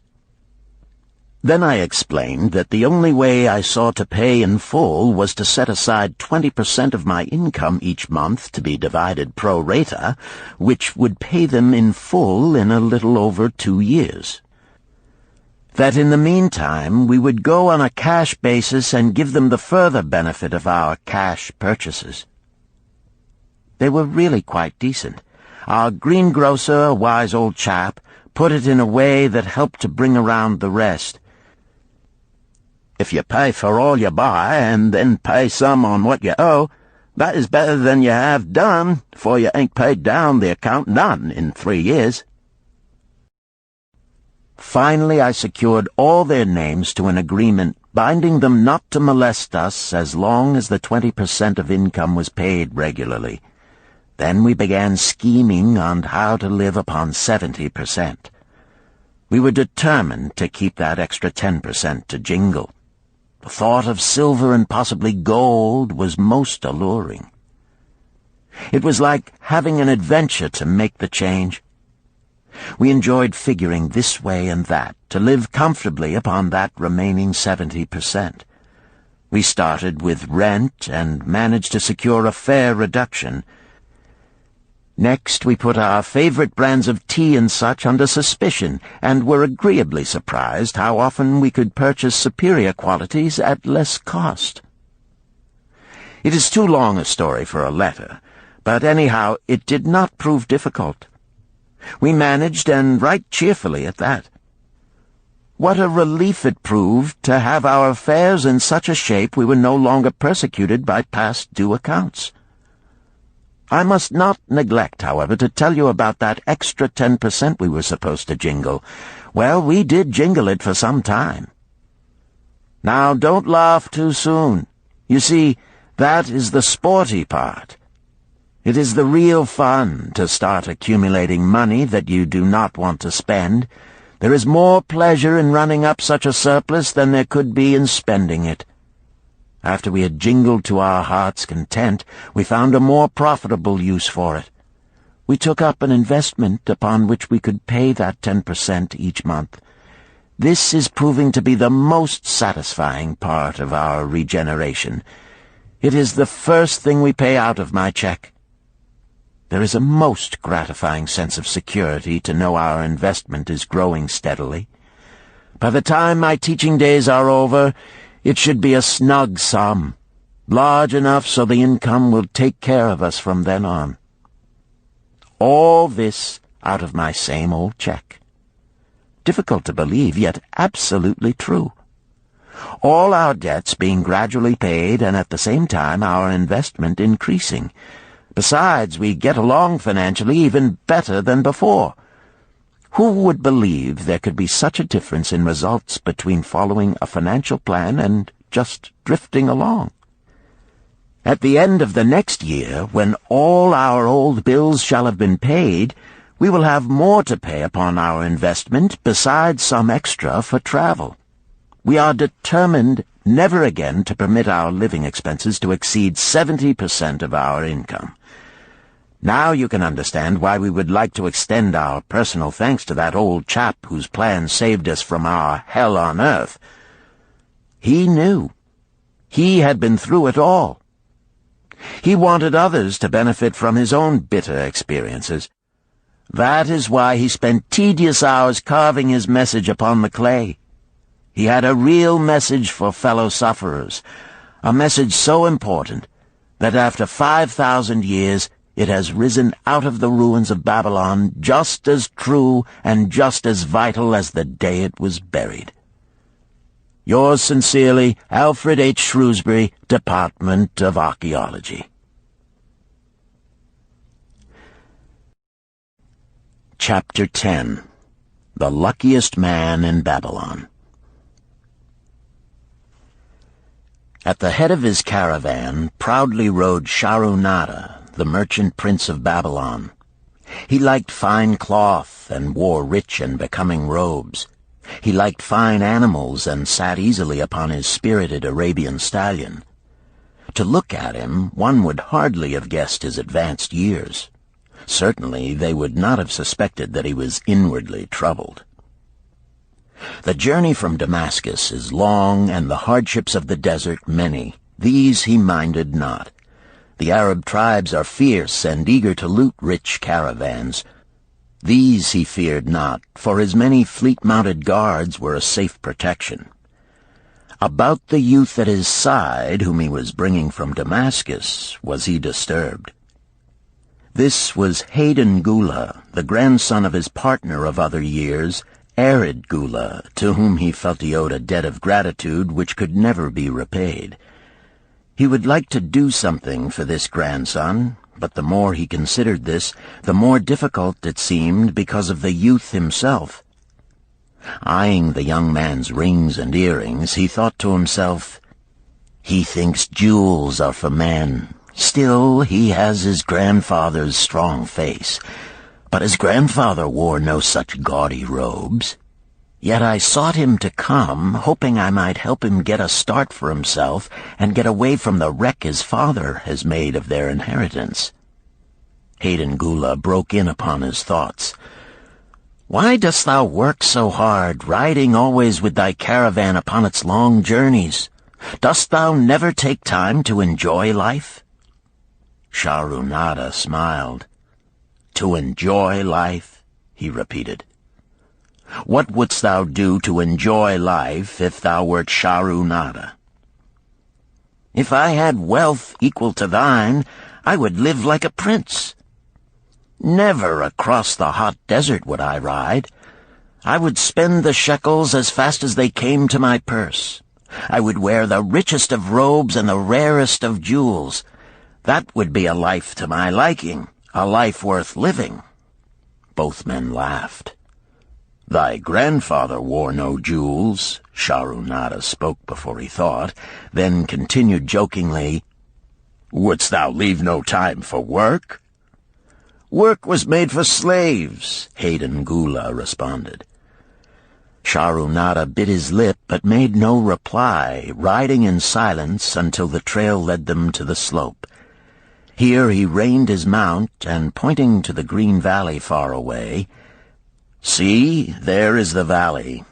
Look far down, and thou canst faintly see the walls of Babylon. The tower is the temple of Bel. If thine eyes are sharp, thou mayest even see the smoke from the eternal fire upon its crest." "So that is Babylon? Always have I longed to see the wealthiest city in all the world," Hayden Gula commented. "Babylon, where my grandfather started his fortune. Would he were still alive, we would not be so sorely pressed. Why wish his spirit to linger on earth beyond its allotted time? Thou and thy father can well carry on his good work. Alas, of us neither has his gift. Father and myself know not his secret for attracting the golden shekels." Shahrunada did not reply, but gave rein to his mount and rode thoughtfully down the trail to the valley. Behind them followed the caravan in a cloud of reddish dust. Some time later they reached the King's Highway and turned south through the irrigated farms. 3 old men plowing a field caught Shahrunada's attention. They seemed strangely familiar. How ridiculous! One does not pass a field after 40 years and find the same men plowing there. Yet something within him said they were the same. One, with an uncertain grip, held the plow. The others laboriously plodded beside the oxen, ineffectually beating them with their barrel staves to keep them pulling. 40 years ago, he had envied these men. How gladly he would have exchanged places.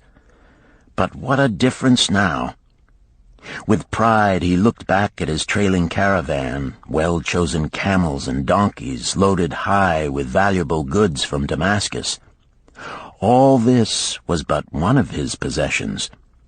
He pointed to the plowers, saying, "Still plowing the same field where they were 40 years ago.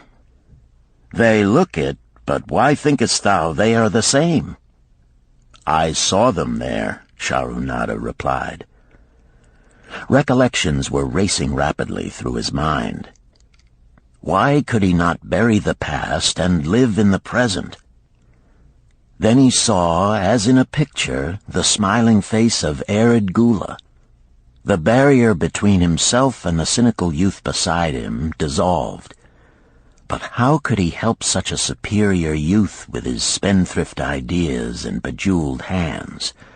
Work he could offer in plenty to willing workers, but not for men who considered themselves too good for work.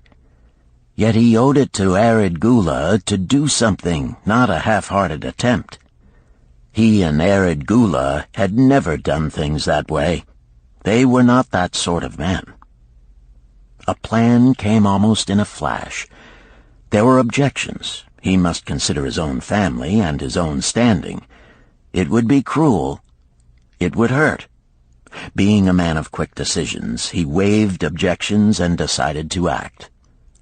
"Wouldst thou be interested in hearing how thy worthy grandfather and myself joined in the partnership which proved so profitable?" he questioned. "Why not just tell me how thou madest the golden shekels? That is all I need to know," the young man parried. Sharunada ignored the reply and continued, "We start with those men plowing. I was no older than thou. As the column of men in which I marched approached, good old Megiddo, the farmer, scoffed at the slipshod way in which they plowed. Megiddo was chained next to me. 'Look at the lazy fellows,' he protested. 'The plow-holder makes no effort to plow deep, nor do the beaters keep the oxen in the furrow. How can they expect to raise a good crop with poor plowing?' "'Didst thou say Megiddo was chained to thee?' Hayden Gula asked in surprise. "'Yes, with bronze collars about our necks and a length of heavy chain between us. Next to him was Zabado, the sheep thief. I had known him in Harun. At the end was a man we called Pirate because he told us not his name. We judged him as a sailor as he had entwined serpents tattooed upon his chest in sailor fashion. The column was made up thus so the men could walk in fours." "Thou wert chained as a slave?" Hayden Gula asked incredulously. "Did not thy grandfather tell thee I was once a slave? He often spoke of thee, but never hinted of this. He was a man thou couldst trust with innermost secrets. Thou, too, are a man I may trust, am I not right?" Sharunada looked him squarely in the eye. "Thou mayest rely upon my silence, but I am amazed. Tell me, how didst thou come to be a slave?" Sharunada shrugged his shoulders. "Any man may find himself a slave. It was a gaming house and barley beer that brought me disaster. I was the victim of my brother's indiscretions. In a brawl he killed his friend. I was bonded to the widow by my father, desperate to keep my brother from being prosecuted under the law. When my father could not raise the silver to free me, she in anger sold me to the slave dealer." "What a shame and injustice," Hayden Gula protested. "But tell me, how didst thou regain freedom?" "We shall come to that, but not yet. Let us continue my tale. As we passed, the plowers jeered at us. One did doff his ragged hat and bow low, calling out, 'Welcome to Babylon, guests of the king! He waits for thee on the city walls where the banquet is spread, mud bricks and onion soup.' With that, they laughed uproariously. Pirate flew into a rage and cursed them roundly. 'What do those men mean by the king awaiting us on the walls?' I asked him. 'To the city walls ye march to carry bricks until the back breaks.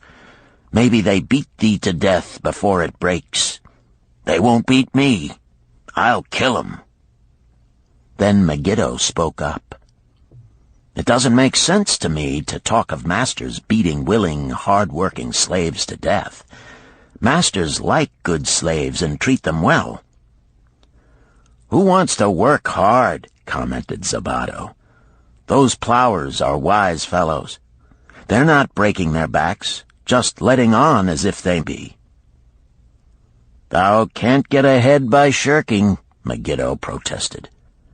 "If thou plow a hectare, that's a good day's work, and any master knows it. But when thou plow only a half, that's shirking. I don't shirk. I like to work, and I like to do good work, for work is the best friend I've ever known. It has brought me all the good things I've had, my farm and cows and crops, everything." "Yea, and where be these things now?" scoffed Zabato. "I figure it pays better to be smart and get by without working.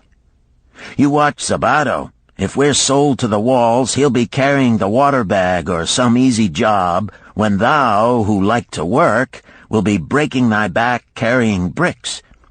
He laughed his silly laugh. Terror gripped me that night. I could not sleep. I crowded close to the guard rope, and when the others slept, I attracted the attention of Godoso, who was doing the first guard watch. He was one of those brigand Arabs, the sort of rogue who, if he robbed thee of thy purse, would think he must also cut thy throat. "Tell me, Godoso," I whispered, "when we get to Babylon, will we be sold to the walls?" "Why want to know?" he questioned cautiously. "Canst thou not understand?" I pleaded. "I am young. I want to live. I don't want to be worked or beaten to death on the walls. Is there any chance for me to get a good master?"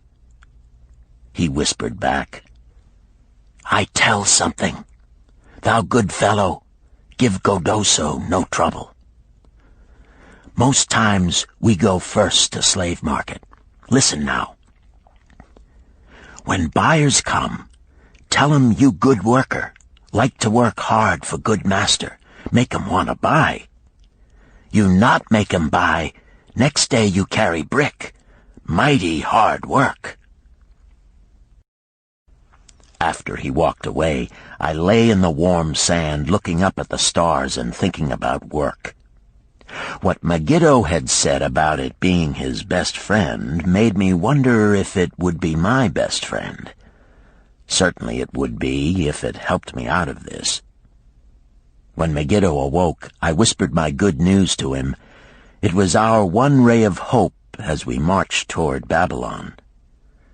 Late in the afternoon, we approached the walls and could see the lines of men, like black ants, climbing up and down the steep diagonal paths. As we drew closer, we were amazed at the thousands of men working. Some were digging in the moat, others mixed the dirt into mud bricks. The greatest number were carrying the bricks in large baskets up those steep trails to the masons. Overseers cursed the laggards and cracked bullock whips over the backs of those who failed to keep in line. Poor, worn-out fellows were seen to stagger and fall beneath their heavy baskets, unable to rise again.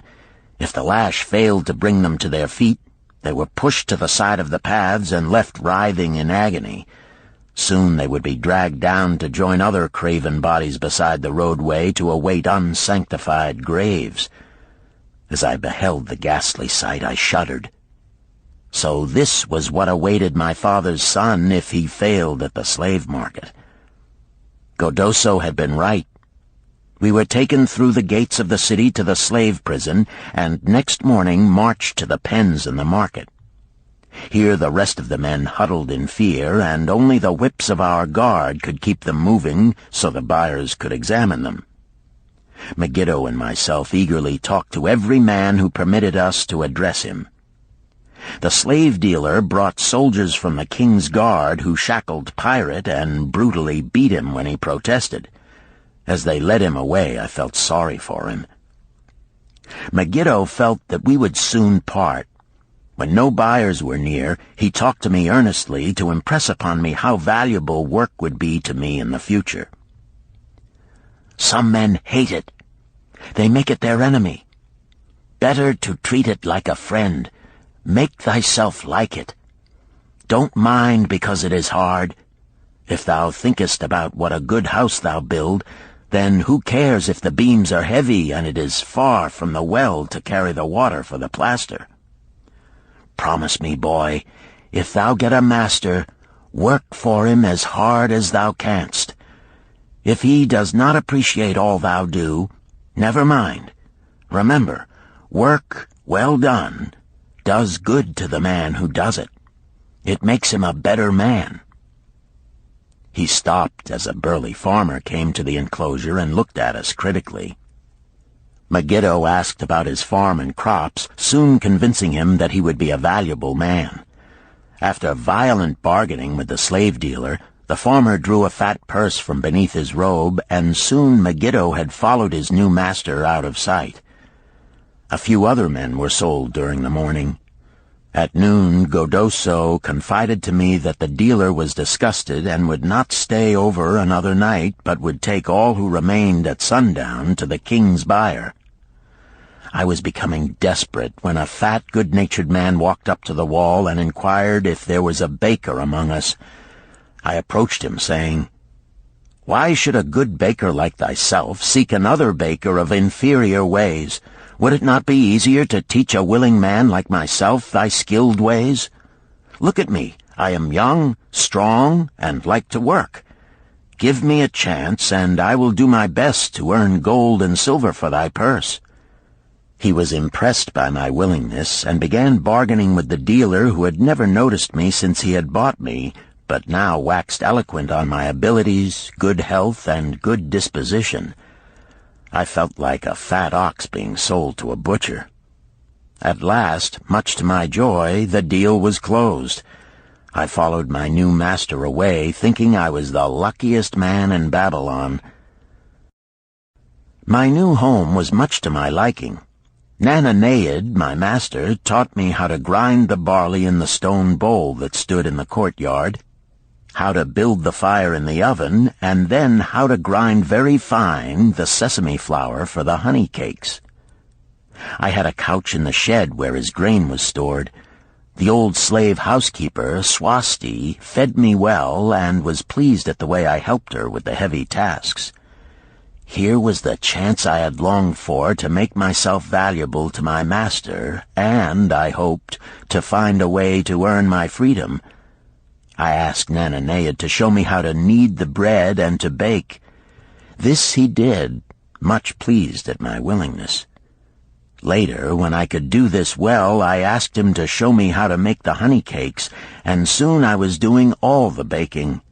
My master was glad to be idle, but Swasti shook her head in disapproval. "No work to do is bad for any man," she declared. I felt it was time for me to think of a way by which I might start to earn coins to buy my freedom. As the baking was finished at noon, I thought Nananeid would approve if I found profitable employment for the afternoons and might share my earnings with me. Then the thought came to me, why not bake more of the honey cakes and peddle them to hungry men upon the streets of the city? I presented my plan to Nananeid this way.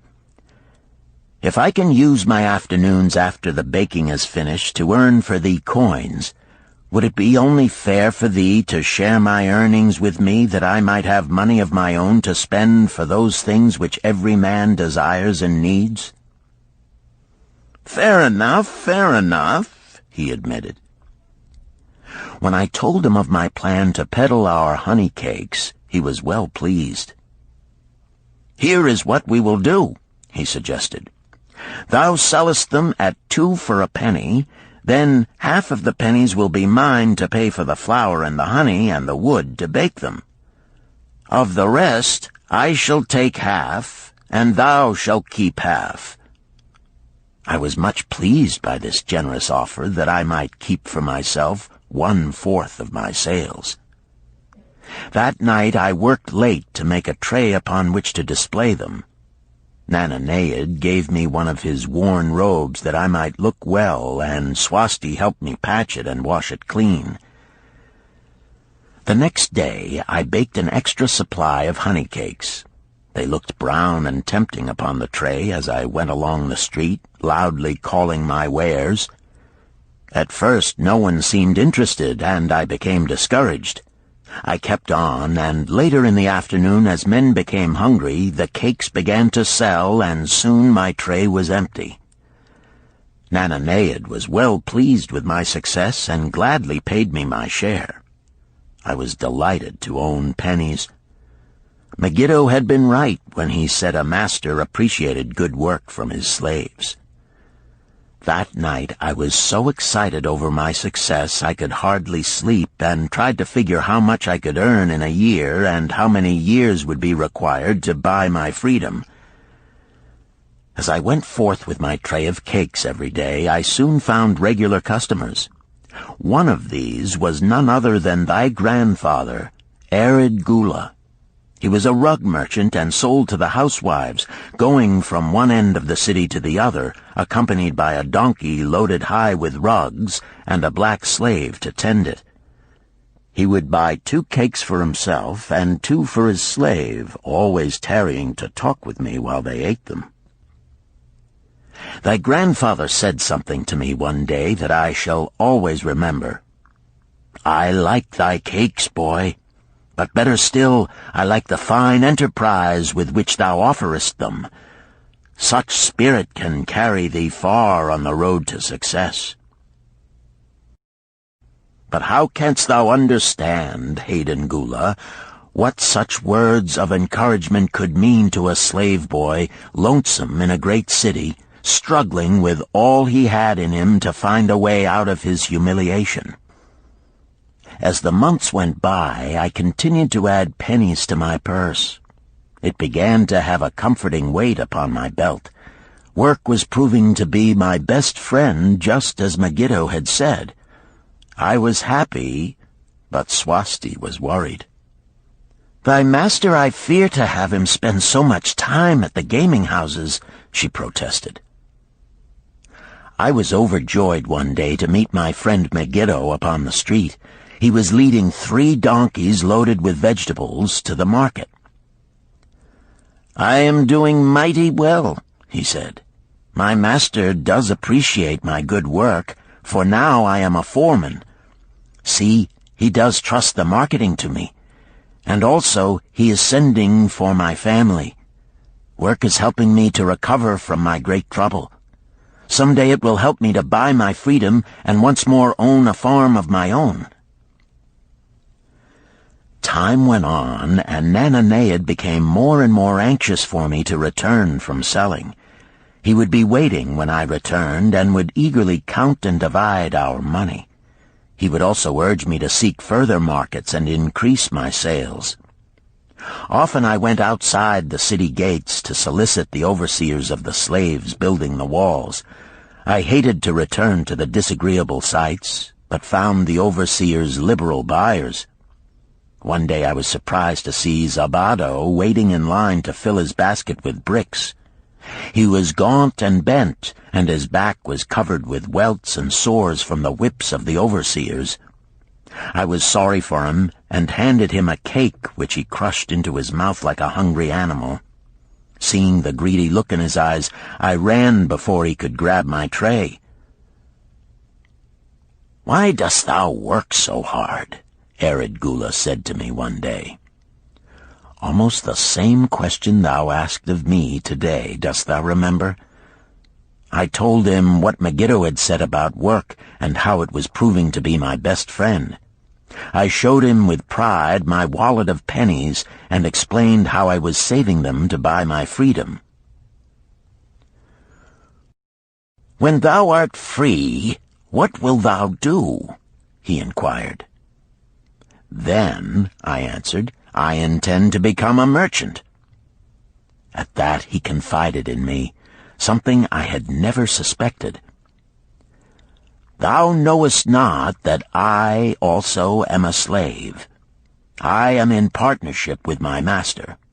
"Stop," demanded Hayden Gula. "I will not listen to lies defaming my grandfather. He was no slave."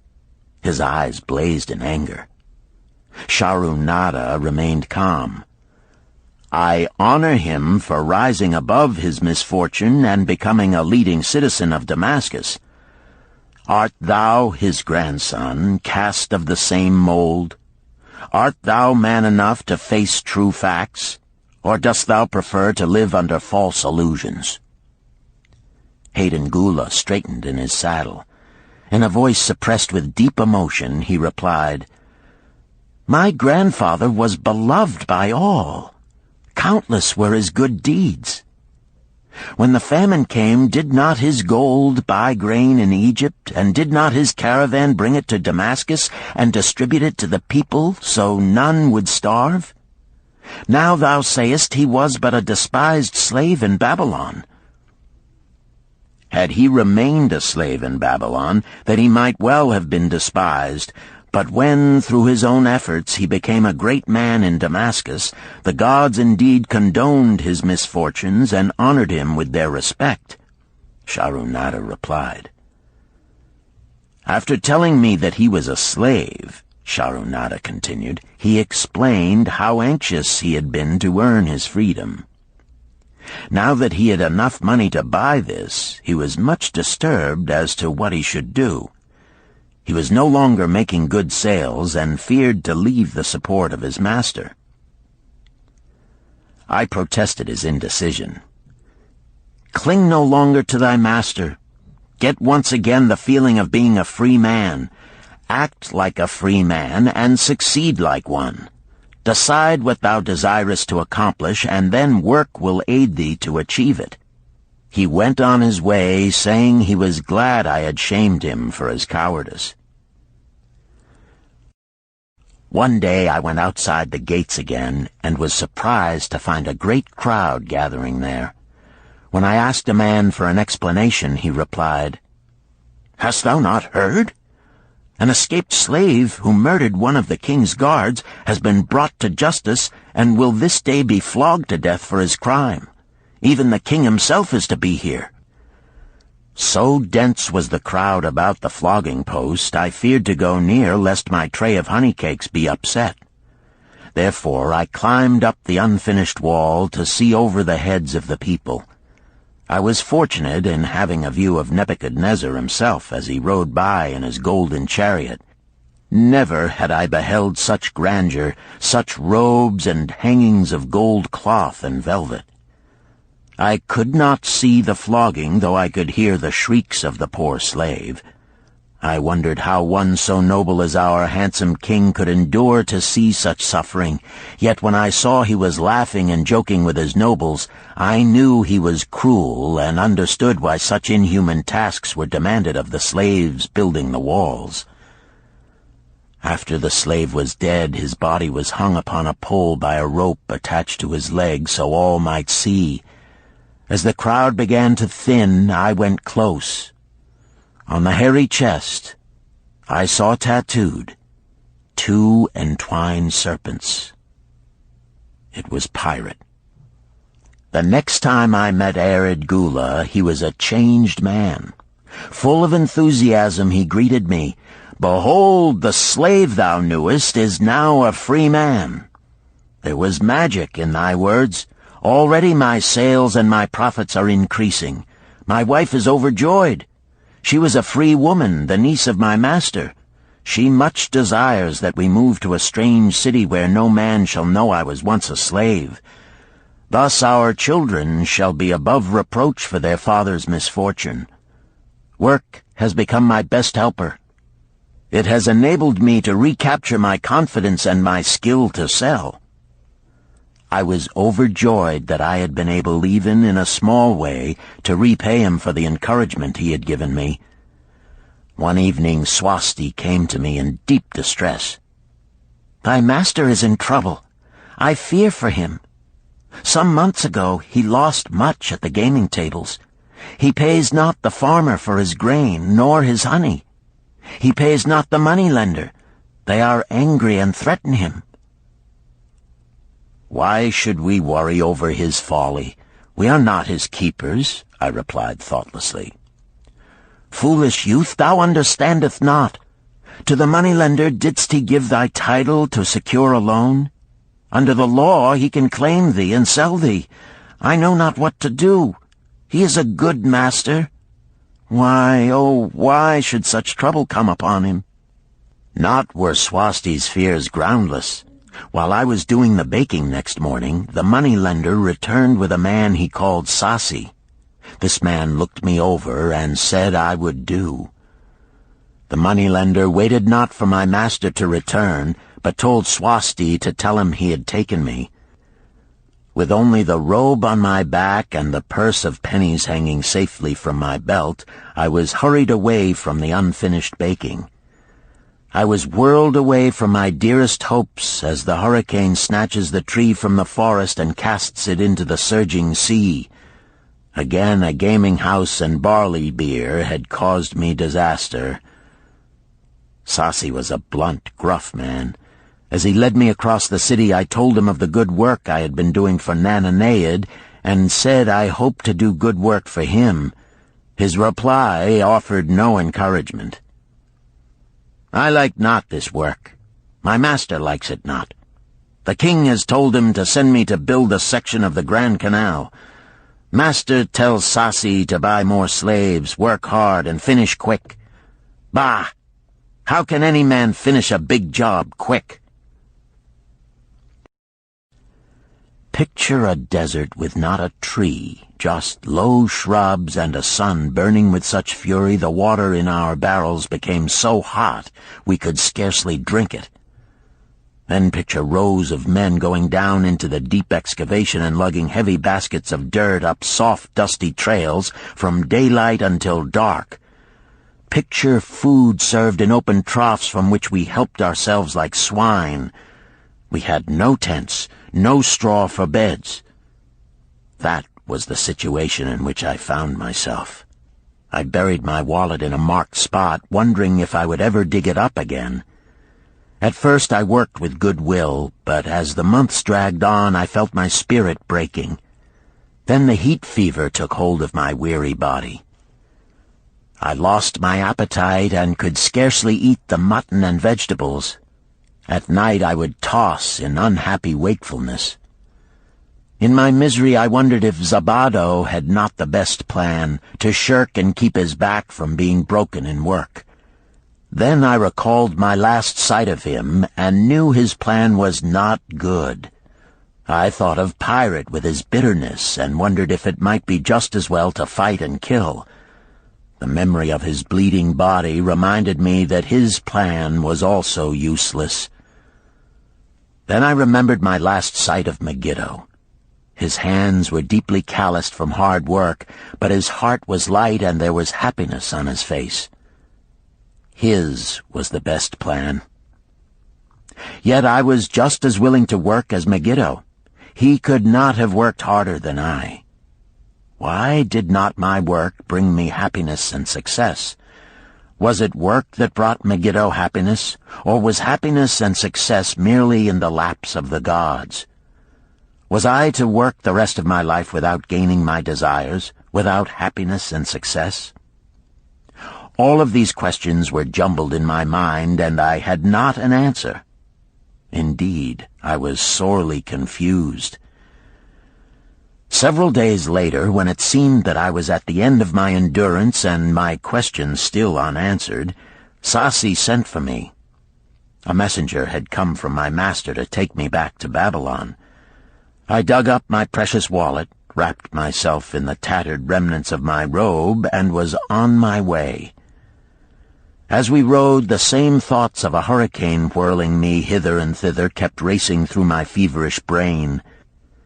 I seemed to be living the weird words of a chant from my native town of Harun. Besetting a man like a whirlwind, driving him like a storm, whose course no one can follow, whose destiny no one can foretell.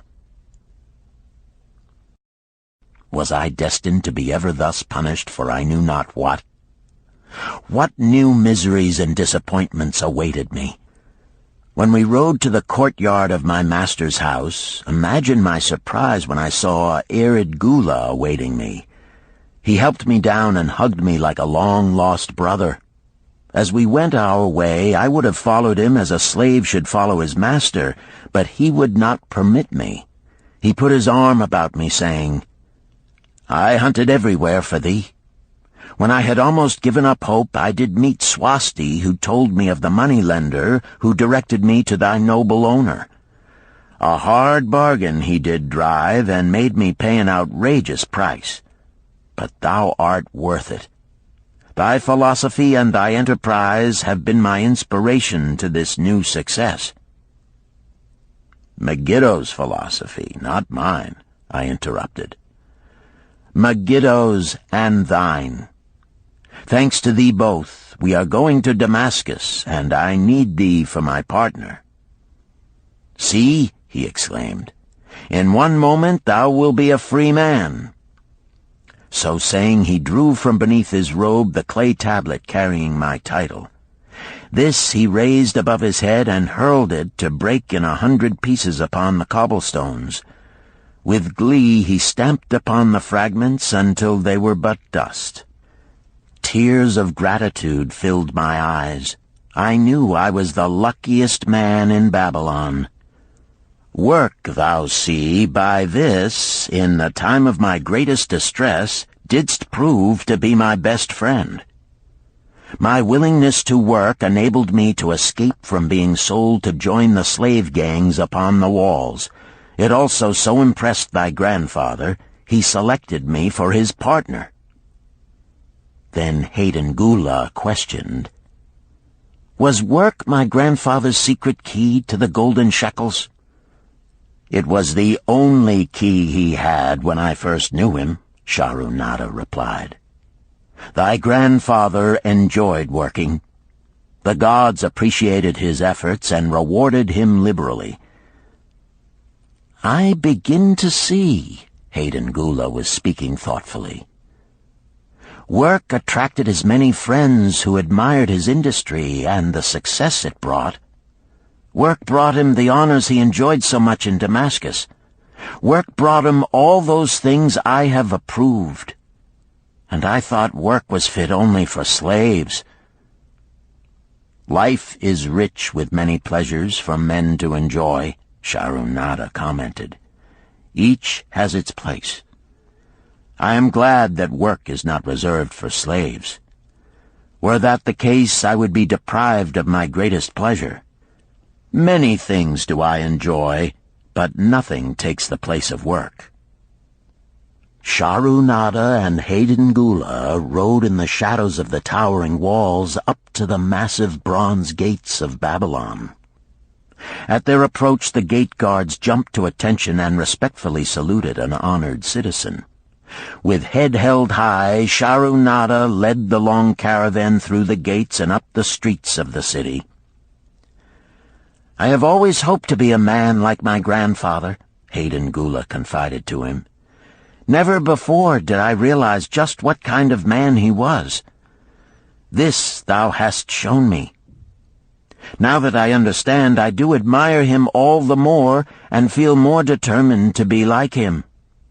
I fear I can never repay thee for giving me the true key to his success. From this day forth I shall use his key. I shall start humbly as he started, which befits my true station far better than jewels and fine robes."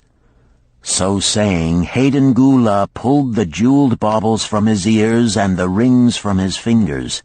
Then, reining his horse, he dropped back and rode with deep respect behind the leader of the caravan.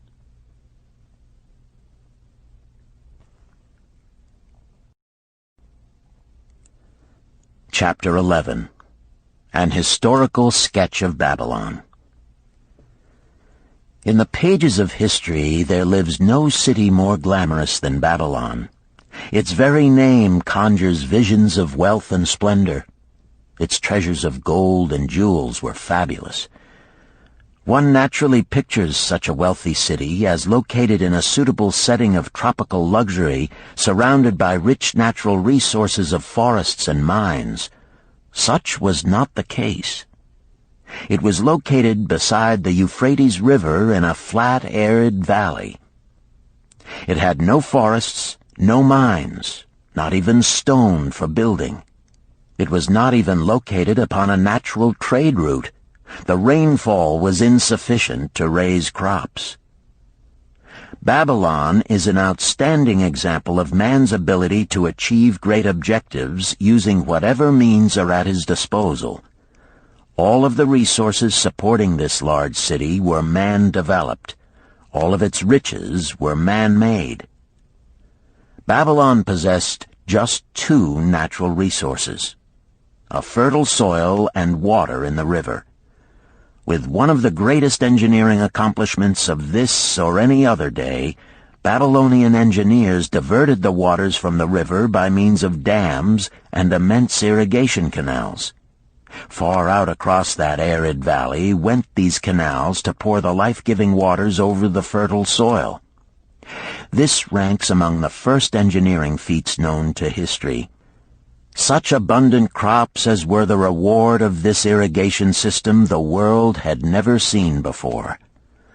Fortunately, during its long existence, Babylon was ruled by successive lines of kings to whom conquest and plunder were but incidental. While it engaged in many wars, most of these were local or defensive against ambitious conquerors from other countries who coveted the fabulous treasures of Babylon. The outstanding rulers of Babylon live in history because of their wisdom, enterprise, and justice. Babylon produced no strutting monarchs who sought to conquer the known world that all nations might pay homage to their egotism. As a city, Babylon exists no more. When those energizing human forces that built and maintained the city for thousands of years were withdrawn, it soon became a deserted ruin. The site of the city is in Asia, about 600 miles east of the Suez Canal, just north of the Persian Gulf. The latitude is about 30 degrees above the equator, practically the same as that of Yuma, Arizona. It possessed a climate similar to that of this American city, hot and dry.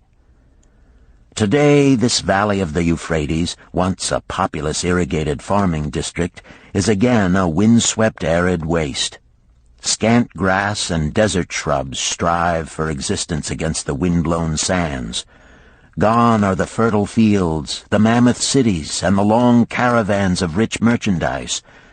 Nomadic bands of Arabs, securing a scant living by tending small herds, are the only inhabitants. Such it has been since about the beginning of the Christian era. Dotting this valley are earthen hills. For centuries they were considered by travelers to be nothing else. The attention of archaeologists were finally attracted to them because of broken pieces of pottery and brick washed down by the occasional rainstorms. Expeditions, financed by European and American museums, were sent here to excavate and see what could be found. Picks and shovels soon proved these hills to be ancient cities. City graves, they might well be called. Babylon was one of these. Over it for something like 20 centuries, the winds had scattered the desert dust. Built originally of brick, all exposed walls had disintegrated and gone back to earth once more. Such is Babylon, the wealthy city, today. A heap of dirt, so long abandoned that no living person even knew its name until it was discovered by carefully removing the refuse of centuries from the streets and the fallen wreckage of its noble temples and palaces. Many scientists considered the civilization of Babylon and other cities in this valley to be the oldest of which there is a definite record. Positive dates have been proved reaching back 8,000 years. An interesting fact in this connection is the means used to determine these dates. Uncovered in the ruins of Babylon were descriptions of an eclipse of the sun. Modern astronomers readily computed the time when such an eclipse, visible in Babylon, occurred, and thus established a known relationship between their calendar and our own. In this way we have proved that 8,000 years ago the Sumerites, who inhabited Babylonia, were living in walled cities. one can only conjecture for how many centuries previous such cities had existed. Their inhabitants were not mere barbarians living within protecting walls. They were an educated and enlightened people. So far as written history goes, they were the first engineers, the first astronomers, the first mathematicians, the first financiers, and the first people to have a written language. Mention has already been made of the irrigation systems which transformed the arid valley into an agricultural paradise.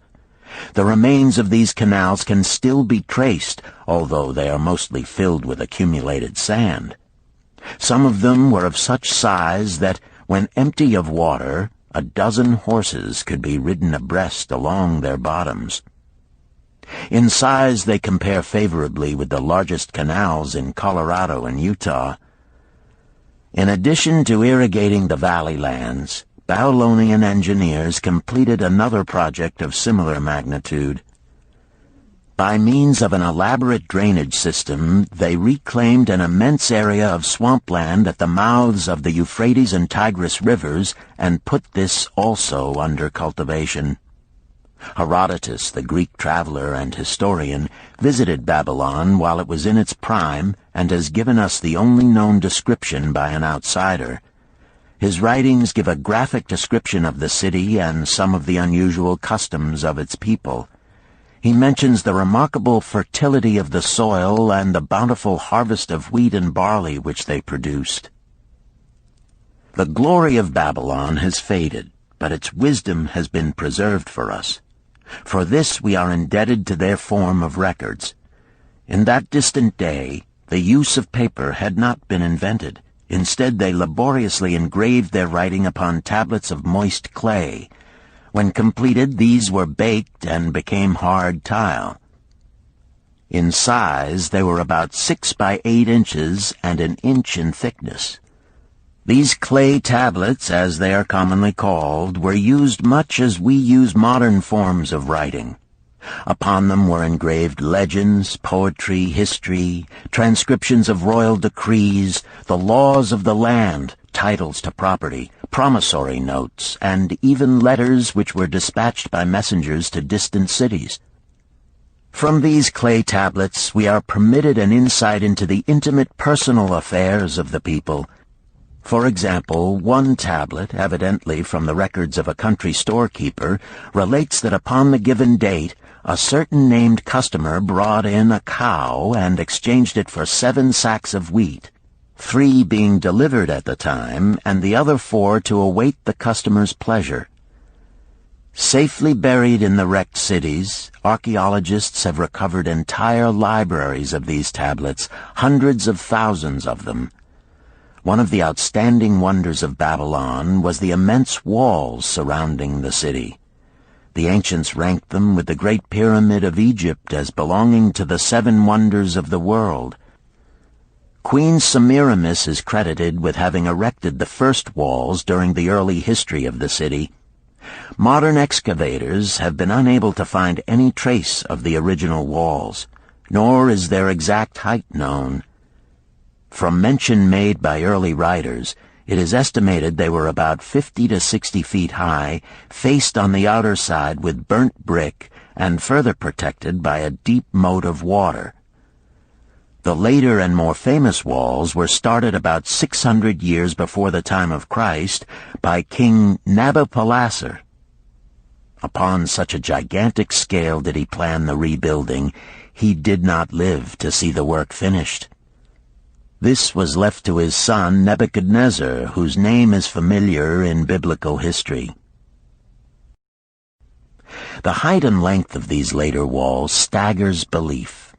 They are reported upon reliable authority to have been about 160 feet high, the equivalent of the height of a modern 15-story office building. The total length is estimated as between 9 and 11 miles. So wide was the top that a 6-horse chariot could be driven around them. Of this tremendous structure, little now remains except portions of the foundations and the moat. In addition to the ravages of the elements, the Arabs completed the destruction by quarrying the brick for building purposes elsewhere. Against the walls of Babylon marched, in turn, the victorious armies of almost every conqueror of that age of wars of conquest. A host of kings laid siege to Babylon, but always in vain. Invading armies of that day were not to be considered lightly. Historians speak of such units as 10,000 horsemen, 25,000 chariots, 1,200 regiments of foot soldiers with 1,000 men to the regiment. Often 2 or 3 years of preparation would be required to assemble war materials and depots of food along the proposed line of march.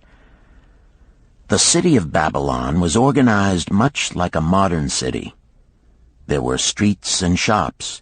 Peddlers offered their wares through residential districts. Priests officiated in magnificent temples. Within the city was an inner enclosure for the royal palaces. The walls about this were said to have been higher than those about the city. The Babylonians were skilled in the arts. These included sculpture, painting, weaving, gold working, and the manufacture of metal weapons and agricultural implements. Their jewelers created most artistic jewelry. Many samples have been recovered from the graves of its wealthy citizens and are now on exhibition in the leading museums of the world. At a very early period, when the rest of the world was still hacking at trees with stone-headed axes, or hunting and fighting with flint-pointed spears and arrows, the Babylonians were using axes, spears, and arrows with metal heads. The Babylonians were clever financiers and traders. So far as we know, they were the original inventors of money as a means of exchange, of promissory notes, and written titles to property.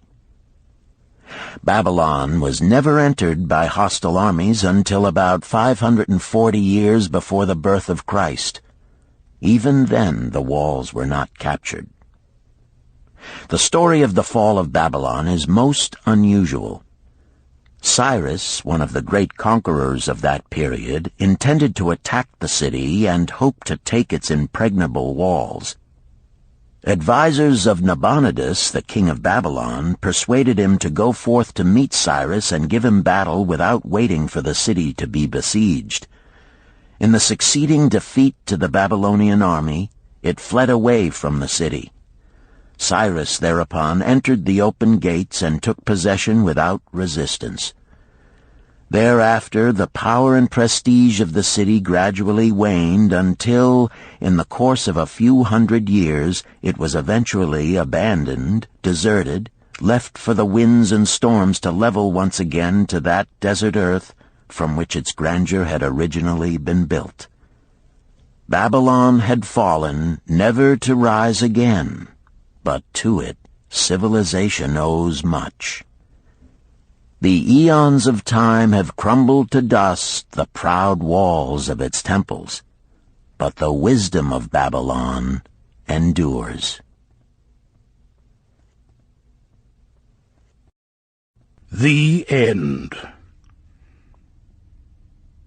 You've been listening to The Richest Man in Babylon by George S. Clason, narrated by Richard Ferrone, and directed by Ben Ruggiero.